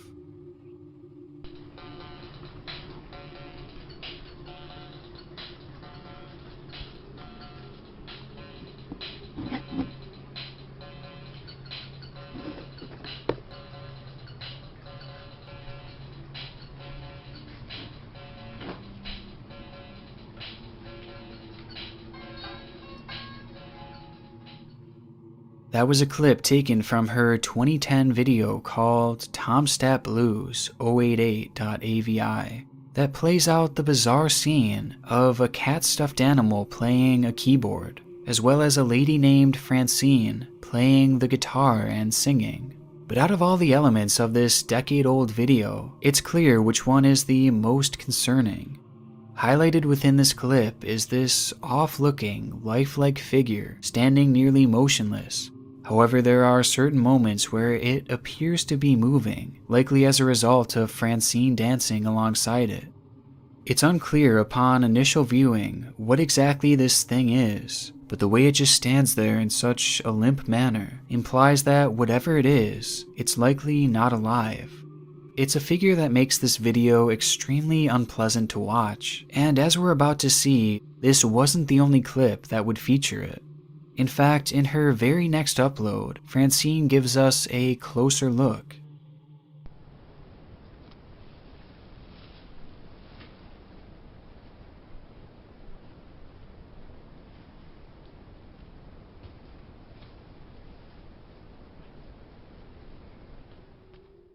It's something to me that appears completely unrecognizable. I mean, the figure does look very mannequin-like. However, this face is like no other mannequin I've ever seen. It looks dirty, almost decrepit.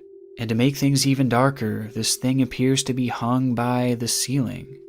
Francine would go on to post 4 total videos featuring this thing, before abandoning the channel altogether, having gone unnoticed by the majority of the platform.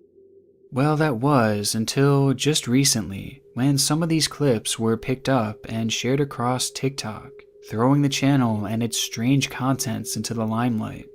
Without context, many felt frightened, with the majority looking to the comments for guidance as to what was happening within these videos. And there, many would share the supposed story of Francine. The story goes that Francine used to be a star on TV, before the partner she performed with eventually passed away, essentially ending the show that the two had made together, and thus ending Francine's lifelong dream of becoming an actress. This would cause Francine to suffer a mental collapse, leading her to steal the body before it was buried and hiding it within her home. Once there, she would film these videos to relive the show that they once had in a desperate showing of denial, until eventually police would intervene and take the body back, leading to the arrest of Francine. Now normally something as outlandish as this could easily be chalked up as an internet myth, but in actuality, someone would link to a separate video posted back in 2007, and in it we see her performing with a tall, lanky man who has the same body type as this figure. The figure is always shown wearing a bleach blonde wig, which one would imagine that if this man were to wear a similar wig, then the resemblance would certainly be there.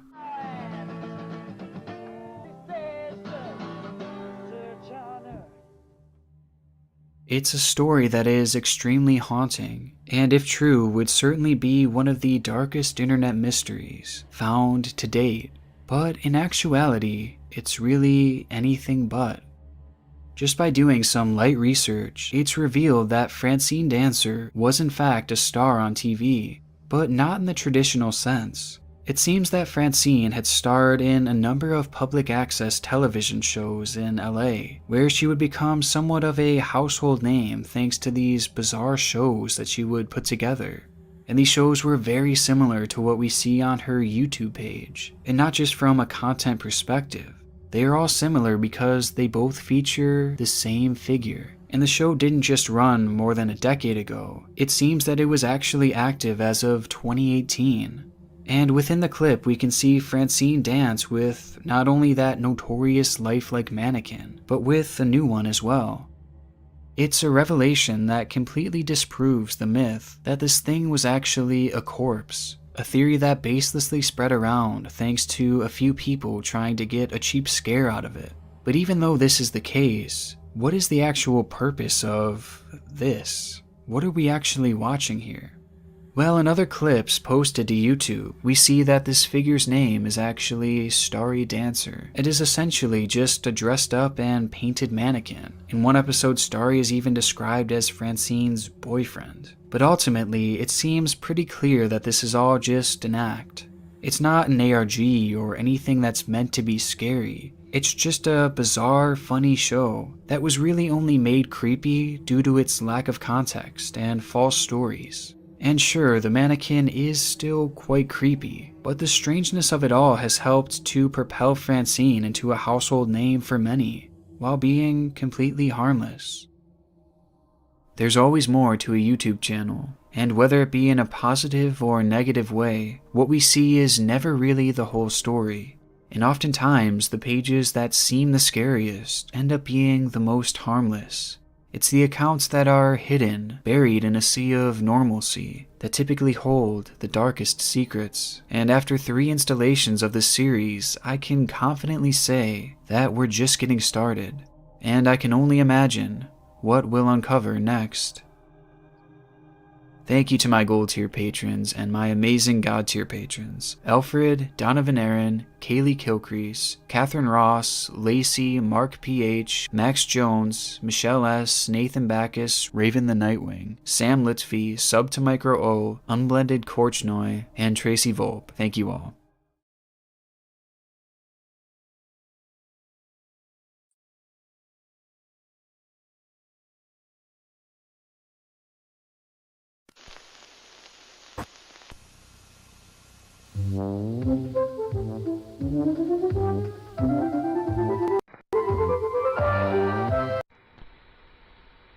If you're having a little trouble with the picture on the TV now, maybe you just need to adjust the tracking on your VCR.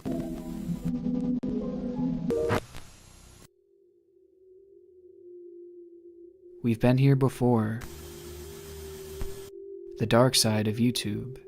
A home to the disturbed and the tragic that goes well beyond just what we see on our screens. Police are investigating a deadly shooting. A side that shows us just how twisted humanity can really be. A side reserved by YouTube's darkest channels. Before we begin, this video is sponsored by Surfshark VPN. Anyone who has watched my channel knows that the internet is a dark place, so it's imperative to be protected when using it, which is where Surfshark comes in. Surfshark is a VPN that protects you from malware, tracking, and phishing attempts, assuring that your personal information is kept safely on your devices. You can try it now risk-free with their 30-day money-back guarantee. Just head over to surfshark.deals/Nick Crowley and use the promo code Nick Crowley at checkout, and you'll receive 83% off of a 2-year plan, along with 3 months added in free. Again, that's surfshark.do/Nick Crowley. Thank you again to Surfshark.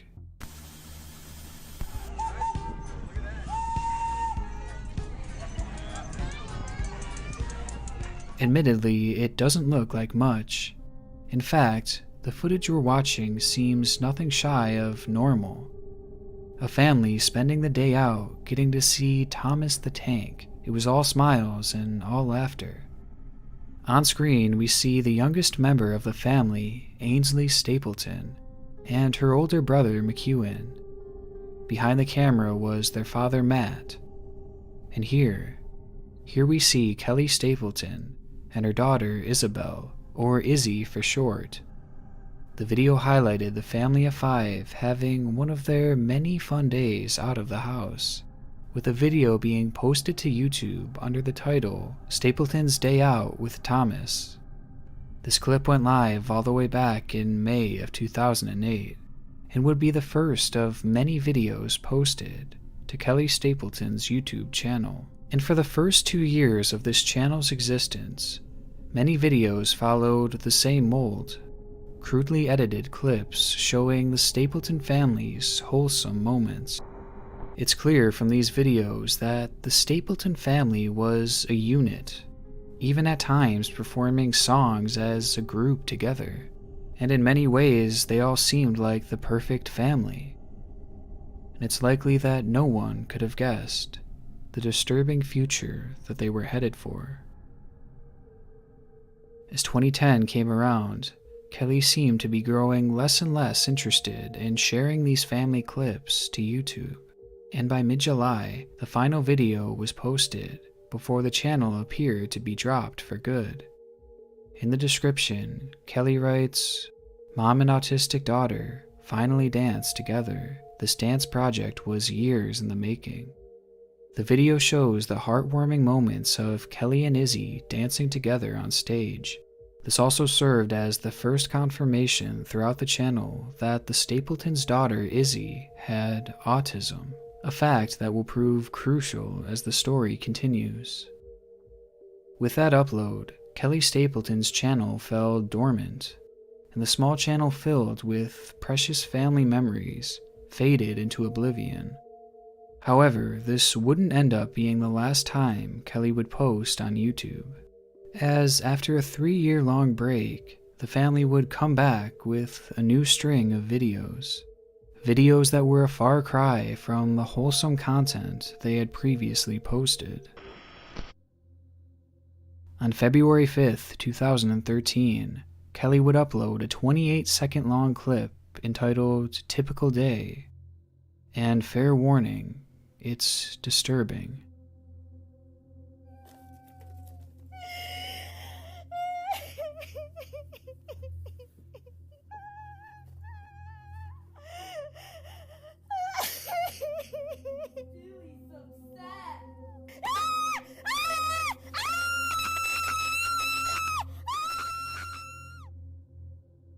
This video came as an absolute shock compared to the channel's previous content, as it seemed to show some kind of very real physical altercation, with Kelly clarifying in the description what was supposedly happening here. Kelly writes, "My autistic daughter is aggressive. She was agitated and pulled my hair, then hit me several times. I was in the process of calling my husband for help when I must have hit the record button. This video is what happened next." And though this video shows us a glimpse at how bad things had gotten, it was Kelly's blog that had all the details. In it, she shares how Izzy had become physically abusive to members of the family, but especially with her, with Kelly even sharing pictures from the hospital, where she had to go thanks to one of Izzy's outbursts. And according to Kelly, she was only getting more violent.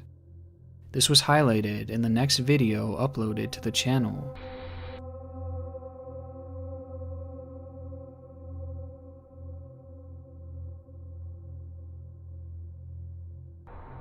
Again, this clip shows Izzy acting violently, this time with staff at her residential facility. Around the time of these posts, a news program was actually made on the family story, shedding even more light on their upsetting situation. The story tells of how Izzy had been placed in a special home where she was receiving treatment, and there she had also been having these violent outbursts. It was clear that she needed more time and more treatment there, or perhaps a new form of treatment altogether. But ultimately, Kelly and Matt had ran out of money, and Izzy moved back home. She's gonna come home, and this is not gonna be pretty. Well, you said to me she's gonna kill you. She will. You feel that way? Yes. It's a very sad and twisted situation. A mom afraid of her own daughter. And it's made worse by the fact that this wasn't really Izzy's fault. She was a victim of her own mind, and she needed better treatment to aid with her violent outbursts. During Izzy's time at home, Kelly would make 2 more videos with her, with the final being titled Nightly Prayers, a video that featured no description and no comments. Father, Son, Holy Spirit, Amen. Angel of God, my guardian dear, to whom God's love entrust me here. In the name of the Father, Son, Holy Spirit. Amen. The video shows the mother and daughter praying together, and at a glance, it seemed like maybe Izzy's treatment was starting to work.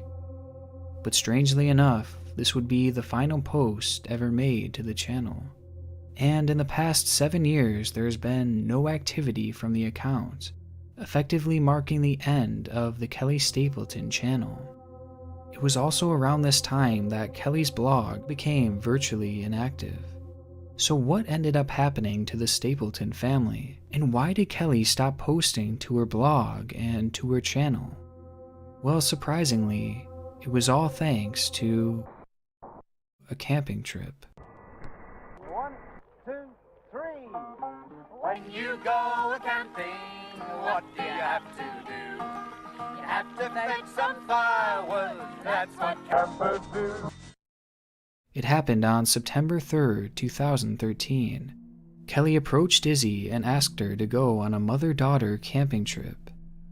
Izzy agreed, as Kelly had promised she could have as many s'mores as she wanted, which happened to be her favorite snack. So they drove out to a rural spot in Kenzie County, Michigan, and parked their van. There they sat by the fire as Izzy made s'more after s'more, something that I imagine must have made her incredibly happy. After some time, Izzy had got back in the van and sat in the front seat, as her mom packed up their equipment in the back. In the trunk of the vehicle were 2 charcoal stoves that Kelly had brought for their night, so she grabbed them both and set them up in the back seat. She filled them with charcoal and one by one lit them up. Kelly got back in the vehicle and sat in the driver's seat next to Izzy, and as the smoke began to fill the car, she rolled up the windows and locked the doors. Izzy likely had no idea that this was never planned to be a night of camping. It was a planned murder-suicide, a plan hatched by her own mother. It seems that Kelly believed her daughter could no longer be helped, and she was tired of caring for her, and her plan was for the carbon monoxide to kill them both in the van so that neither of them had to deal with this anymore. And so they sat there and they waited as the poisonous gas slowly pushed them closer and closer to death. Kelly would send one final text to Matt before the two drifted off. When the work is over and the stars are shining bright, it's time to go to bed. It's time to say goodnight. Say goodnight. How could it go from this to murder-suicide? Upon receiving the first text, Matt immediately notified authorities, and the van would be found hours later. And by some miracle, Kelly and Izzy were both still breathing It wouldn't take long for Kelly to completely recover, with cops waiting to arrest her as soon as she was discharged. But Izzy wasn't so lucky. The fumes had made her fall into a coma, but luckily, after 3 long days, she became responsive, suffering only minor long-term brain injuries. Today, Kelly is still serving time in prison, and Izzy has continued receiving treatment. And one of the most shocking parts of the aftermath to me was the public's response to Kelly. The comments on her videos are filled with overwhelming support for those who agreed with her decision to try and kill her own daughter, with one user saying, "I agree 100%, I would put that animal up, and you did absolutely everything possible.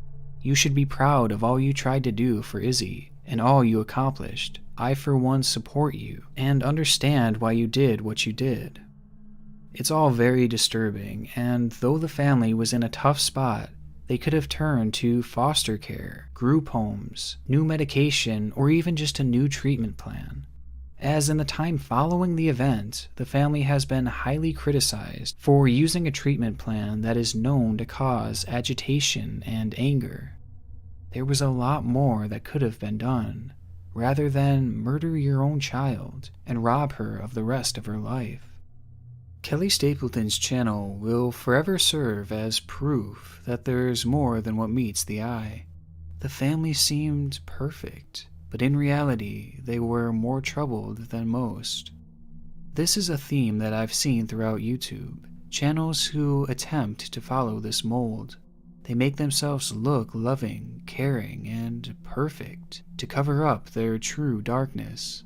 And typically, you can find these channels leached onto the most wholesome of genres, so that no one would suspect them, with family channels being the latest rabbit hole that I've fallen down. And though a channel such as Daddy05 may have been talked to death and listed as public enemy number 1, there is surprisingly a lesser-known channel, one that was much, much worse. Back in June of 2012, the first video was posted to the Fantastic Adventures channel, a channel that would feature a variety of kids-friendly content, mostly in the form of skits.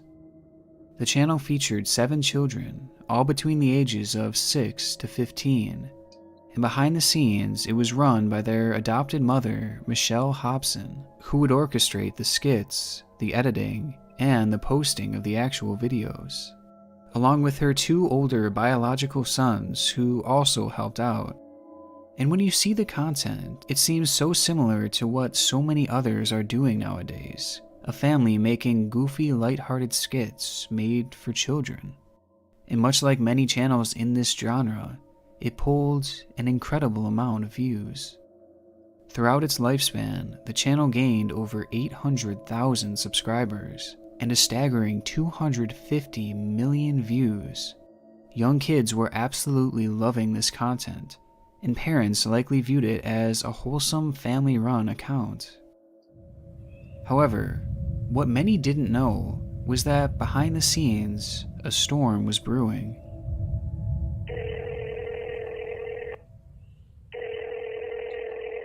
It's now come forward that for years, neighbors were suspicious of the activities taking place in the house.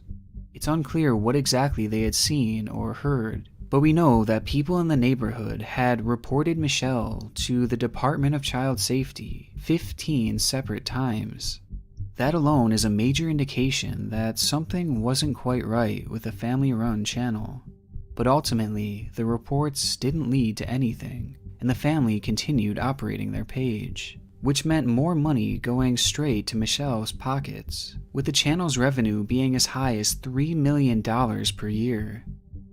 Things were looking great for the channel, as the family was nothing shy of a success story. A story that in March of 2019 revealed its biggest plot twist. It was around this time that Michelle's biological daughter, Megan, had noticed some concerning signs with the kids.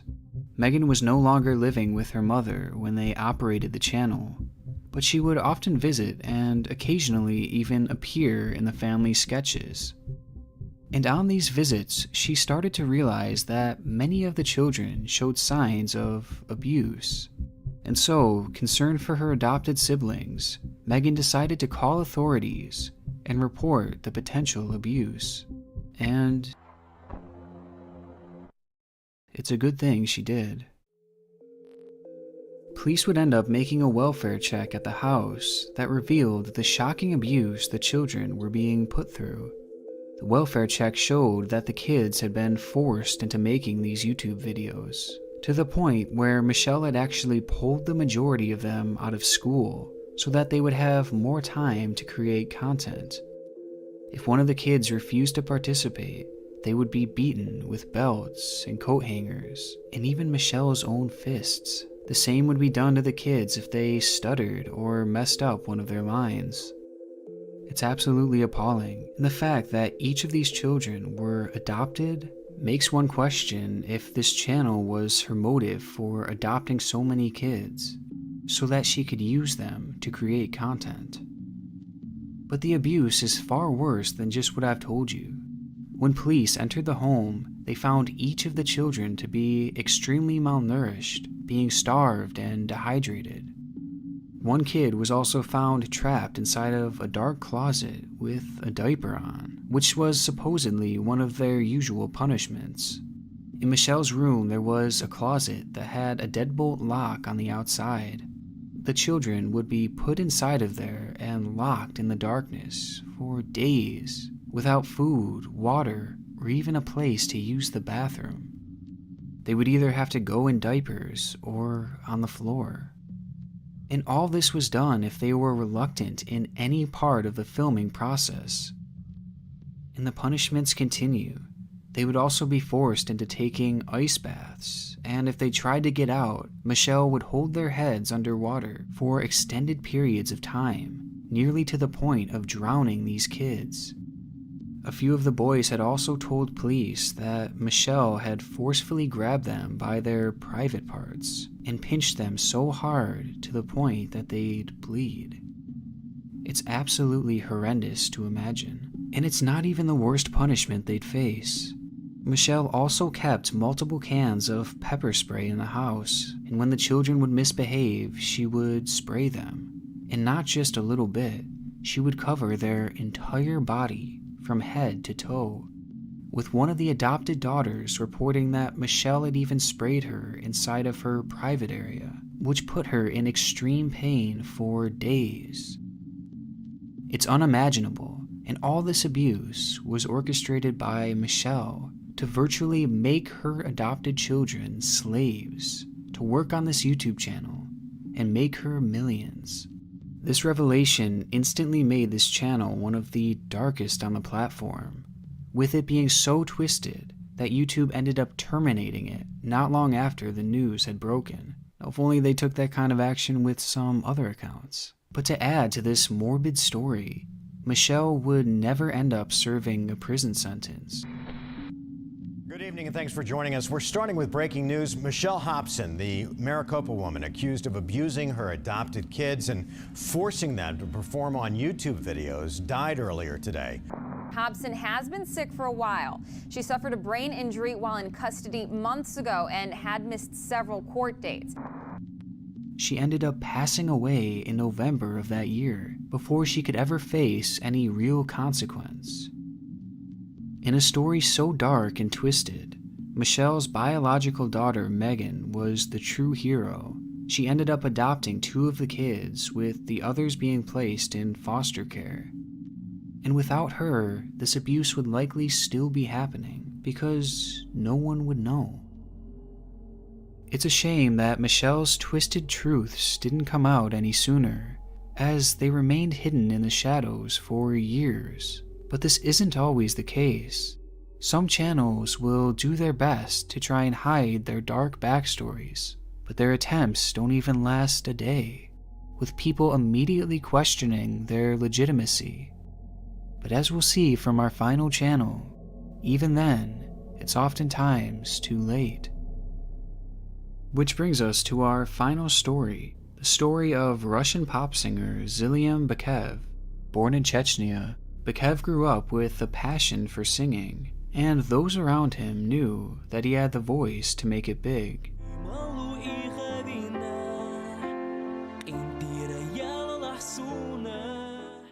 And by 2017, he had already managed to make quite a name for himself in the Russian music scene, scoring a number of hit songs. And all this was accomplished at the age of just 25, making it clear that he had an incredibly promising future ahead. A future that would take a sudden and mysterious detour in August of that year.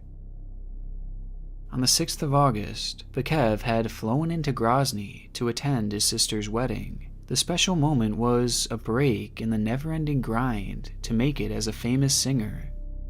But despite the time off, he would soon have to leave for Moscow to attend a talent competition. He would never make it there. Because on the 8th of August, Bekev went out to explore Grozny after the wedding and never came back, with his phone being shut off and all of his social media accounts being deactivated. Bekev was at the peak of his career. He was living the life he had always dreamed of, and he just disappeared without a trace or an explanation. Did he run away and start a new life, or was he taken? Nobody knew, as the case became a widespread mystery throughout the region, and it wouldn't go without answers for long, as a break would quickly come in the form of 2 eyewitnesses who had claimed to have seen exactly what happened to Bekev. On the evening of August 8th, 2017, 2 bystanders had witnessed the singer acting in a calm and casual manner. As the bystanders watched, they would witness Bekev as he was approached by SOBR security forces, a rapid reaction military group, a group that typically handles terrorist threats and other major cases like that. The witnesses claimed that after being confronted by the group, Bekev was then placed in handcuffs, put in the vehicle, and driven off, never to be seen again. A seemingly normal-looking singer being detained by a military group. It just didn't make any sense. What kind of risk could this young man have posed? And even more strangely, in the days following the alleged arrest, the Chechen government denied these reports and stated that Bekev had not actually been arrested. All this despite the fact that the eyewitnesses were proven to be credible. So what's with the secrecy, and where did Bekev end up? Well, as it turns out, the young pop singer may have found himself in a concentration camp. It's a shocking idea, and without context, it certainly sounds crazy, but it might actually make sense. At the time of his disappearance, it was said that a shockingly high number of gay men had mysteriously vanished from the region, with many of their whereabouts still being unknown. Because of this, there were rumors floating around Chechnya that gay men in the country were being secretly abducted and held at concentration camps in the area, camps where the victims would be tortured in an attempt to either kill them or turn them straight. And as strange as this all sounds, it's actually true. We turn now to a story causing global outrage out of the Russian Republic of Chechnya. A coordinated government campaign to round up and eliminate gay men. He says he was detained for more than a week, then starved and brutally tortured. It's said that there are frequent purges in the area to rid Chechnya of homosexuality, where victims are abducted by government-led groups and brought to these camps. Those who are sent there are not only tortured,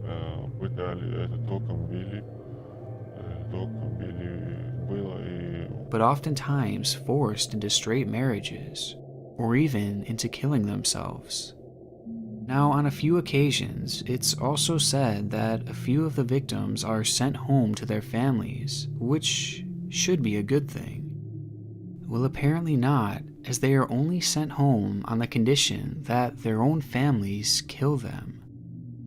It's a disturbing and twisted thing that is likely happening right now as we speak, with practically no news coverage here in the US. And truthfully, this whole situation would warrant its own video, so I won't go that far into detail. But nonetheless, these purges are really happening. And as you might have guessed, Bakev was openly gay himself, and he had found himself in Chechnya during the peak of one of these purges. He was also extremely recognizable given his star status, making him an easy target for the military group to abduct. With many assuming this to be the reason for Bakev's disappearance, it seemed likely that he was killed in one of these camps, as it's said that many people who go there don't make it out. Now, though this story is incredibly dark, you may be wondering, what does this have to do with YouTube? As after all, the singer didn't even have his own channel. Well, this would all change on September 24th of 2017, when Bakev would show the world that he wasn't actually missing, and that he apparently wasn't trapped in an anti-gay concentration camp either. On that day, Bakev would upload a video to a brand new YouTube channel, supposedly showing that he was doing well and that he was now living in Germany. Салам алейкум, Ислам. Рус, подержи-ка. Вот так вот. Не закрывай камеру. He explains how he gave up his life as a singer and had taken up a simpler, more stress-free life. The channel itself consists of just 2 uploads, both coming on the same day, and showing the now former singer dancing and laughing and just appearing to have a good time. It was great news. He seems happy, and it proves that he was alive and not actually in danger. And at least the clips would provide some closure for his family and stop the spread of this rumor. However, as I mentioned previously, it's easy to hide behind a screen and make everything seem perfect. But there's always those who can see right through it. Immediately upon the video's release, loved ones of Bakev claimed that he had been acting completely out of character in these videos. In many instances, his speech and his movements feel strained. Все такие есть спокойные. Напрягаться абсолютно не надо. And there are quite a few examples of seemingly fake laughter. Короче, все в наших руках. Так что Ислам обязательно приезжай. And by the second video, he even starts dancing, but you can tell that he seems to be slightly uncomfortable by doing so. Also, there are moments where Bakev is clearly reading off of a script, an idea that could explain his strange behavior. The way Bakev was acting was suspicious, and it wasn't just his behavior, it was also what he was saying. At one point, he says something that translates to, "It's kind of the middle of August. I go to Germany. Everything is in our hands." But in actuality, the video was posted at the end of September, a long ways off from kind of the middle of August, another indication that this was a scripted video that had potentially been recorded over a month ago. But even if it was scripted and recorded earlier, it still shows us that Bakev is safe, right? I mean, he's in Germany after all, far away from the persecution of the Chechen government. Well, analyzing the room further, this point might not actually be true. Just looking at the room, many have noticed that its features are not consistent to a home in Germany. The ceiling, air conditioning vent, wallpaper, and lighting design all don't seem to line up, as from a design perspective, you would be hard-pressed to find any interior like it in Germany, as it's typically never seen in European homes. And rather, this interior design most closely resembles a home from Chechnya. Along with this, both the chair and the couch shown in the footage are Russian-made. So between the bad acting and the seemingly off location, it's clear that something suspicious is going on here. A notion that may actually have been confirmed by an energy drink. In the clips, we see a bunch of drinks out on the table of where Bakev is sitting, with one of them being a bottle of Drive M7 energy drink. Now this is significant given the fact that this beverage isn't even sold in the German market. However, it's a common staple in Chechnya, a fact that would later be confirmed by PepsiCo themselves. And many have also pointed out that the other drinks on the table are clearly not German as well.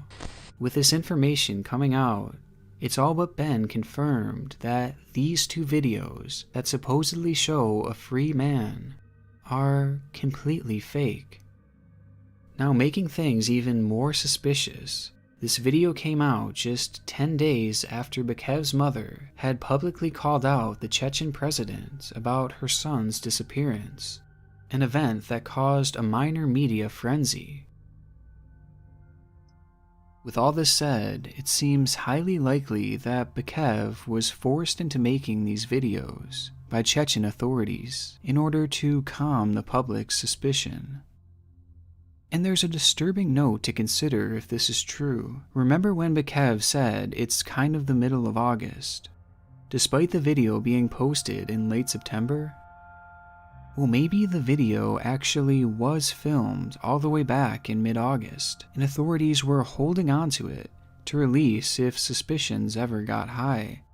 Which, as we know, at the time the videos were released, Bakev's own mother was calling out the government and getting all the media involved.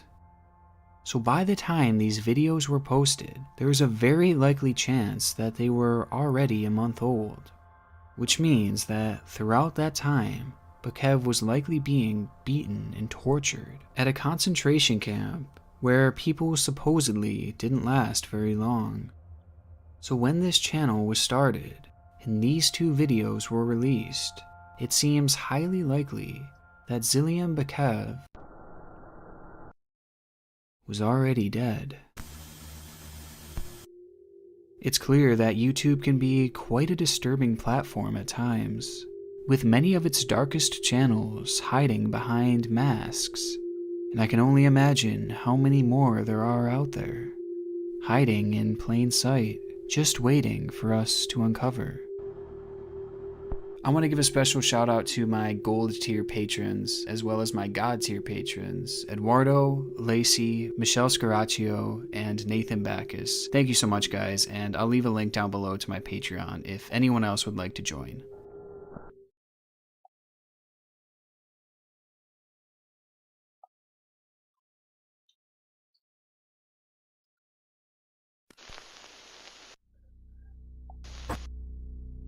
Darkness can be found everywhere, and here on YouTube that is especially true. In this new series, I'm going to be taking a look at some of the darkest channels on the site that I have yet to cover. These are accounts surrounded by mystery, whose videos are disturbing, strange, and even heartbreaking. It's just disappeared. These are just a few of YouTube's darkest channels. A few months ago, I made a video entitled The YouTube Kidnapper. In it, we discussed a channel that had been posting concerning videos that had very dark implications. One of the most off-putting parts of the 00390 channel were the videos that showed the person behind the camera stalking different women. I've had many people reach out to me and ask if there's been any updates around this channel, but unfortunately, there hasn't. However, I have become aware of another channel that shares many similarities, specifically when it comes to filming and stalking women without their consent. The channel's name is Dan Silly, and it's run by a man of the same name, and the content within his channel is disturbing. His very first upload is a 3.5-hour video entitled, "I Will Grab Woman Soon." For the first portion of this video, Dan is filming himself walking the streets of LA, critiquing different women on how attractive they are. Okay, there's a woman up here that's like 30-something, 32 or more. trying to speed up so I can get an image. Hurry into a narrow, not wide, you know, I mean, that's the catch, right? She was just sitting by herself. I could have said, hey, she just looked Asian. An over chubby Asian, you know, Americanized. Now, though this isn't illegal by any means, it obviously comes across as a little creepy. And throughout the video, it only gets creepier as Dan shares his belief that our society is made too safe for women. But in this place, the place is too safe with police. In other countries, it's way less safe. In order to get a bodyguard man, you know, that will protect you, you need to be a good woman. You need to act well. But in here the women don't need to act well, so therefore, they're disgusting. You know, they're not good women. But the most disturbing part of this video comes within its description, where Dan writes a lengthy rant about how badly he wants a woman for himself, because I guess the 3.5-hour runtime it wasn't enough to squeeze it all in. The rant starts with Dan saying, "I'm going to grab women. Don't you want to grab them? Squeeze them? I am going to grab them, but only if they want me to. It will be annoying asking so many times, but they could get me arrested if they happen to not want me to grab them. And I do." Later on in the rant, he says that the woman he ends up with cannot drink caffeine, eat dairy, wheat, etc. She also should not be on social media, and desire for you to impregnate her. The rant ends with a chilling line, "I will have live footage shortly of me causing women to feel very high amounts of pleasure. I will show you exactly what you need to do in order to achieve a similar result as mine." From the first video alone, it seems clear that Dan's view on women is concerning. I mean, the video title is literally "I will grab women soon," and in it he's scouting women on the streets, judging them solely by their appearance. And in his own description, he admits that what he's planning on doing could get him arrested. The insinuation on what he's referring to is clearly there. I'm looking around, I'm looking for what I want. I'm shopping for what I want. I'm shopping for food, I'm shopping for sex, okay? This is not bad. Why is this bad? And the content only gets worse from here. Hi. Why are you ignoring me? Why exactly are you being, tired of being sexualized? Isn't it good to, be valued for something? After the initial video, Dan switched his style to approaching random girls and filming them. It appears that he does this in an attempt to pick them up. Typically when approaching them, Dan says lines like, "Hi, I like you," or "I saw you over there and I want to kiss you." It's hard to watch as the people he's approaching want no part of it, but for the most part, it seems that Dan is unable to understand this, as he continues to follow many of the girls even after they tell them that they aren't interested. They think I can't run or something? Hi, how's it going?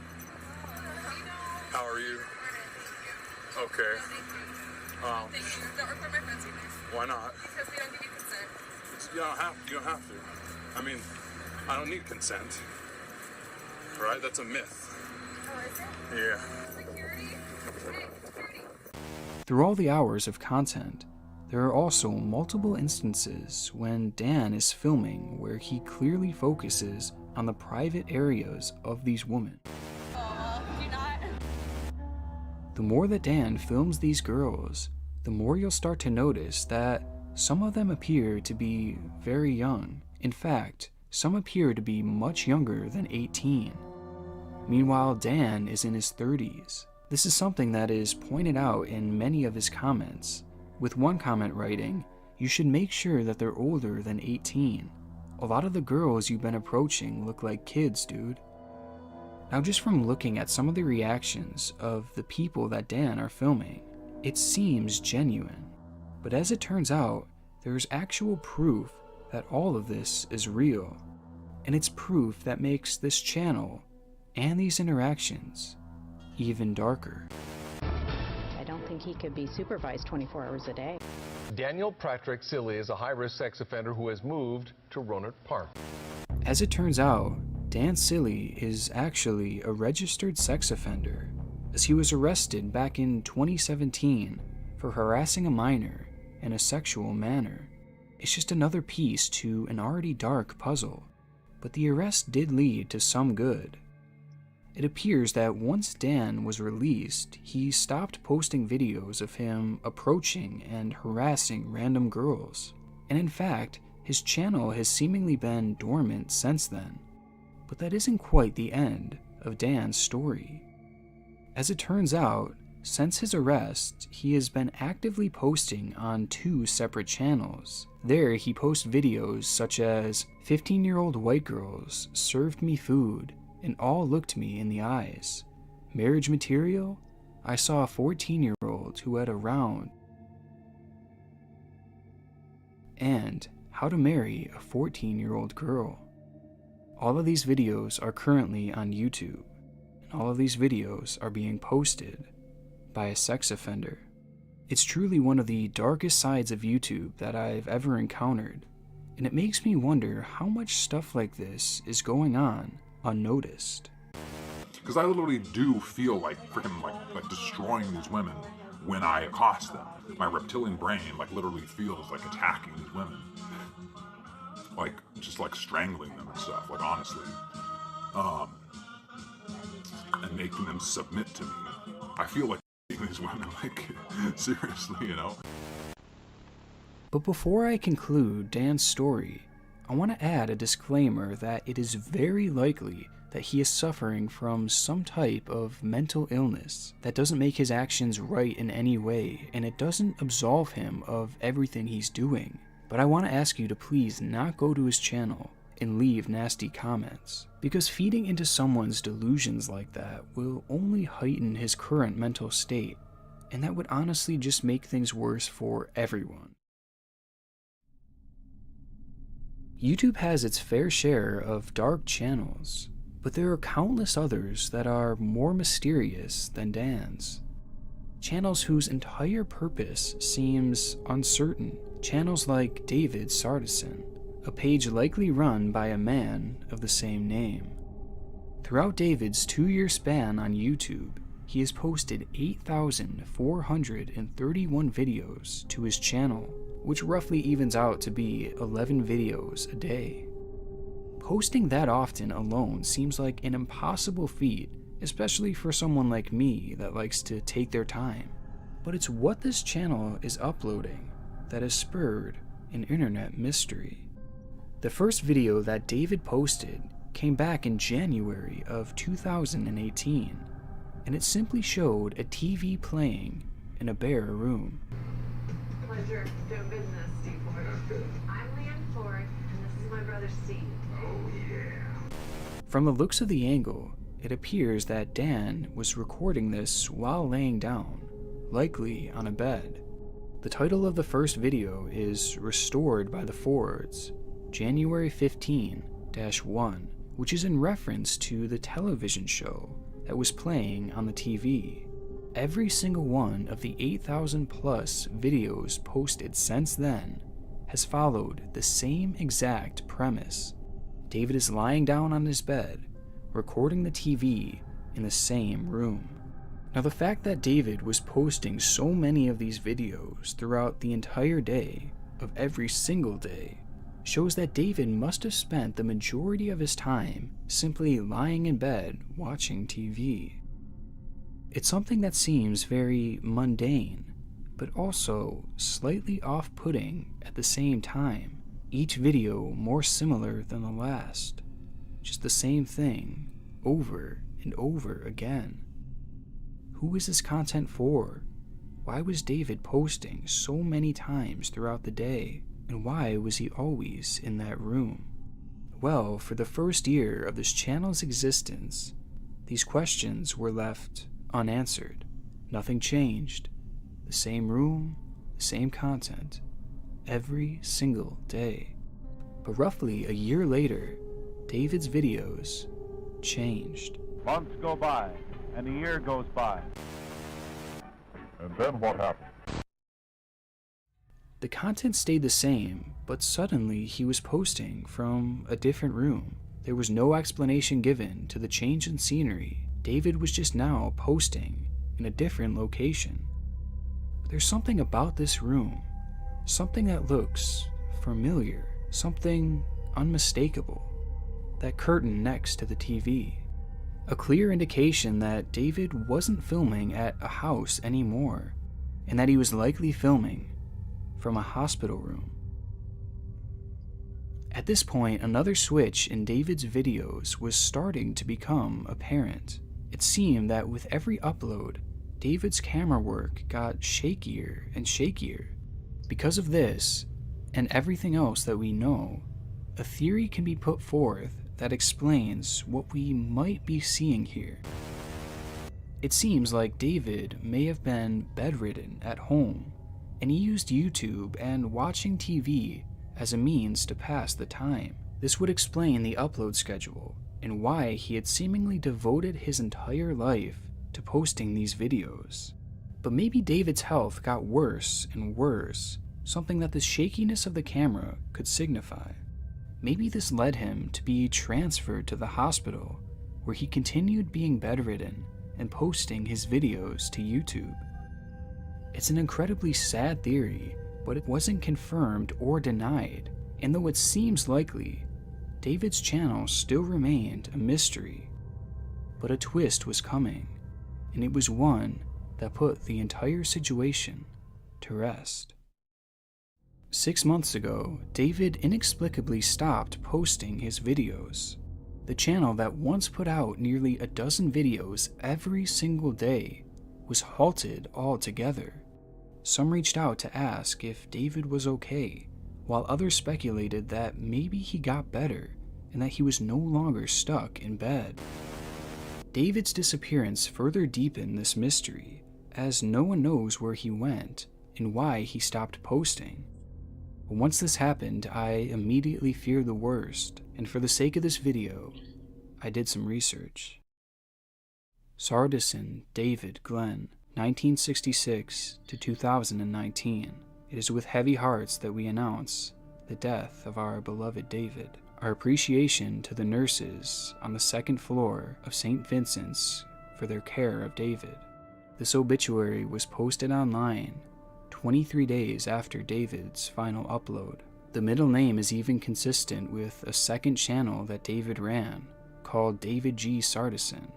And the mention of his time in St. Vincent's Hospital is consistent with him being switched over to a hospital bed. So it appears that our initial theory was correct, and unfortunately, David was unable to recover from his failing health. It's a tragic end to what was already a very sad mystery. And the saddest part is that this is far from the only case of a YouTuber inexplicably passing away. In the summer of 2013, Tamisha Glashan, also known as Misha Ridge, began her YouTube channel. The focus of it was on fashion, and many were captivated by her kind and cheerful personality. Watching her videos back, they are very reminiscent of old school YouTube, back before the fancy editing and the camera work. And truthfully, they're very refreshing to watch, especially at a time like this. Misha's talent and personality makes me truly believe that she would have found great success on the platform today. But unfortunately, she'd never get the chance. On August 6th of 2013, Misha posted a video called How to Make a Maxi Dress with Cutouts. She concluded the video by saying, "And I shall see you guys in a few days for another sewing tutorial. Hope you guys enjoy. Bye." That next video would never come. We start with some breaking news in Sacramento right now. Police are investigating a deadly shooting. In May of the following year, as Misha was sleeping in her Los Angeles home, her ex-boyfriend snuck into her room and shot her at point-blank range. Misha was pronounced dead at the scene. David and Misha's story are heartbreaking and terrifying to hear, as they reflect one of the darkest parts of YouTube, that out of the blue a creator could just be gone without the opportunity to say goodbye. The final channel that we'll be looking at today is one that I've been fascinated by for a few months now, but truthfully, I was concerned about discussing it on the channel, and I still kind of am, so let's just say that I'll be treading lightly with this one. As of recording this video, our world is still very much being ravaged by the current virus. But in the very start of 2020, things were much different. The virus was centralized in China, and specifically in the city of Wuhan. At the time, it was hard to tell how bad things really were over there, and many claimed that China was censoring the truth from the public. This is something that freelance journalist Li Zuoha seemed to believe, as he wanted to get the truth out about what was really happening with the virus. He traveled to Wuhan and began filming his experiences and posting them to YouTube, as well as on other Chinese social media sites. On YouTube, he posted his videos on a channel called Chris Lee, and in his first upload, he explains that 我的一位在主流媒体工作的朋友告诉我，现在在武汉所有的主流媒体，他们都被安排在一个现在所有关于疫情的坏消息都已经被中央收归统一的报道，而地方媒体只能报道关于 If this truly were the case, and China was censoring information, then what Li was doing was incredibly dangerous. He was actively showing and discussing the very things that China was trying to keep concealed, which means that every video he would make would put a target on his back. In his following 3 videos, Li would go on to interview some of the residents of Wuhan, as well as discussing the theory that China could be covering up the number of infections and deaths. His videos proved to be incredibly insightful thanks to the fact that here in the United States, it was difficult to find trustworthy videos and stories from the area. What Li was doing was very important, and in his eyes, he was standing up against the flawed and overbearing Chinese government. But his videos were about to catch up with him. On February 26th, an unmarked car drove alongside Li's vehicle. The passengers within the car told him to stop immediately and surrender. Feeling shocked and scared, Li instead decided to speed away because he wasn't sure who exactly these people were. As he drove off, Li would record a frantic 30-second video entitled SOS, where he briefly explained his latest encounter. At the time of him filming this video, he was actively being pursued by the unmarked car. Eventually, Li was able to make it back to his hotel, where he immediately started live streaming. The stream lasted over 3 hours, with most of it taking place with the lights off and in silence, in order for Li to avoid detection. Throughout the video, multiple police officers knocked on his door to see if Li was in there.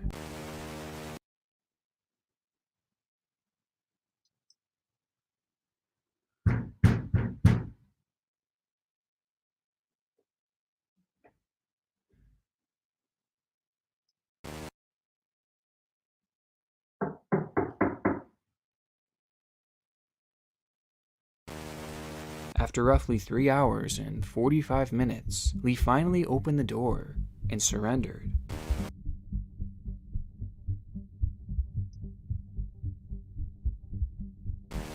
He was arrested that night and taken away. Months would go by without any word from Li. Some speculated that the government had killed him for speaking out against them, while others assumed that he was locked in prison. No matter what you believe, it is still incredibly concerning. A man arrested for trying to share the truth and to warn the world on what was to come. And with Li's disappearance, this channel has truly become a mystery. But Li would post one more video, a video that would prove to be the most mysterious yet. Over 2 months after Lee's apparent arrest, he posted a 6-minute video. Here is a brief excerpt. 开门之后，他们进来了，向我表明了他们的身份，他们是公安。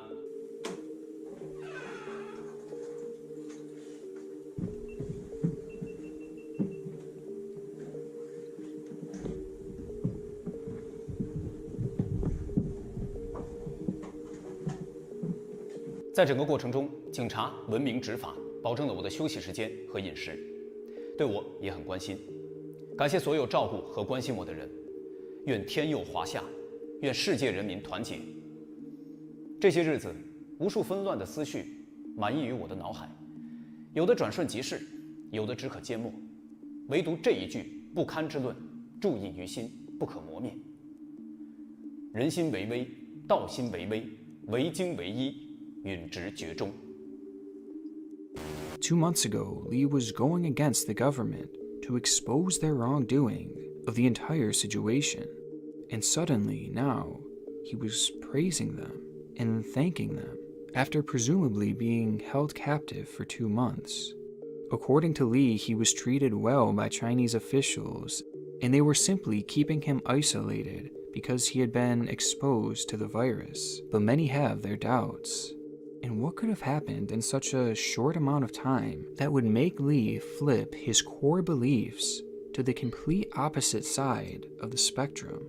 Plus, not to mention the act that this speech he gave was clearly scripted and well rehearsed. As I said, this is one mystery that I'll tread lightly on, but it's not hard to imagine what they might have done to Lee in that span of time. And whatever he endured to make him switch sides like this, it seems that he didn't even get the worst of it. 我是害怕。 Even before Lee had started posting his videos, another journalist by the name of Chen Kuishi had made videos exposing the wrongdoings of the Chinese government in their handling and coverage of the virus. Previously, he had also been outspoken for the Hong Kong protests, and he was an adamant supporter of them, which means that he was likely already on the bad side of the government. And it seems that he too may have been punished for this. One citizen journalist documenting the outbreak in Wuhan, that's the city at the center of the outbreak, has reportedly been arrested. Another has just disappeared. On February 6th, Chen would go missing without a trace. His mother made a video pleading for information about his whereabouts. She posted it onto his channel to see if anyone could help. 之后呢，晚上7、8点钟到现在。 But her attempt proved unsuccessful. Unlike Lee, Chen has not been heard from since, and despite immense speculation on what could have happened to him, we still don't really know where he could have gone. Maybe he was arrested, or even killed. That's as deep as I'll go on these mysteries, and for now, we're just gonna have to wait and see if any more information comes forward, and if Chen is ever heard from again. This concludes our dive into some of YouTube's darkest channels, but as I mentioned at the start, these are just a few. Out there across our platform, there are bound to be more channels like this, just waiting to be discovered. For that reason, I'm sure that this will become an ongoing series on this channel. But for now, let's talk about something a little more upbeat. Thank you guys so much for helping me reach 100,000 subscribers. I mean, I'm so lucky to be able to share my work with this many people. And to celebrate, I want to do a Q&A. So send your questions to me on my new Twitter or Instagram, or just in the comments, and I'll answer a few from each platform. Thank you guys again for everything. I really appreciate you, and I'll see you soon.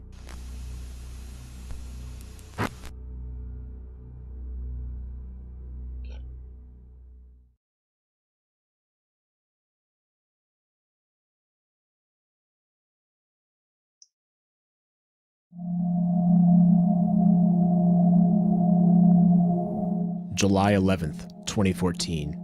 A Reddit user named Lewis Green receives a message out of the blue from a user called Old Root. The text reads, "This is the beginning. Those who are pure will see what hides in the darkness." Attached to the message was an image or link. Here is that image. It's extremely dark, and it's hard to tell what's going on. However, by brightening the image, we can see that it's a screenshot from Minecraft. A lone character stands in a forest, watching us from afar. But if we look closer at the image, we see that there's something else, a link. Upon following the link, we discover a very strange sound file called "It Has Begun." Take a listen.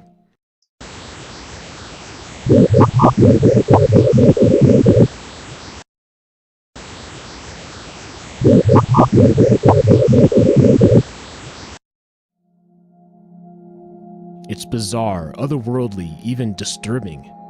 There's no obvious meaning to this, yet this audio file holds a secret. There's a tool called a spectrogram that allows us to view the frequencies of an audio file visually. The spectrogram is the key to solving "It Has Begun." By putting the file into a spectrogram, we see text embedded within. Silent Raven.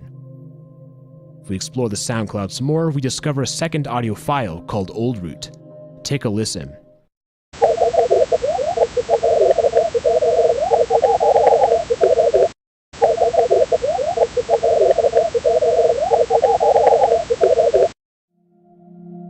Once again, this sound is distinctly unnatural. The spectrogram shows us a link to another image. This time, it's a Minecraft figure in a foggy void with the words, "The Raven is watching." A Reddit user named Toxic Popcorn sent a message to Old Root asking for more information. He responded with a link to another image. This one is incredibly dark, but by adjusting the color levels, we again see that same mysterious Minecraft figure. Further investigation of the image revealed text hidden in the static. Although it's hard to read, Redditors determined that the text says oldrootblog.tumblr.com. It's another link.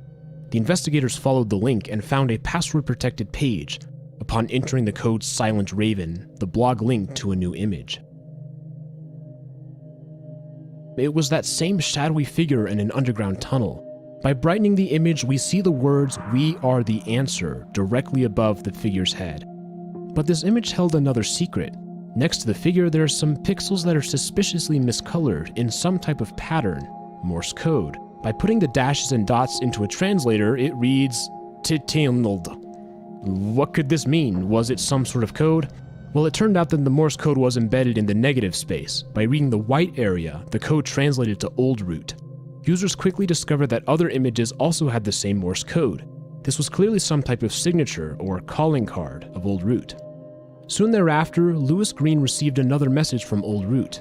The message read, "Quote the Raven, nevermore." Attached was another image, again of that same mysterious figure. Brightening the image revealed a few more interesting characteristics. First, the Morse code signature. Above the head was a seemingly jumbled mess of letters. It was determined that this was a Caesar cipher.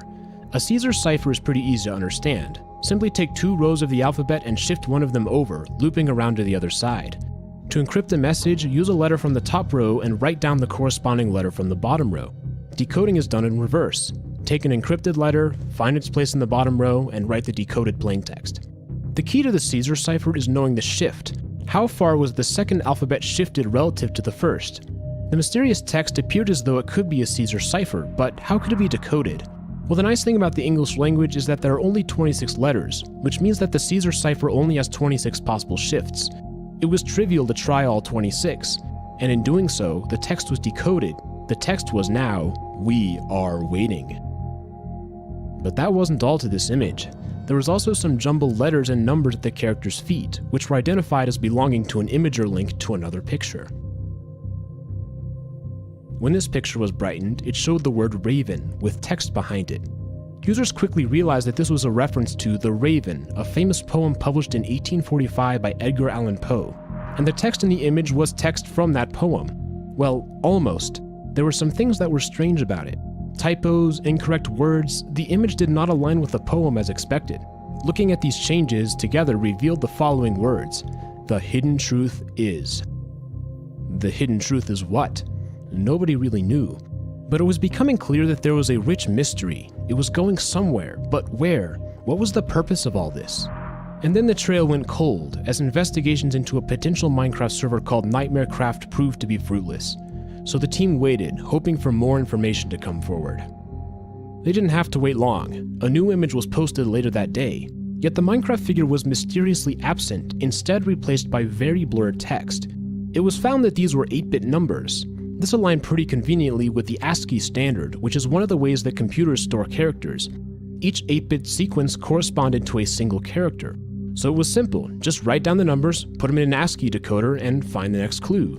The issue was that some of the numbers were so blurred as to be almost totally unrecognizable. Yet a pattern was beginning to emerge. All of the images so far had been hosted on Imgur, and Imgur images always have a 7-character code in the link, which identifies the image. So despite the extreme blurriness, it was clear that there were 7 rows, which meant 7 characters. Perfect for another Imgur link. A user named Crate Muncher wrote a script to brute force the unknown digits, checking to see if each possibility was valid, and finally they found it, the link to a new image. This picture has the same shadowy figure, although this time with some characters on the side. Once again, there were 7 groups, so there had to be some way to convert it into an Imgur link. But these weren't binary numbers, so could it still be ASCII? How could they even be numbers? They had letters too. The answer to this is a bit technical, but bear with me. Different numbering systems have a special property called a base. This represents how many unique digits there are.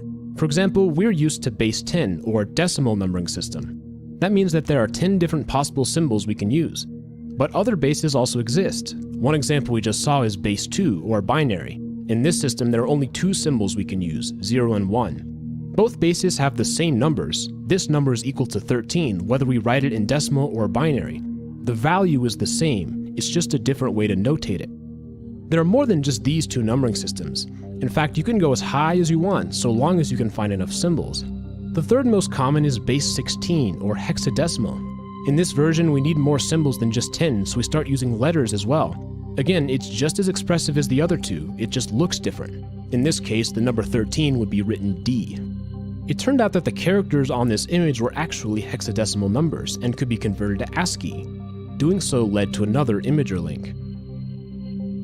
This image shows the same figure and some sort of underground passageway. Brightening the image gives us a better view. On the right side there's text which says, "We are the answer." On the left, Morse code, which translates to decepti, most likely meaning deception. Further left is some extremely blurred text. Investigators were unable to decipher its meaning.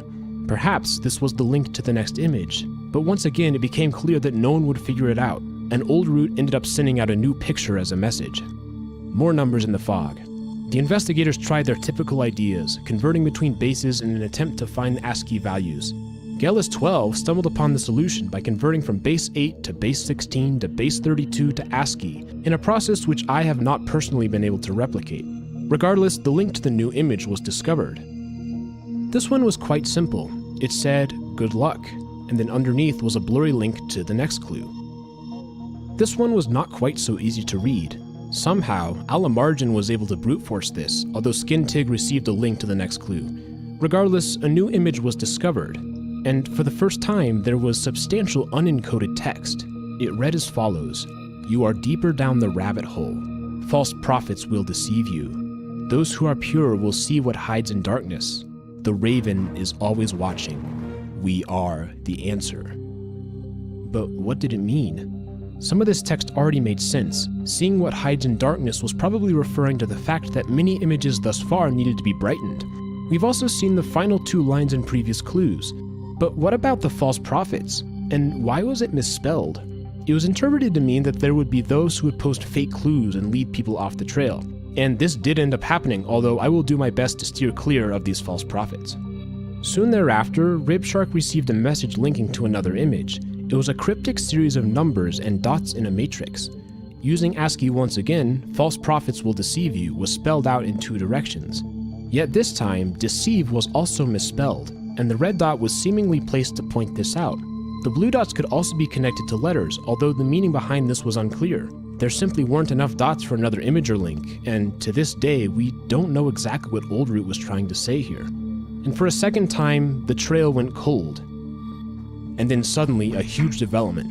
Old Root posted a video on YouTube called "Quoth the Raven, Nevermore." Unfortunately, I cannot show you this video as it contains copyrighted music. Click the card above and watch it right now. I really think it's something you need to see. So I'll give you a second to go ahead and do that. This video is unsettling. It's just not quite right. And there's obviously a lot to talk about here. Let's start with the audio. The song played by the music disc is Tiptoe Through the Tulips with Me. Although it was written in 1929, this version is sung by Tiny Tim in 1968. What's interesting here is that Tiny Tim actually died while performing this song. He suffered a heart attack during the performance and was pronounced dead at the hospital. About a minute into the video, there's a strange rhythmic noise.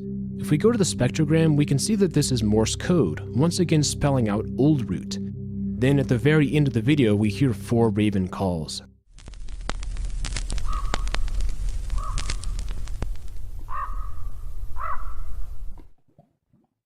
Now, let's analyze the visual component. The primary footage is a Minecraft player in a cave playing the music disc. We can remove all the cuts and watch this footage together, and it aligns. The cave footage is mostly normal, although blurred. But if we pause the video right at 48 seconds and 6 frames, we can see the shadowy figure again make an appearance in the darkness. And 5 frames later, he's gone. At 53 seconds and 25 frames, we once again see the text, "The Raven is watching." But there's more to this video than just the cave. I count 3 or 4 other rolls depending on how you split it up. These can also be combined on their own. The first, which I call the tunnel, is a dolly shot of an underground tunnel which we've seen in the previous pictures.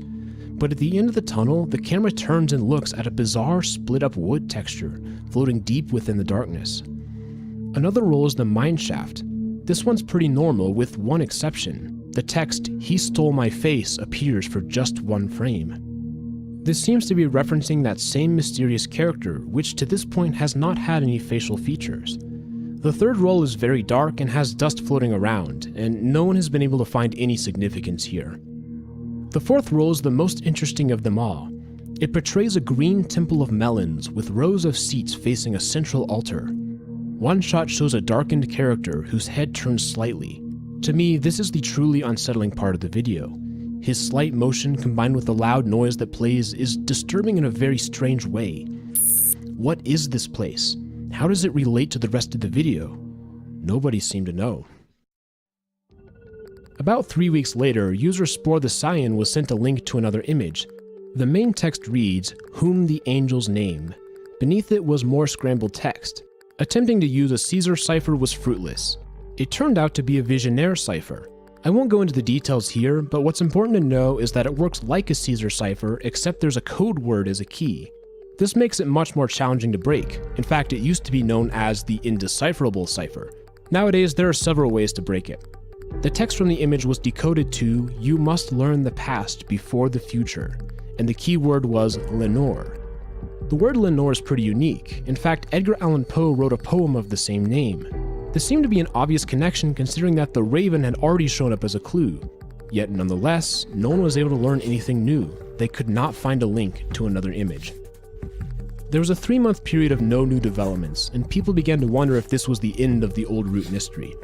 Then, in December of 2014, Purple Plant received a message which said, "Watching from the shadows, waiting, with such name as Nevermore." This, once again, reinforced the Edgar Allan Poe theme, as the raven says nevermore in his poem. Then Purple Plant received a second message, this time containing an image.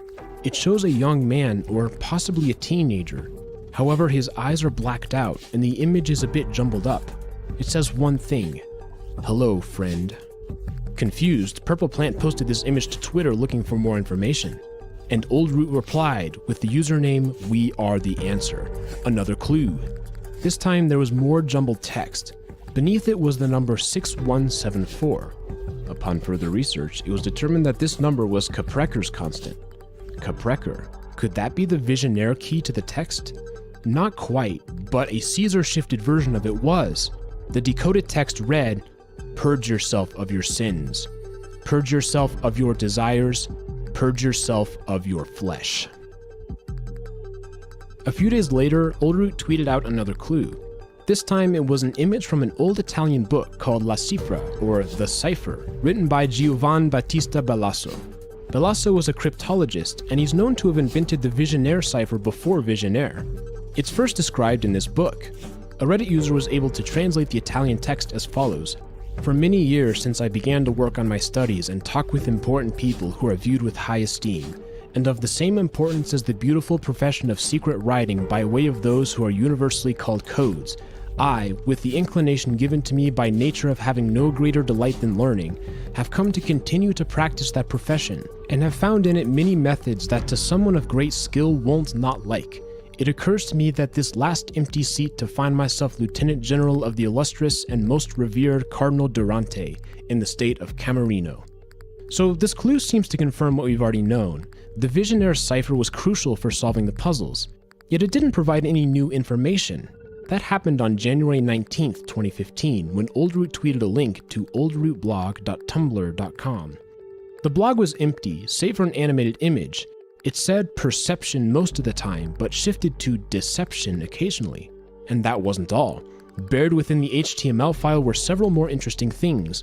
We are the divine answer. More ciphered text. Perhaps most curiously was a giant block of text. Most of the characters were M, but there were a few D's and N's scattered about. When these are colored differently, there's a symbol that appears within the text. This is the Oldroot logo, and it will show up again as we continue our investigation. The HTML also contained a 7-digit imager code. Upon brightening this image, we see the Oldroot logo once again, this time in dark red. Up top, the image says, "What am I?" followed by 5 entries and some encoded text at the bottom. These entries are easier to understand if we inspect them out of order. The second entry is Kinneret. This was another name for the Sea of Galilee, a freshwater lake in Israel. It's mentioned several times in the Bible. In fact, one such place is indicated on the image. Mark 4:35-41 tells the story of Jesus calming the stormy sea. The fourth entry refers to the Dutch Golden Age, a period from the late 16th century through most of the 17th century. The Dutch culture and society flourished in many ways, and one such aspect of this was art. It was a period of many Dutch masters, painting works in a wide variety of categories. One artist was Rembrandt, widely considered to be one of the period's greatest artists. There's a letter written by Rembrandt which explains what he hoped to achieve in his art. A central part of this was a word which I will not be able to pronounce, but it could be translated as the greatest and most natural movement, emotion, or motive. And what's interesting is that this word is the third entry of the clue. But it continues. One of Rembrandt's famous paintings is The Storm on the Sea of Galilee, an artistic depiction of the story from Mark 4. It's an incredibly striking painting, and I think it does a great job of depicting the greatest and most natural movement. So now we have a connection between 4 of the 5 entries, yet one remains, Fenway. How does a ballpark in Boston connect in any way to Rembrandt? Well, it turns out that the Storm on the Sea of Galilee is currently missing. In 1990, 2 thieves performed the largest art heist in US history, stealing 13 works from the Isabella Stewart Gardner Museum. The Storm was one painting that was stolen, and as of the release of this video, it is yet to be located. So what does that have to do with Fenway? Well, the Isabella Stewart Gardner Museum is also in Boston. This means that Boston is the final known location of the Storm on the Sea of Galilee. The connection is very real, and it's obvious that Oldroot wanted us to find it. But we're still missing something. The encoded text in this image has yet to be solved. Later, Purple Plant received another tweet containing more ciphertext. Using a Caesar cipher shift of 3, it was decoded to, "If you wish to know the future, you must know the past." The clue proved to be too cryptic, and soon thereafter, the user Pepperty received a DM, obviously encoded in some way. But at this point, it could not be solved.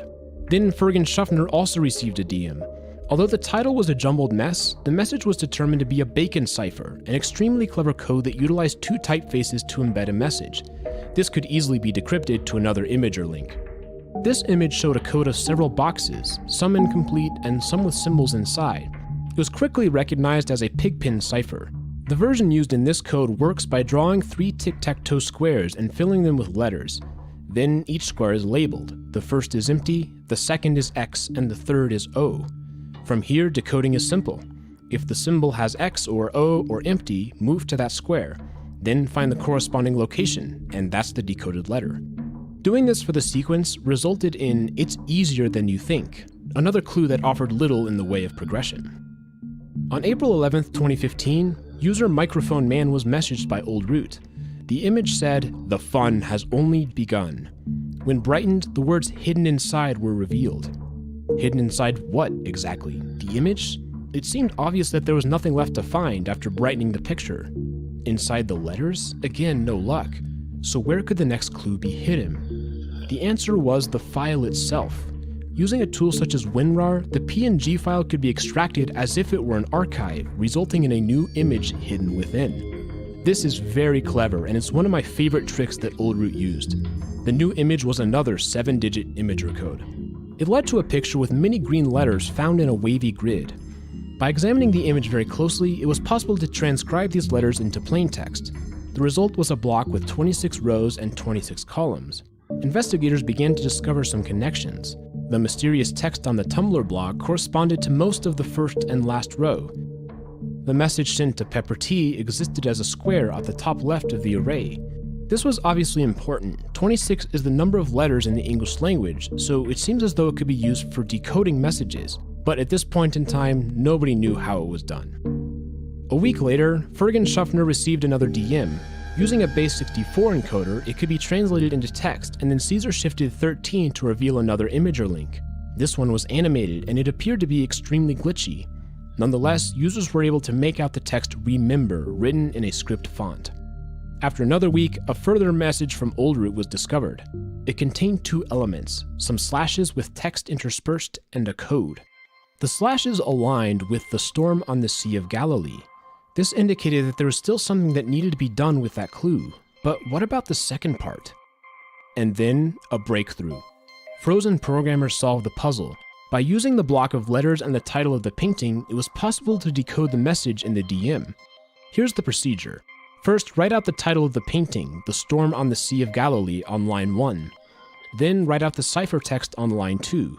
The third line represents the decoded plaintext. For each letter, find that row and move right until you reach the encoded letter.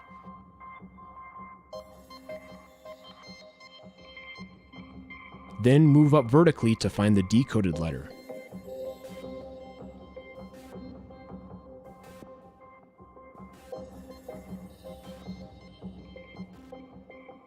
Some characters don't exist on the table, such as T. In that case, no change was made from the ciphertext. Furthermore, some characters were ambiguous, such as N, which could either be a Y or a V, and F, which could be a V or a U. Because of this, decoding resulted in 4 possible solutions, imager followed by a code, and it was easy to check all of them. The correct solution led to the next clue. This time it was an image with a lot of text and symbols. The letters were decoded using a Caesar shift of 3. If you wish to know the future, you must know the past. Good luck. This had shown up before in a tweet sent to that purple plant. The symbols were new, however.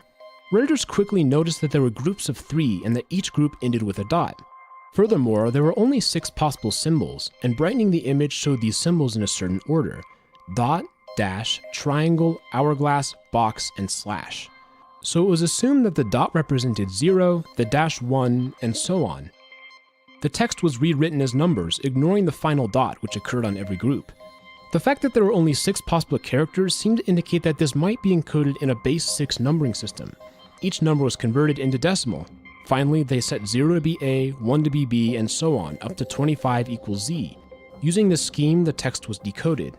Become void of your material senses. Open your mind's eye. A few days later, Hermith received a DM with much jumbled text. The title, when shifted by 3, read, "Shadows of the Past." The body was much more tricky. However, PTR-47 somehow discovered that the text could be split up, and each subsection could be decoded using a different base system. Doing so revealed the plaintext. Every action has an equal and opposite reaction. This is a reference to Newton's third law of motion. Again, this clue didn't obviously lead to the next one. Oldroot had to DM Torchius to get the community going again in the right direction. This time it was another animated image which said, "I'll show you." A single frame says, "What really happened to Oldroot?" A few days later, Gazarumph got a DM which said, "Soon." And then it finally happened. Oldroot posted to Reddit.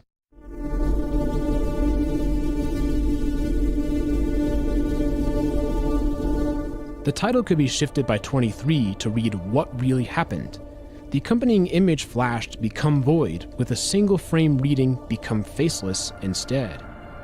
The 10th frame had an anomaly, a teal line across the top of the image slicing through another symbol. This seemed to be /u/, Reddit's code for a user. But which user? 5 days later, Candide received a DM. It was an image with 3 different colors. Looking at the hex value revealed these numbers to be 280000, 00F600, and 0000B9. The aggregate of these numbers was 28F6B9. Could this be the mysterious Reddit user from the previous clue? Such a user did exist and made a single comment on an old Minecraft post. Isn't it interesting how things aren't always what they seem? Combining the obvious typos result in another imager link. When brightened it says, "Can anyone hear me?" Following the next imager code revealed even more text. The brightened image includes "something happened, I'll show you," mindset, ARG, another code, and more numbers. There's a Reddit user named after the code with a single post. Using a shift of 7, it could be decoded to say, "Back to the origins, craft, the world stone origins." However, this is widely believed to be fake, and a DM to Oldroot asking if it was real all but confirmed this as he responded, "False prophets will deceive you." Once again, the investigators had reached a dead end. It didn't last long, however, as Unclear Seer was sent a link to another image. It included several numbers. Redditors discovered that each of the white numbers corresponded to the atomic mass of an element, including zirconium, lithium, beryllium, neon, and argon.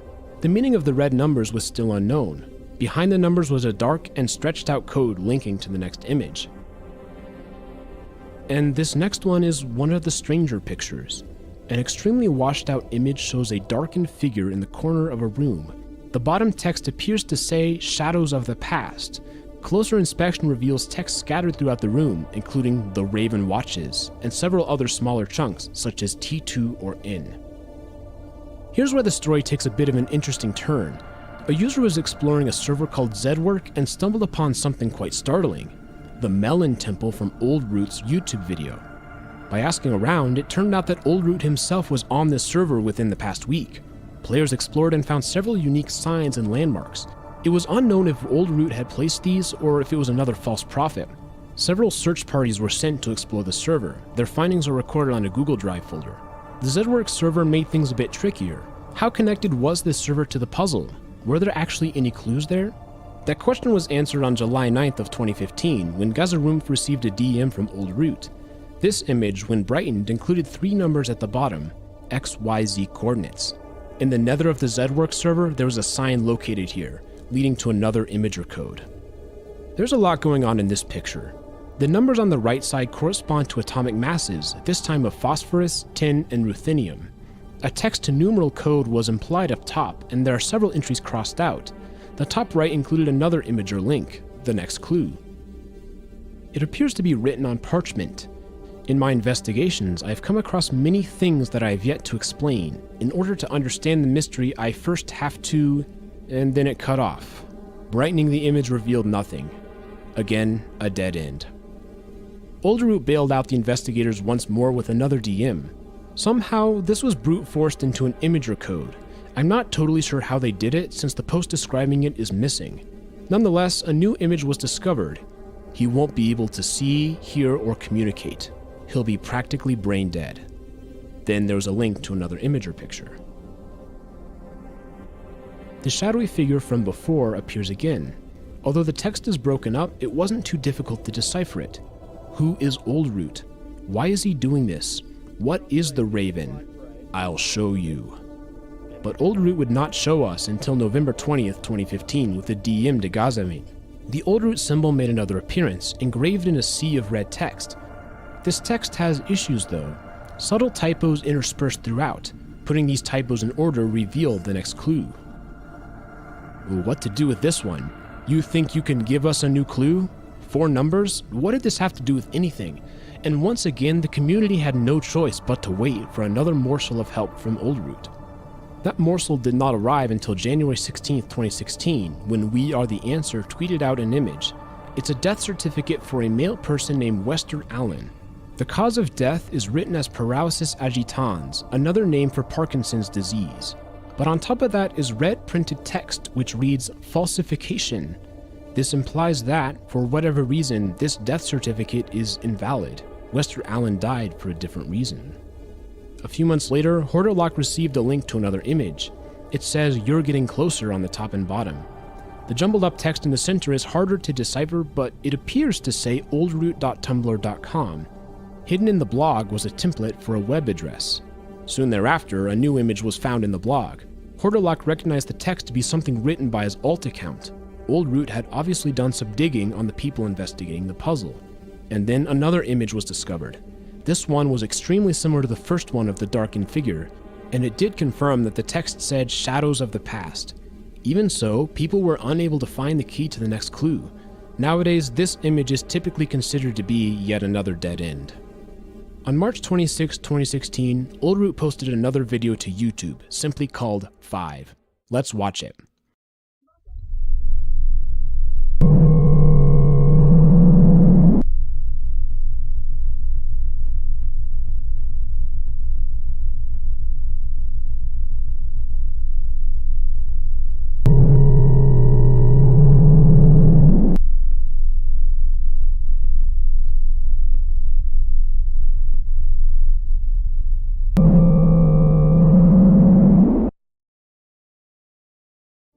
There are two voices, the clear text and the distorted text. During the conversation, it becomes obvious that the clear text is intended to be Wester, the person from the death certificate. The mysterious voice says that Wester can do so much more than simply listen. Then there are an extremely rapid sequence of images, all of which include the Oldroot logo. The first two are not interesting. The third, however, seems to show images of a shell, as well as the words "become void." The following frame is more mysterious. There are several images of a family portrait, but the parents have their faces scribbled out. The son appears to have no face whatsoever. Could this be the mysterious faceless person represented by the Minecraft character? Additionally, there's some encrypted text, which decodes to "before the madness" when shifted by 13. The next two frames simply show the Oldroot logo disappearing. This video appears to make some sort of connection between the previous clues, and it continues on with some similar themes. But it didn't tell the investigators where to go next, and the puzzle stalled for 3 months, until Horderlock was DM'd by Oldroot once more. It was a bunch of numbers with some stars. An observant Redditor noticed that the second row appeared to be digits of pi. Upon further investigation, all of the rows were parts of pi. By filling in the missing numbers, an ASCII string was created, the link to the next clue. The sequence of numbers was chaotic at first. They weren't even aligned vertically. But then someone suggested that the layout was similar to a keyboard, and sure enough, 7 more digits were found. Although the capitalization was unknown, investigators were nonetheless able to link to the next clue. It appeared to be an extended version of a previously discovered image, now adding, "I realize that this is difficult to hear." Another image or link was on the right side. Again, more cipher text, this time reading, "If you want to know the future, you must know the past," a phrase which had already been discovered. But what about the numbers? I'm actually not totally sure what they did, sources are limited. However, I do know that Redditors were able to somehow find the link to the next image using this code. This appears to be pretty simple, just 2 circles. Brightening it reveals the Oldroot logo with some text. Unfinished. An author lies dead. An author unknown. Remaining unread. Remaining untold. And that's actually it. A few months later, Oldroot posted himself on Reddit. In his post, he announced that he would no longer be adding on to the project. He reflected upon the puzzles and talks about how he wanted to create codes that couldn't be easily cracked. Oldroot talked about how needing to DM people cryptic hints devalue the project. The solution, he said, could be found without him doing anything.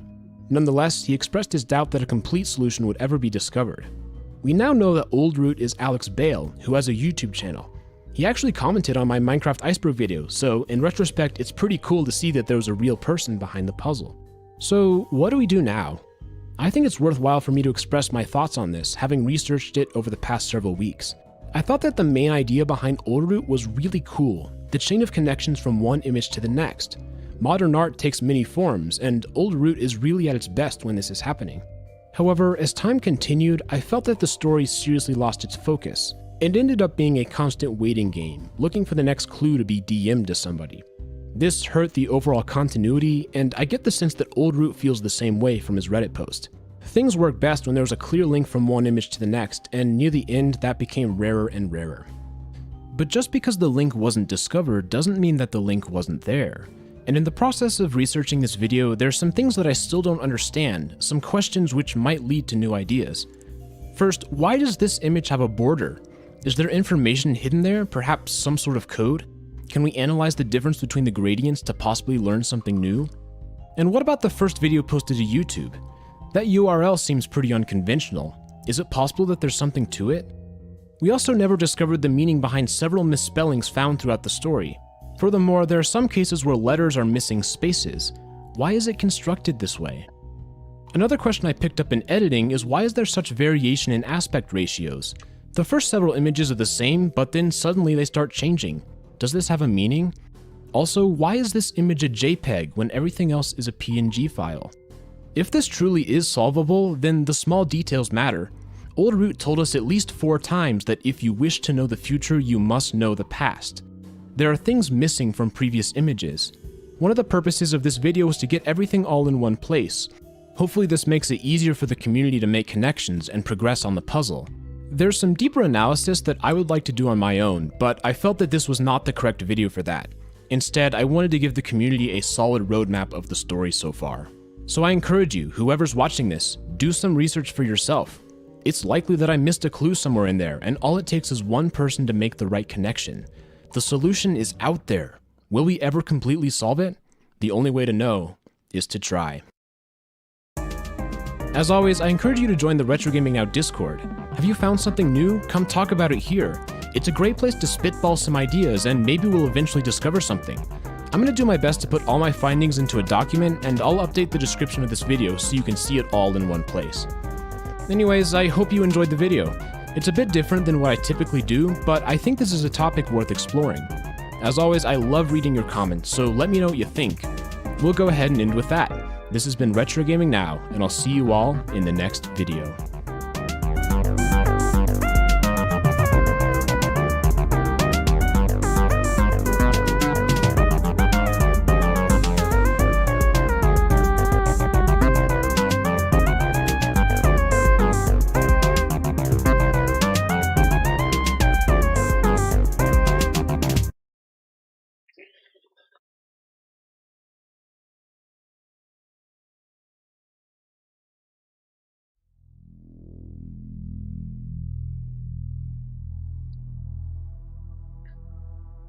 On August 1st, 2021, a video surfaced online. It was entitled Entry Point, and it was from a mysterious channel called Minecraft Alpha 1.0.16 versions. The video was very low quality and shows some gameplay from an early version of Minecraft. Things seem pretty normal until about 40 seconds into the clip. The player mines a tree and turns around. Suddenly, a dark and shadowy figure is seen in the distance. Startled, the player opens up Skype and sends several panicked messages to one of their friends. However, when they return to the game, the shadow player is gone. It's an unusual video from a strange channel, but if we examine it more closely, we see some odd details. For one, the footage was recorded on Alpha 1.0.16.2, released in August of 2010. Deepening the mystery is the description. I remember this world. It was started in single player, however we used to run it on a server until he unknowingly got accepted into the tests. He got banned for distributing the jar to someone outside of the tests, that being me. It's nothing personal, Six. After all, he's back with us now. This description offers more questions than answers. Distributing the jar, accepted into the tests? What exactly have we stumbled across here? What is this channel about? This is merely the entry point into the long and winding maze that is the Minecraft Alpha 1.0.16 versions.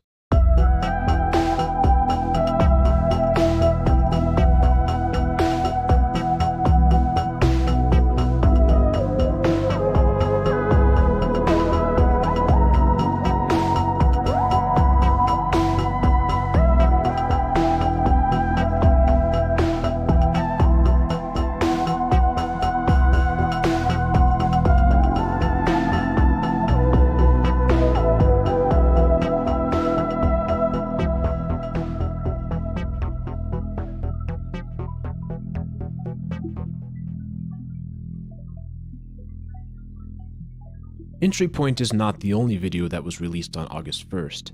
In fact, there are two more. The first is entitled Version 01. The login screen tells us that the person recording has the Minecraft username Exorcist6898. This tells us that the player recording must be the same person from the previous video. While this video is short, there are a couple of anomalies. First of all, the version number is alpha 1.0.16.0501. This is a version that does not have any sort of record on the Minecraft wiki. The last known version to exist is 1602. Somehow, this video appears to be a recording of an unknown version. While the gameplay seems to be normal, there's a subtle difference here. The Mojang logo is not the same as the one that was used during this time frame. On the left is the logo that had been in effect since Alpha 1.04, and on the right is the logo from the video. It's a change that, while seemingly minor, is still difficult to understand.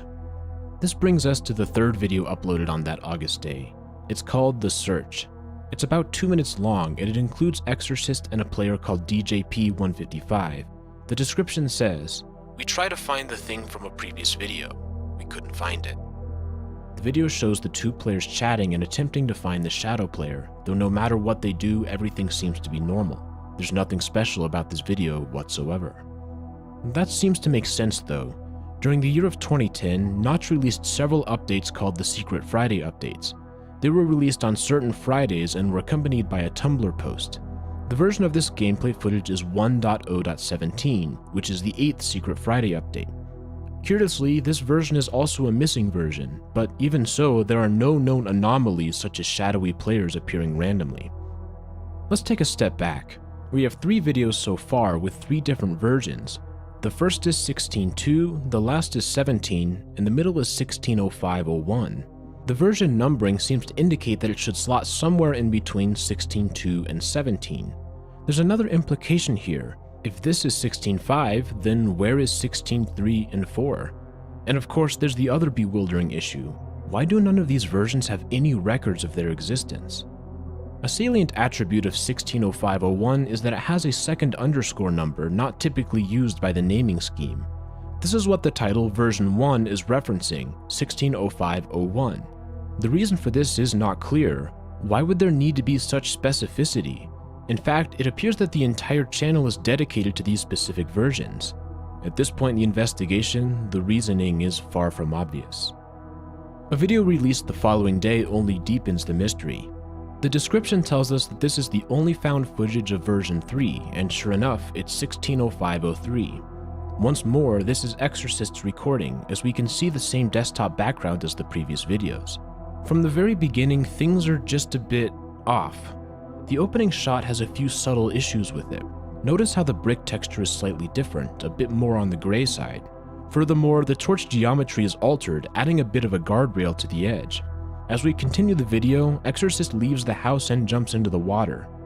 They stumble across an iron door on the riverbed, kind of an odd location.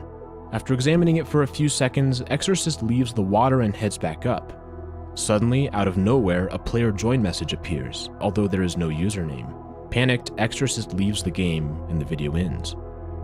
A nameless player joining is certainly unexpected, but it's actually not the weirdest thing in this video. If we return to before the jump, we notice that there's a cobblestone bridge across the river leading towards the hill at the house. But once Exorcist exits the water, the bridge is gone. It's an eerie detail that's very easy to overlook. Yet, there it is. A few days later, another video was released called version 05. It has the description, "Just footage of me walking around. I want to believe that the thing with the weird white doors is just a glitch, but on this version, I can't be sure." This is Exorcist playing in the same world, although they've upgraded to version 5. There are a few more texture changes. Sand, dirt, iron ore, and ladders all look slightly different now. Exorcist goes down to do some brief mining. When they return, they notice that there are iron doors on the house. Yet, when they enter from another side, the iron doors are gone. Another example of a disappearance. The following video is entitled version 6. The label tells us that this is a multiplayer test. This is the longest video so far. It follows Exorcist and DJP as they work together on construction in a multiplayer world. There are several additional tweaks in this version. The menu bar has a changed texture, and there are now blue and white flowers. As the players move on to building a basement, we also see that there is a new window block with an odd shape. About 6 minutes into the video, something very strange happens. After Exorcist goes to check on the windows, DJP mines some stone blocks on the floor. Upon the final break, we see that there is something revealed, an undulating, floating rod in the place where the stone block used to be. But it's just out of sight of DJP. From his location, he would not be able to see this anomaly. Apparently oblivious, DJP places a new tile block and covers it up. Suddenly, he freezes, and then he's gone. Exorcist asked where he went in chat and gets abruptly kicked. The error message says that the account has been temporarily suspended from online play because the session is unauthorized. If we slow the footage down, we see an additional peculiarity. A few frames before Exorcist is kicked, there's the sudden appearance of 2 iron doors where DJP used to be. At the end of the video, we can see the changelog for this version on the Minecraft website. It says that the build date is the 22nd of October 2010. Wait, that can't be right. Secret Friday 8 was released on August 20th, 2010, and that was version 17. But this is version 16, and yet the date is listed several months after version 17. This oddity plants the seed of an idea in our minds. What if these 1605 versions are a fork? We know about the main chain of development of Minecraft, but could it be possible that at some point there was a split leading to 2 consecutive development lines occurring independently? This is one way to explain why many of the changes we've seen so far do not ever make it into the main versions, because they're on a totally different path. A hidden fork also shows why none of these versions are listed on the Minecraft wiki. These videos are from an apparent second chain of development no longer affiliated with the main one. Suddenly, the unusual things we've been seeing make a lot more sense. As the version number increases, so too does the number of slight modifications. They also stack with one another. Changes in version 5 carry over to version 6, and so on and so forth. In this video, we also get our first look at a changelog. Several entries are modifications that we've already discussed, including texture changes, multiplayer, and user interface tweaks. But then there are some other things, such as a bullet about fixing bugs regarding shadow players. There have been several videos of mysterious players joining or being seen in the world. Could these be the listed shadow players? Apparently they didn't always work as intended. There's also a bullet point about recruitment being enabled. It seems to occur by selecting accounts automatically. Furthermore, there's a playtester ID that matches the ID of Exorcist when they're kicked. Things are starting to come into focus now. Exorcist is a playtester who has been randomly selected to play on these 1605 versions. At the bottom, a message informs the playtesters that these versions are not to be disclosed anywhere, including screenshots and videos. This potentially explains why these versions are so unknown. They were intentionally kept hush-hush. So why are we suddenly seeing videos of it now? Did the person who runs this stumble across the footage and decide to leak it? The descriptions of the videos so far appear to reinforce this idea. There's a mix of quoted and unquoted material, which implies that each video has an outside source. The person running the YouTube channel may not be Exorcist. Instead, there's somebody whose goal is to collect as much footage of these versions as possible. We see evidence of this in the following video. The description talks about managing to find more saved footage, although a jar remains elusive. This video, however, is probably not recorded by Exorcist. We can see that the user is running Windows Vista instead of Windows XP. Furthermore, the playtester ID is different on the changelog page. Version 7 was built on October 24th, 2 days after the previous iteration. The changelog holds another nugget in the form of a comment. You all can't behave yourselves. The guidelines clearly state you may not distribute the provided software. This rule alone had over 50 violations on the day of release alone when we started the multiplayer test. If you were kicked out of the game with the error message, "Session unauthorized," this was the cause. That's exactly what happened to Exorcist on the previous video, and presumably DJP as well. This may be why no footage exists of them for version 7, and we are instead watching the gameplay of a different person. Speaking of which, if we view the video, we see more and more minor changes, including a new furnace block, different heart containers, a tweaked pointer, and some new UI. About 23 seconds into the video, a shadow player appears named Obstruction. The player is totally invisible except for the name tag, and is apparently immune to attacks. Near the end, they send a message. 1. Warned again. 2. Why? It seems as though this new player hasn't been following the rules either. Then, the channel went dead for a few weeks, with no new footage uncovered of these alpha versions. But the wait wouldn't last forever. On August 31st, a new video was released, and this one was different. Let's read the description. We paid them Mojang, so they let us do that, and even gave us access to the auth system. How the project manager pulled it off is beyond me. Don't reveal my name, chances are they still know who I am. The full version along with some other videos is on my FTP server. I don't think I need to say this, but do not post these full videos anywhere until I give you the green light. And what you're seeing here in this video is me playing. The fact I even got to record this without being caught is already something. The anti-leaking policy was strict. As for what I do in the video, get real. Who wouldn't screw around with other players' worlds like this, especially back in 2010? The message is from someone only known as Six. For the first time, we get to see the other side. The clip shows gameplay footage of someone, presumably a Mojang employee. They're running the recruitment client, and it's shown that this is a recruitment in progress, with the option to disconnect or accept the candidate. The developer builds several upside-down T's in the world. Then, a player named Samurai 2001 appears and the video ends. Since this video was shot on a camcorder, we can see some of the desktop as well. On the left side is a text document.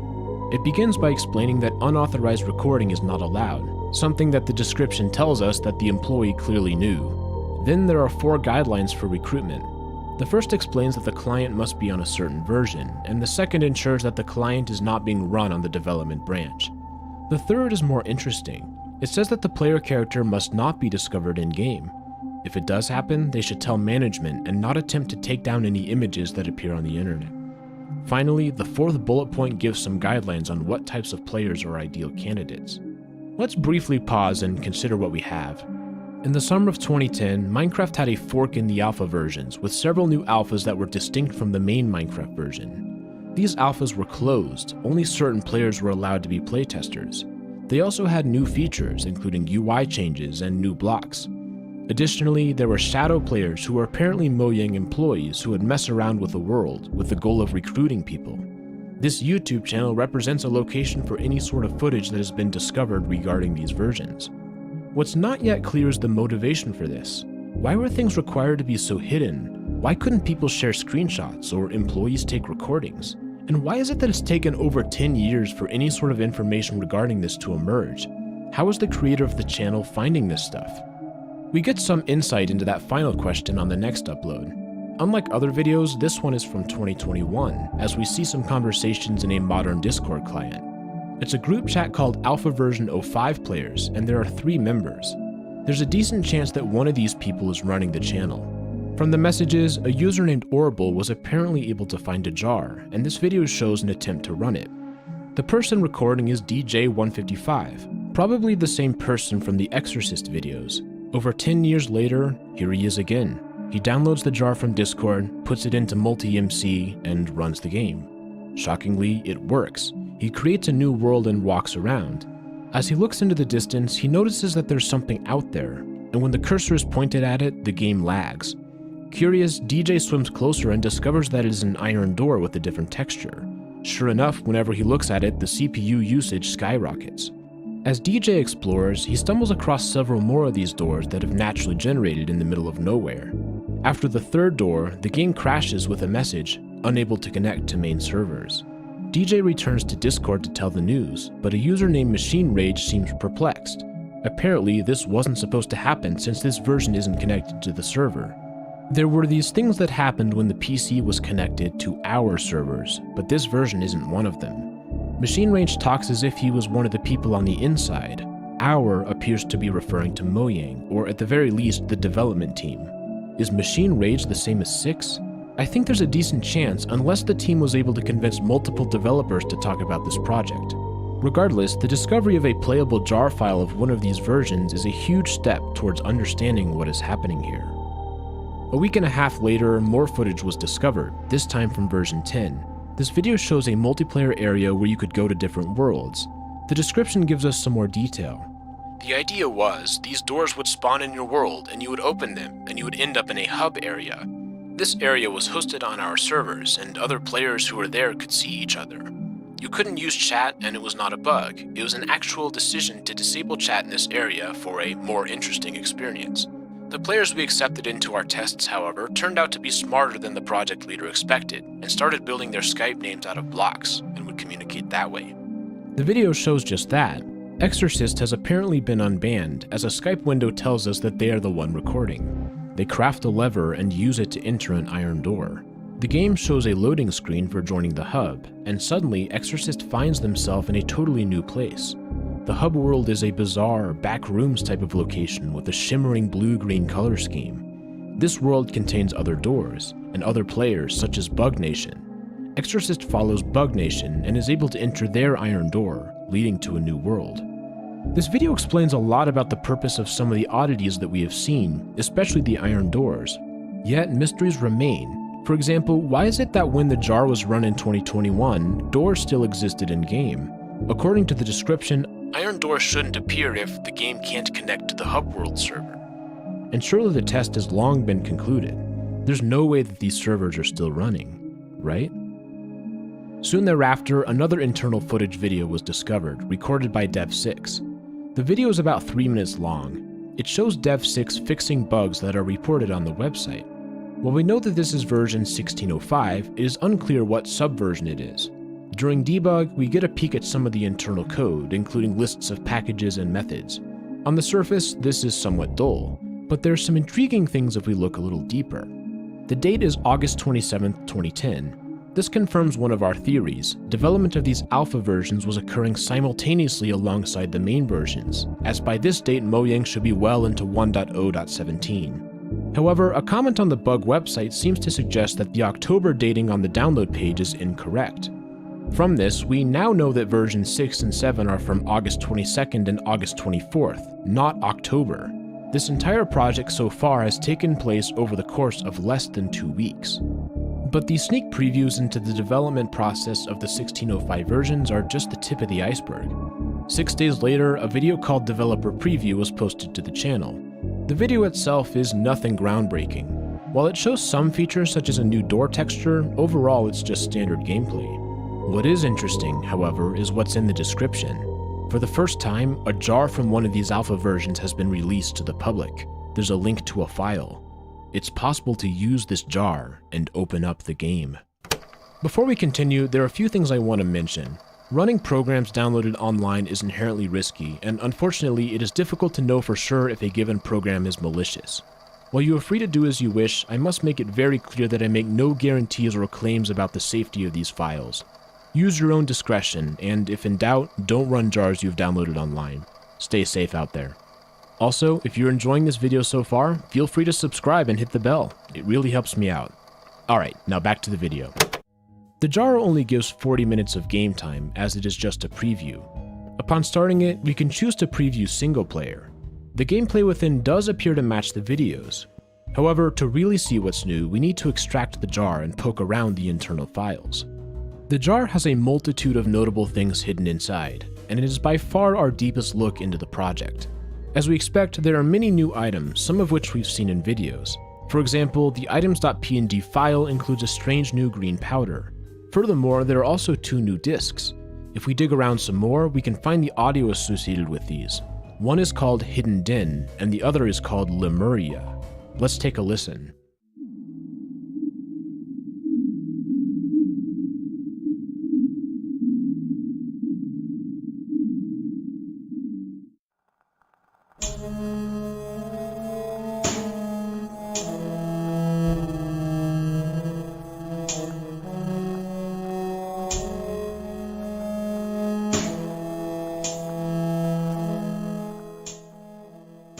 Clearly, both of these tracks are new, and it doesn't appear as though they were written by C418.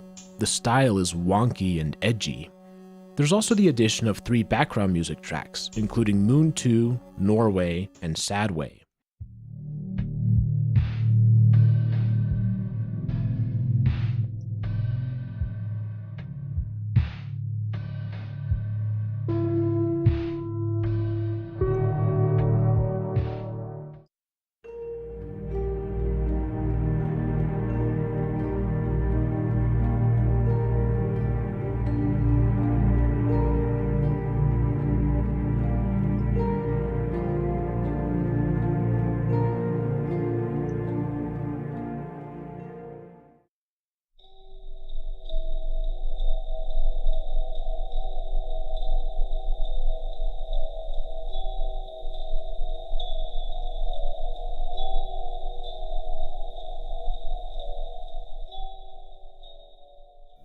These tracks are much more aligned with the Minecraft music that we expect, and evoke more calming feelings. The jar also has new block textures. Many of these have been seen in previous videos, but there are a few that haven't, such as a green torch that can be lit and unlit, as well as a new green ore. There are several new blocks as well, the purpose of which remains unclear. The minor differences continue with the mob textures, most of which have been tweaked slightly. But this is relatively boring compared to another major change. The paintings are different.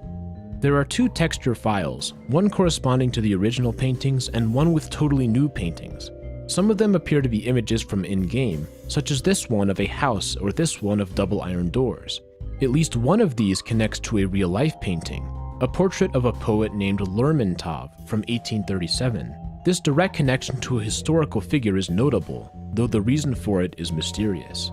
This painting replaces the Wanderer Above the Sea of Fog painting, which is also based on real art. That's not the only painting with a real-world connection, however. One painting appears to be of the Crab Nebula, a famous supernova remnant. There are some other paintings where it seems plausible that they also represent photos, but concrete connections have yet to be found. There are two paintings that are derived from the original Minecraft paintings. For example, this one is a modification of Sunset Dints. By subtracting one from the other, we can see the difference between the two. Similarly, this painting is a slightly modified version of Plant. Once again, the meaning remains unclear. This painting appears to be a monkey in a top hat. There's also a painting that may be of a Minecraft cube of some kind, as well as a painting that says Demo. Then there are the paintings where it's difficult to tell what they even are, with abstract shapes and colors. This one in particular seems notable, as there's almost a pattern of 4 colored squares. Perhaps there's a code embedded within, although I was unable to find it.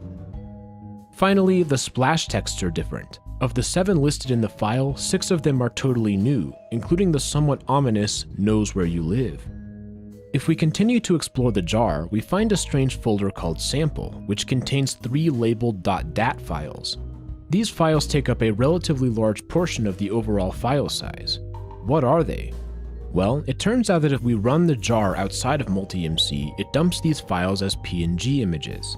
They are titled S1, S2, and S3. All of them are dark screenshots of gameplay. Unfortunately, we do not yet know their purpose. Things went silent on the channel for a while. Eventually, a new video was found.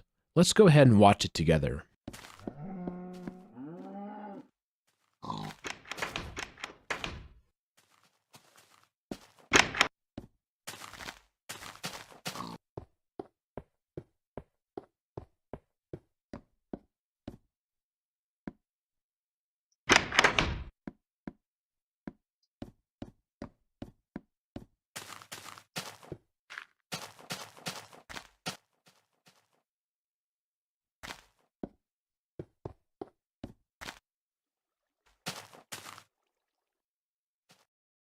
Let's break this one down.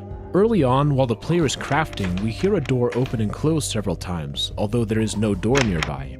As the player walks up the stairs, we get a brief glimpse of another shadow player watching from a distance. The description says that this is a recruiter, but apparently this version was released after the team had disbanded.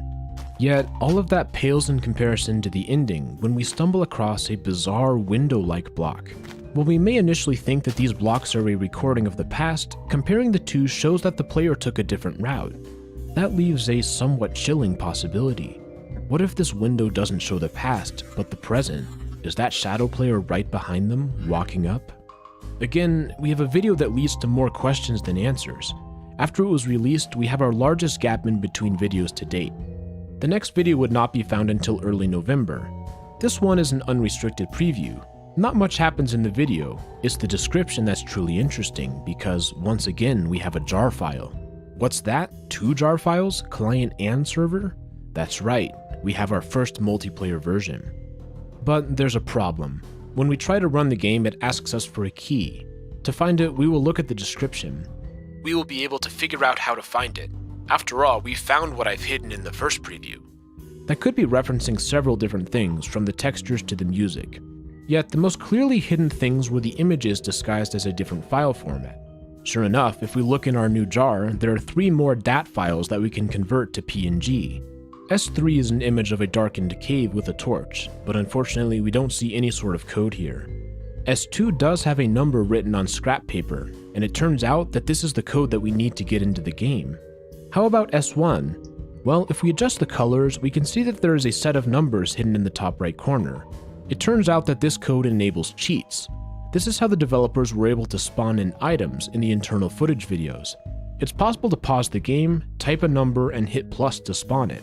Minus clears the selection. With enough time, a list of every possible item can be found. There are about 30 new or modified blocks and 16 new items. There are a couple of other notable things in the jar. For example, there are 2 additional background songs, including Ballroom Pianist and Nordic Sanctuary. Take a listen.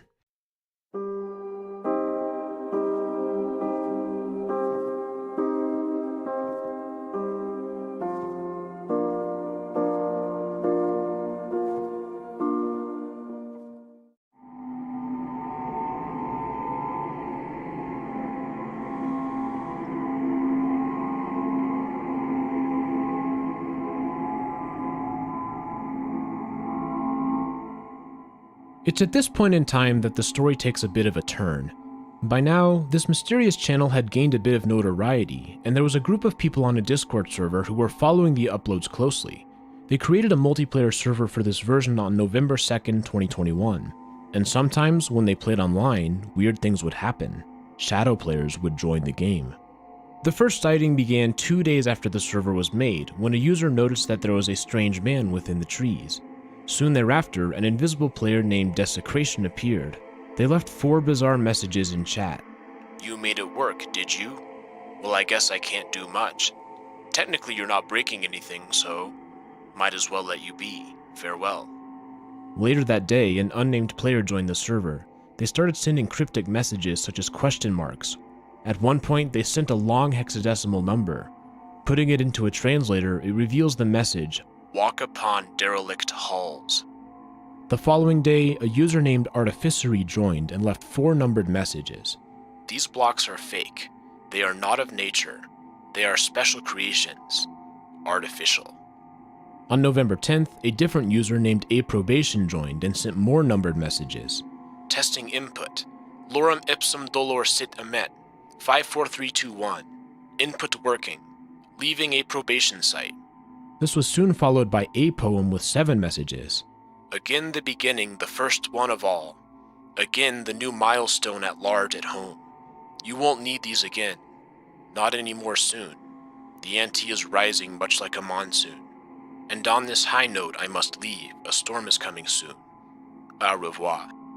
These 5 sightings caused the team to change their approach. They set up a player to act as a security camera on the server. And it worked. The camera caught 2 players joining, Obstruction from version 7 and Construction. First, Construction blocks off the view of the security camera player. We can hear blocks being placed out of view. After about 25 minutes, the barrier is removed, revealing a staircase. Perhaps it is the staircase to knowledge. There were several more examples of invasion players for a total of 12. I've listed the dates here.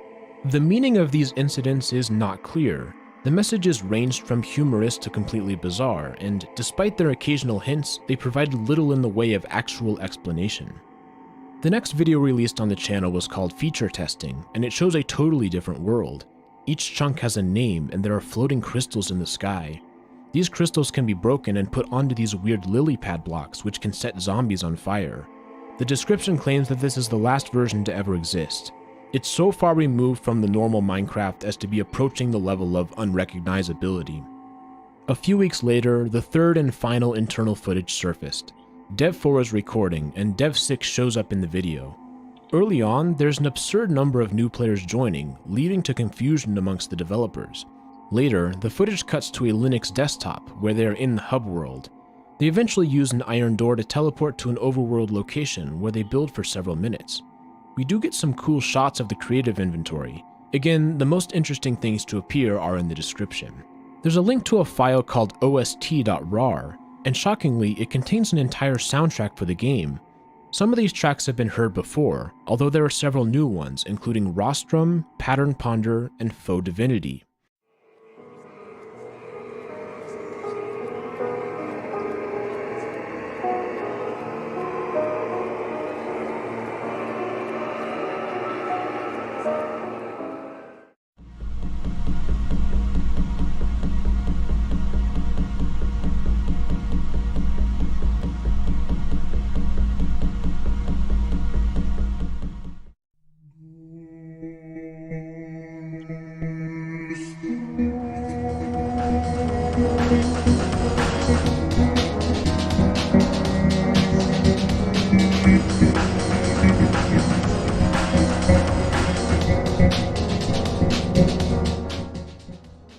There's also an album cover and track list where we learn that these songs were composed by 5.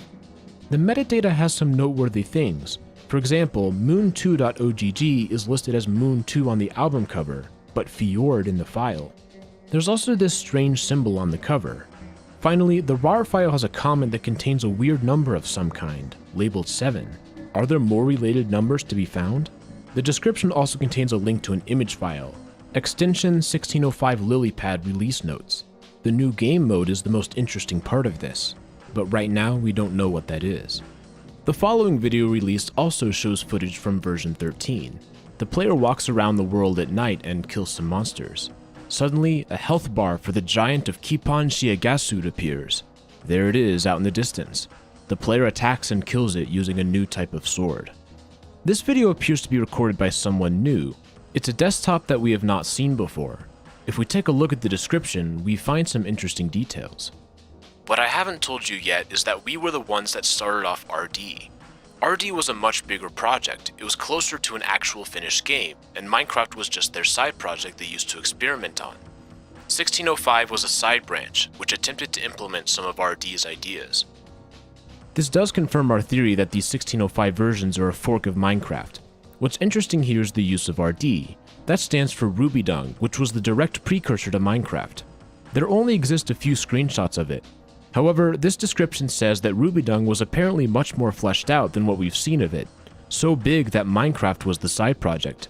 These new versions represent a return to some of the ideas from Rubydung. Another piece of footage was uploaded in early February entitled Presentation. Apparently, this was designed to be for E3, but it got rejected after Zero refused to tell them the company name. The background music is an 8-bit version of Ballroom Pianist, although it's in a different key from the OST. The footage appears to take place on Orbel's world from version 7. It does show a new super long jump, as well as some sort of power meter. Near the end, Orbel joins the world, and the person recording is revealed to be information, as they question why Orbel is here. Orbel says that they didn't allow Zero to use their world, and the video ends. And then, things went dark. It appeared as though everything had been discovered regarding these versions. For over 2 months, there was no new information. By this time, I had started production on this video, assuming that there would be nothing left to find. Suddenly, on April 16th, 2022, a new video called Discovered was released. Unlike other videos, it's a slideshow of 14 images. Most of them appear to be taken from development versions, including one that is from a dev sighting incident, but the final 4 are different. There's a text which says, "Want to see you explain these, Zero." The next image says MCPE 0.9.0 weird thing I did not build, with some sort of structure. Then there's a screenshot of a 2015 forum post asking about if this was a new feature of some kind. Finally, there's an image that appears to be from Java, of this same malevolent structure. But that wasn't all. For the 3rd time, a new jar was included. This one was called Lilypad QA. However, the game is not playable unless you enter your QA preview key. Obtaining a key required me to send an email, and the key was included in the response. Once the key is obtained, the full game is unlocked. This world is much different, with label chunks and a dash move, as well as the new lily pad seen from the video. There are also giants that spawn in the world. We notice that the image from earlier is associated with this version, including the new game mode. From the title screen, it is possible to change the game mode to Frail. In this mode, there is only 1 heart of health, portrayed as a glass vial. Upon death, the vial breaks, and the game tells you which milestone you were able to get to. Milestones are roughly equivalent to days. If you manage to survive 10 in-game days, then a numbered code will be revealed. This code is interesting because it's associated with the particular account used to play the game. However, there are actually 5 numbered codes that can be discovered. With enough different people playing, it's possible to find all 5 codes. This Lilypad version already has cheats enabled. Through brute force, it was discovered that an item ID 120 gives a gray block. When placed, it opens up a screen asking for an input. After entering 3 codes, a hex number is sent to the Minecraft game log. What's it for though? A look into the extracted files in the jar yields some interesting things. For example, there are 4 new cave sounds. Take a listen.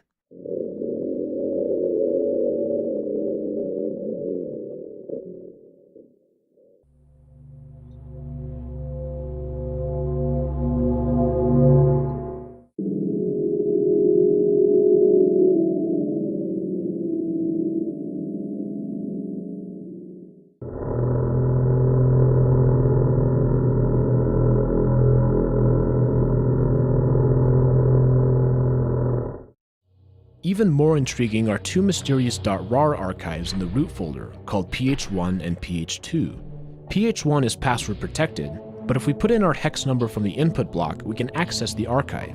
It has a comment. "This is RD. I swear to God this is RD. The version code is different, but this is what we knew as RD. This is where we took the features from to implement into 1605. Why does it say 04 though? What the heck is this?" Inside the archive is a single file called stdout.txt. Opening it reveals the link to another YouTube video. This video is the first with no description, and it's also the first unlisted video. The title is simply 4 question marks.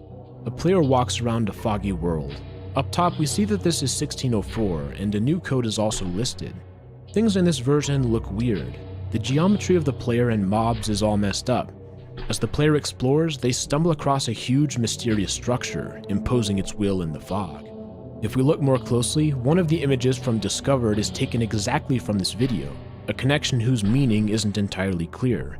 Beyond that, however, this video offers little in the way of explanation. 4 question marks is the final known video. It's the most recent release on the channel, and as of the production of this video, nothing new is known. We've spent most of our time together looking at the evidence, but what is actually happening? Let's shift gears for a bit and think about it all together. The total amount of evidence to sift through is massive.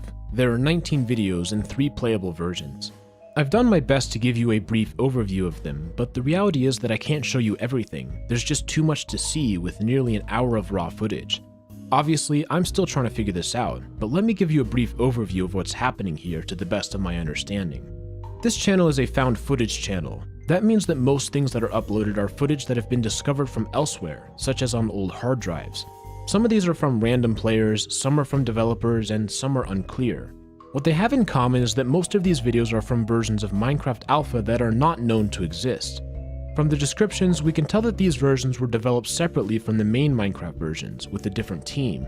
Some things imply that this team is no longer a part of Mojang, as Mojang is sometimes referred to as a different entity in the descriptions. This separate development squad consisted of 7 developers, numbered 0 through 6. Dev 0 is often referred to in a negative light, and it appears as though they are one of the leaders of the team. Dev 1 is seen on the bug-fixing website. Dev 2 is not explicitly referenced, but we can infer that they do exist. Dev 3 is the one who created the cover art for the OST. Dev 4 has made a few recordings. Dev 5 has written the OST music. Dev 6 recorded at least 2 of the internal footage videos, and may have also been the one to supply some of the jar files. We still don't know the ultimate purpose of this project.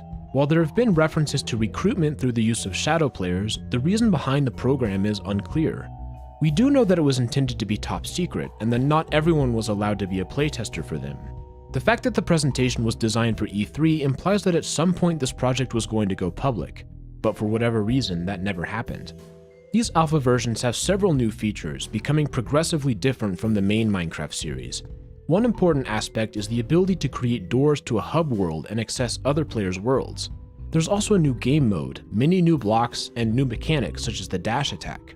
Furthermore, as seen in the videos, these versions have a tendency for anomalies to occur. Sometimes it appears to be the developers messing with players, but other cases it's not so clear what's happening. The strange thing, however, is that anomalies still do occur, even in 2021. There are several recorded instances of various players joining a server and saying cryptic things. This, combined with the confusion in some descriptions, implies that, for some reason, this program possibly still exists, although once again the details remain unclear. One thing that makes this whole series a bit peculiar is that it takes so long for there to be any sort of puzzle. The first 11 videos don't lead to any obvious action on our part. When the jars start to get released, the community was able to solve some of the puzzles. Nonetheless, there is still much left to discover. For example, ph2.rar has yet to be decoded. It's anyone's guess as to what exists in this archive. Prior to my work on this, much of the available information was scattered across various sources. One reason that this video took so long to produce was that I spent a lot of time making a Google slideshow that compiled all of the known information in one place, much like I did with OldRoot. I've linked it in the description. You will be able to see everything that the community has found. Each video has a label, starting with 01 going up to 19. This will hopefully make it easier to ensure that we are talking about the same evidence as we discuss. Since we're here, I want to brainstorm for a bit and see what clues might be hidden. There are some details that I didn't mention for time's sake. For example, there are different resolutions and frame rates for different videos. Also, some have sound and others don't. Occasionally, the sound in a video doesn't match the expected sound from the footage. There might be some reason for this. There are videos that have moments where they cut out briefly. Those are logged on the slideshow. There are also videos that have frames that are suddenly blurred. For example, feature testing has 10 blurred frames with various numbers of boxes on the left side. This may just be a compression artifact, but maybe not. Beyond just ph2.rar, there's a good chance that there are other secrets hidden within the files. As an example, some of the OST tracks have bizarre audio spectrograms, which may have a code hidden within. The cave sounds have a mix of mono and stereo, as well as an inconsistent sample rate. 2 of the jars have numbered PNG files disguised as DAT files. Codes have been discovered in 2 of these. However, there remain 4 more that don't have any clear meaning. It seems to me that there's a good chance that something is still hidden here. Could it have anything to do with the atypical resolutions? How about the inconsistent bit depths? Anything could hold a potential clue. On a more technical note, it's possible to decompile the Java classes using a tool such as recaf. There may be some sort of clue hidden in here, such as this strange message, "Not this time, Timothy." Unfortunately, much of the code appears to be intentionally obfuscated, so not everything will be so easy. Another idea is to go through and analyze what specifically is changed from version to version. Perhaps there's some sort of clue embedded in these differences. Yet another angle would be to analyze the sightings in more detail. These events have produced many chat messages, none of which have been used in a puzzle thus far. It's possible that something important exists there. One reason that I wanted to make the slideshow was to ensure that these sightings were recorded for the future. There are a few minor things to mention, such as in the unknown version video, where the player opens the chests in a specific order. Or perhaps there's a clue in the bug tracking website seen in one of the internal footage videos. The channel is loaded with details, and there are certainly more to be found. Or maybe the solution is yet to be released. As I mentioned, there are still new videos that are being found on this channel. We really have no idea how far along this project is.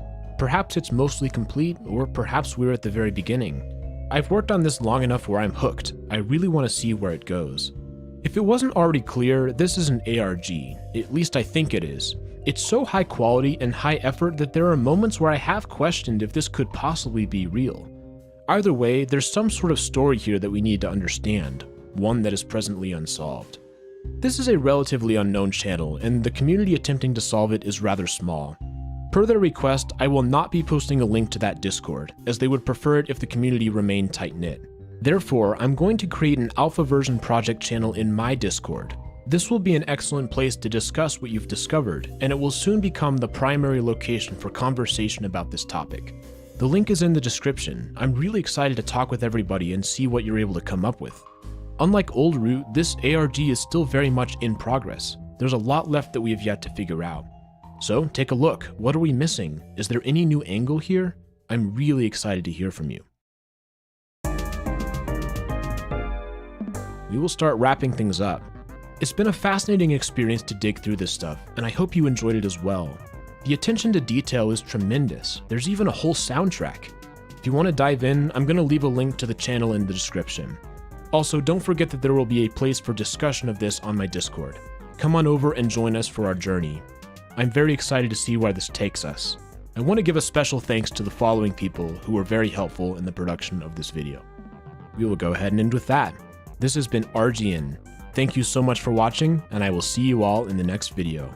Have a great day.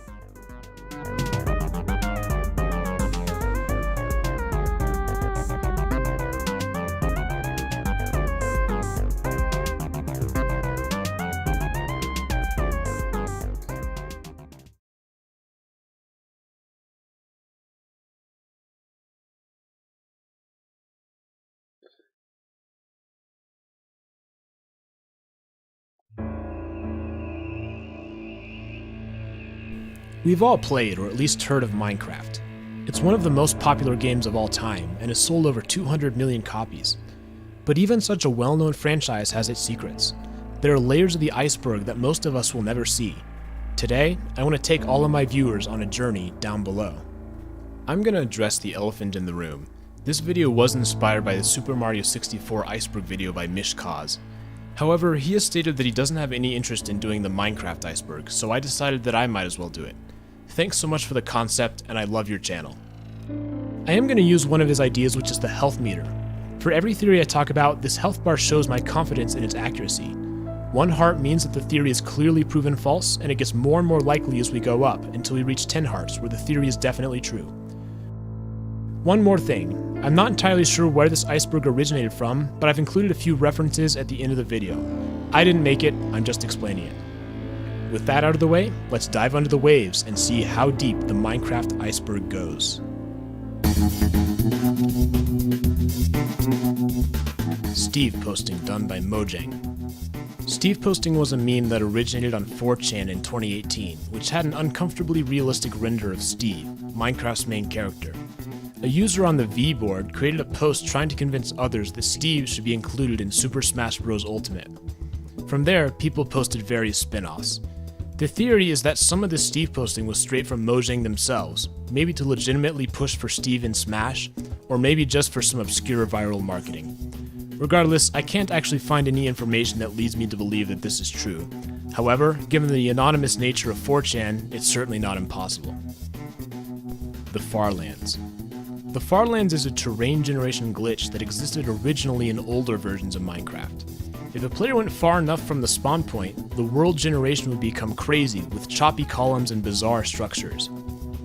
There were several different variations that it could generate depending on the location. In the Java edition, it was removed with version 1.8 in 2011. However, a similar effect remains in Bedrock edition, although the exact look and feel of these Farlands is different than Java. The Farlands hold an important place in Minecraft folklore, and rightfully so. The overworld generation is supposed to look similar to real life. Well, supposed to. So finding a place where all the rules were broken that generated naturally was clearly a cause for discussion. It sparks the imagination to know that the Farlands are always somewhere out there, if only you're willing to walk for long enough. Herobrine and Notch's brother. Ah, Herobrine. If you're a player like me who's been playing Minecraft for a long time, the name itself should bring you back to an era when zombies dropped feathers and hunger didn't exist. It was a simpler time. And yet, with a game so pure as Minecraft, myself and countless other players were haunted by a single image of a ghostly Steve with dead white eyes. An accompanying text posted on 4chan tells the story of someone who created a new world and would occasionally catch glimpses of the figure in the fog. Confused, he went to the Minecraft forums, only to have his posts deleted. He received a message from a non-existent user called Herobrine with only the word stop.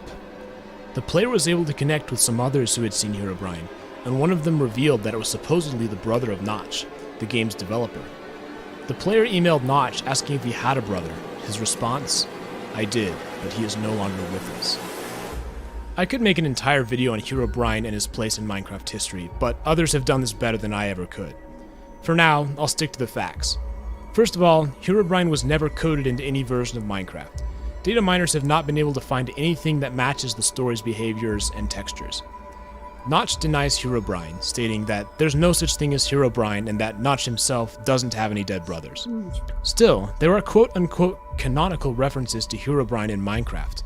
Almost every changelog from a major version includes the note, "Removed Herobrine." To me, this is just a running joke between the developers and the community, but who knows? Mince Raft. Mince Raft is a funny little Easter egg included in the Java edition of Minecraft. Every time the game starts, there's a 1 in 10,000 chance that the title screen says Mince Raft instead of Minecraft. It's so subtle, but it's definitely there if you look. Makes me wonder how many times I've had Mince Raft and never noticed. Building past 255. In Minecraft, every block has an XYZ coordinate location. X and Z are virtually limitless, but the vertical Y-axis is restricted between 0 and 255. Although players can fly outside of these bounds, no blocks can be placed past 255. In my research, I was unable to find any way to increase this limit without the use of mods. I'm not sure if this entry is implying that it's possible or just stating that there's a vertical limit. Regardless, the lack of examples speaks for itself on this one.